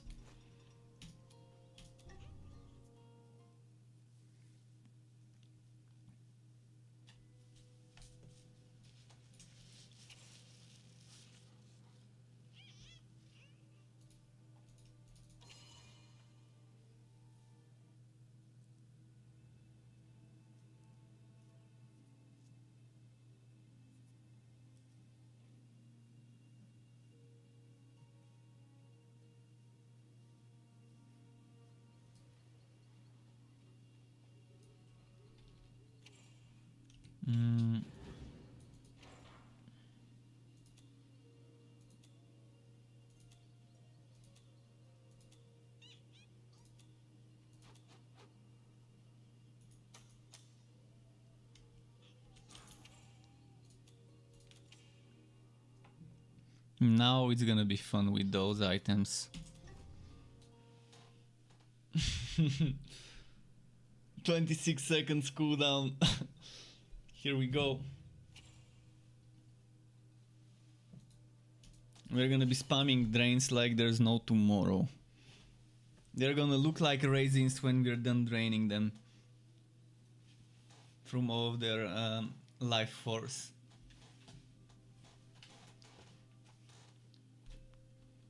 The Raisinator. The Raisinator 3000. That's gonna be the new name.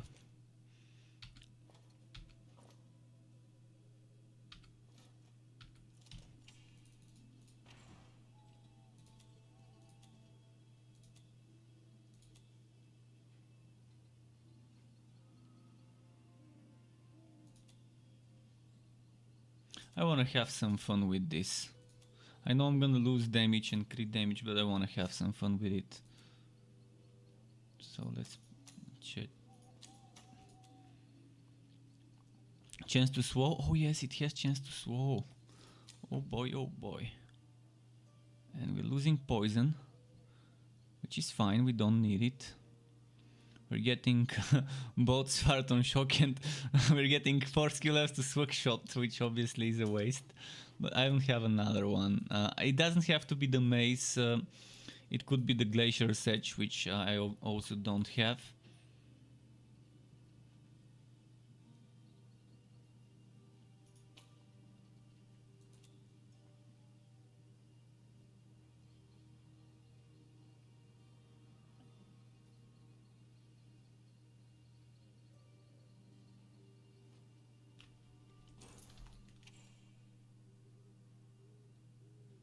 I'm gonna do something. I'm gonna do it this way and this way, so I can have more crit chance.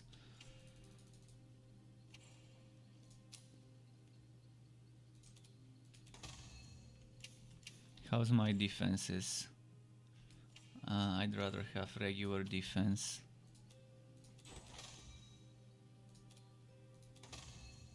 Haha, 759, is this a joke? 759 defense.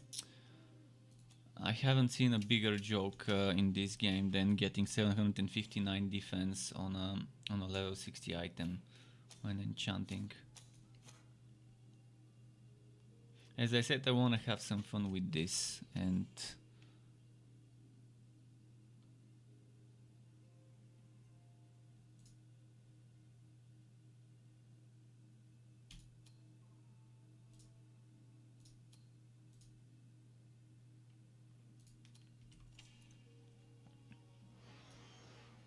Hey, if it isn't all what's their name?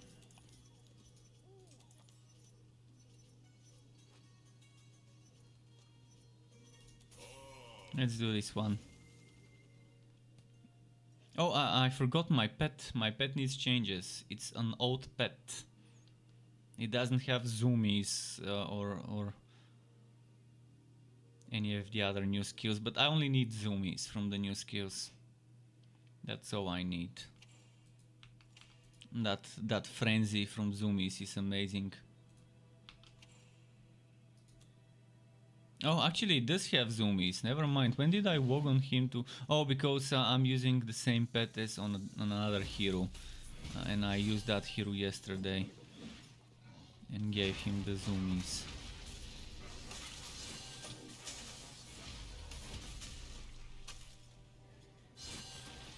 Oh, it's bugged. It's not working on this hero. Why?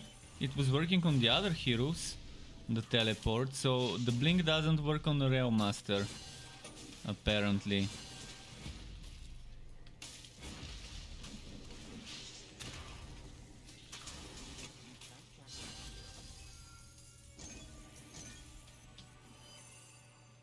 It ruined my fun. I really was looking forward to it. To zooming around the map with 2 movement skills.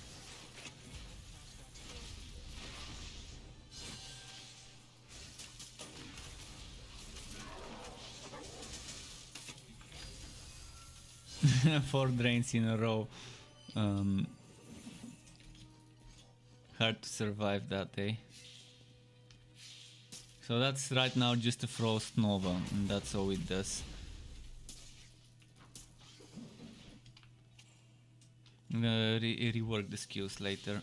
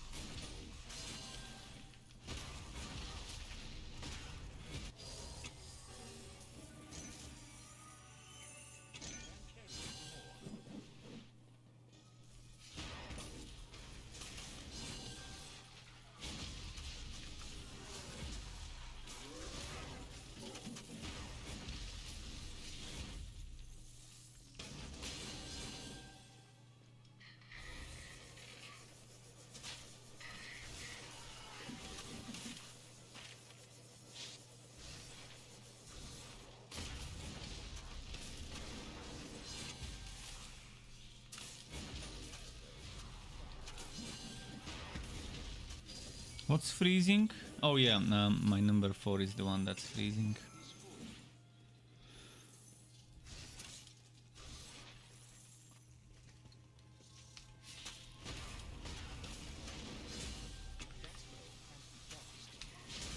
This didn't do much damage, and that drain combo. In fact, it was very disappointing. 4 drains in a row barely did damage to this one. Do I need to be at a certain distance to do damage?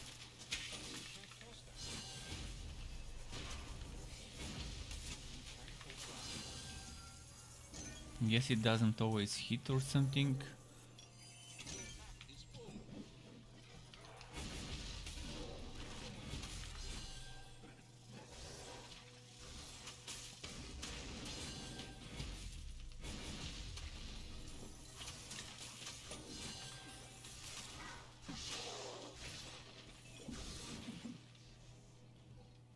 I can't wait for them to maybe consider adding items that give you damage to the relic skills.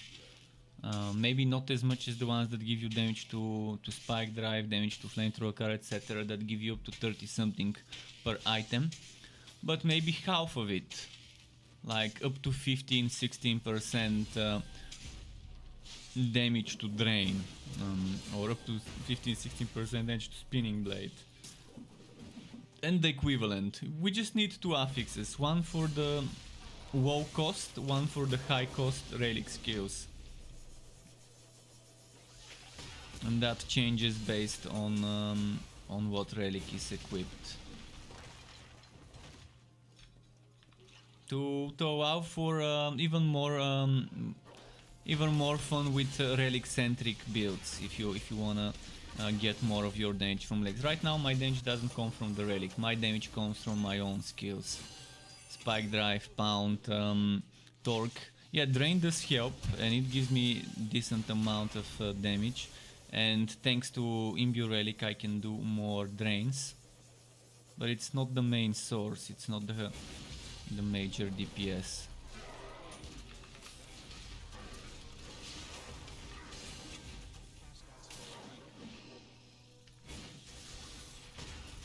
But for trash mobs it's basically one shots if I have enough damage on my items. For this level 33, 7.4 thousand attack is okay. Obviously higher it's not gonna be, and it's not gonna be immediate one shot with drain for the trash mobs, and that's why I think we need those affixes that give us damage to the relic skills. I don't think I'm gonna collect the silky webbing before I'm done with this map.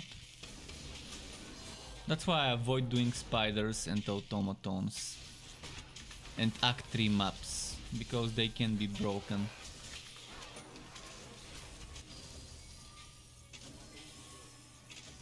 No, I just did a map that's a waste of time. If it dropped a legendary it would have been that big of a waste of time though.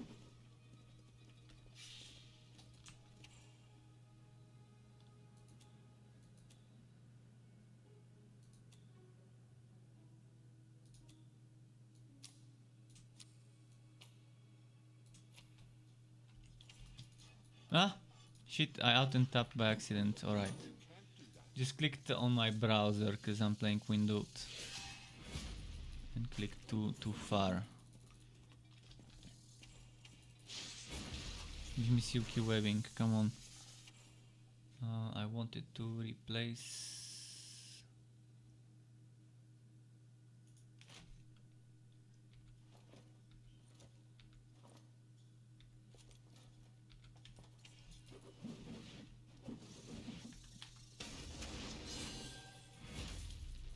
But yeah, I think it's a bug and it's not gonna drop the silky webbing.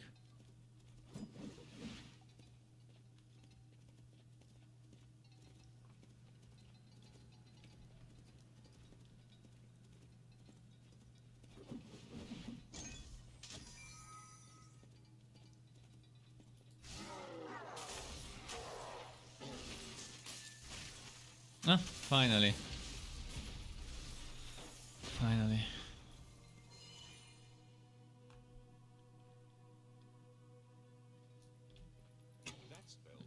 against the Go Bug boss.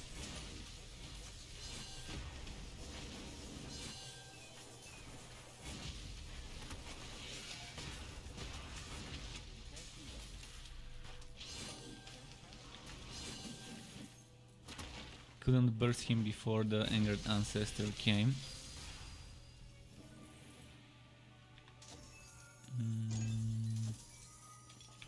Okay, junk drops.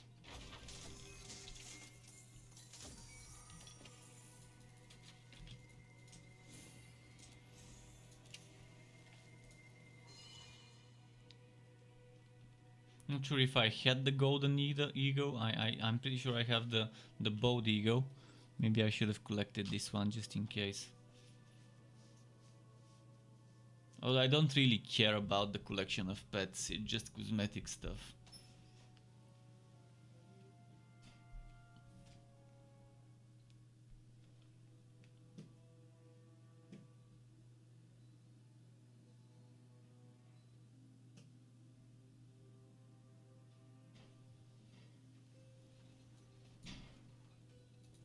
Let's switch my pet to a different one.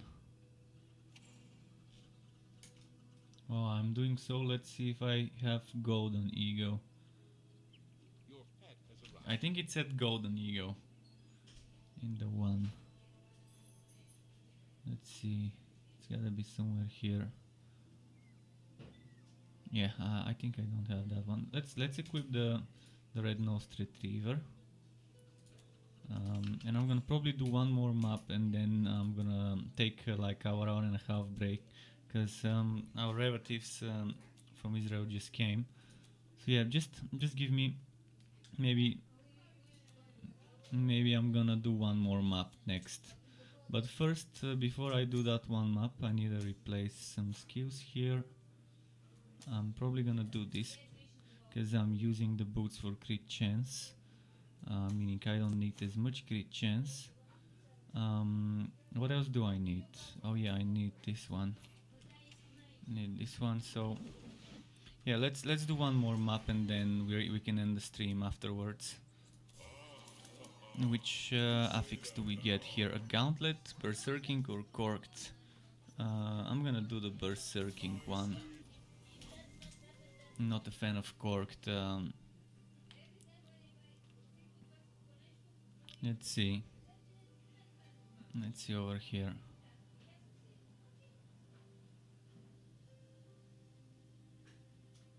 So yeah, most likely that's gonna be the final map, but then I'm gonna come back after like hour and a half, so we can finish with the giveaway. The giveaway is gonna be at 9:30 Eastern European time, which is 7:30 p.m. 7:30 p.m. What's its name? UK time, 8:30 p.m. Central European time, or 11:30 Pacific time for those of you in the US, or other time zones around there. It's just an orientation to know kind of at what time we're doing the giveaway, the drawing of the giveaway. But I will come back after like hour and a half to do part 2 of today's stream. So it's gonna be just a short break. Not too long, not too short though. I think hour and a half is enough. So maybe have some food, see my relatives.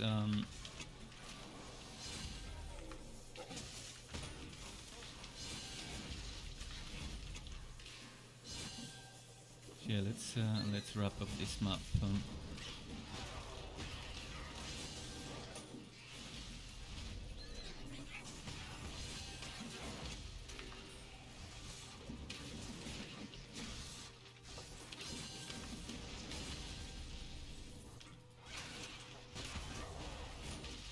That spell here.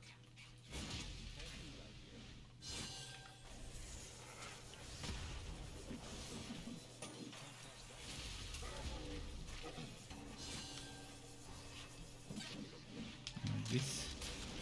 This and this.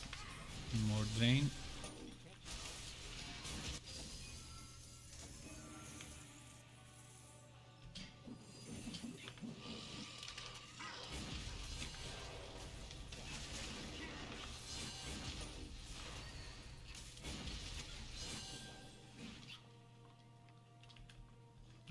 here.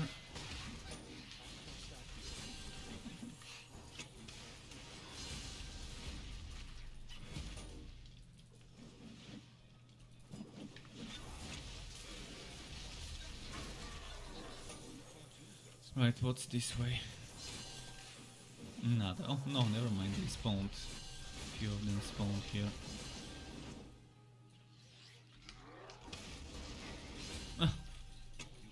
This one kind of returned it. See, because it caught it during the charge, and he did his charge animation, but then my pulling animation brought him back to where he started his charge. It's as if there was a queue of the animations, and one of them needed to wait for the other. So my pulling doesn't interrupt his charging, and it waits. I'm not sure that's intended. Or maybe it just rubber banded, but in any case it was weird.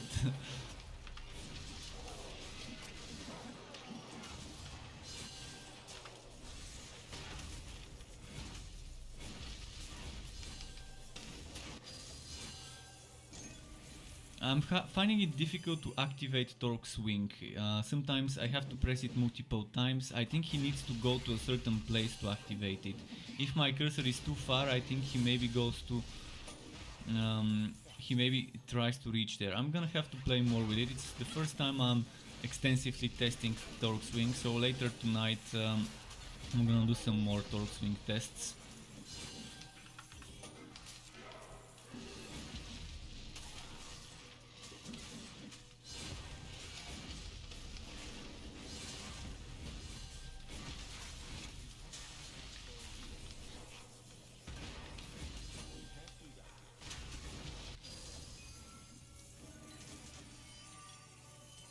But yeah, everyone who wants to sign up to the giveaway, who hasn't, who needs a Steam key for this game, there's a giveaway today, and there's gonna be one more tomorrow. So even if you don't win the giveaway today, you can maybe be lucky and win the one tomorrow. The link is tinyurl.com/Strucksmas2, or you can just use raffle !raffle document to bring the link. So this will be the last map for this part of my stream. I'm gonna take an hour-and-a-half break, so I'm gonna stop the stream, and then I'm gonna return with part 2 on Twitch and YouTube. But yeah, I've got some family members coming from Israel. We haven't seen them in a very long time, so I'm gonna go and see them, have some food, and then later come back. Thanks for stopping by, everyone on Twitch and YouTube. Keep it cool, Struck up, and until later today or next time you are watching me. Goodbye.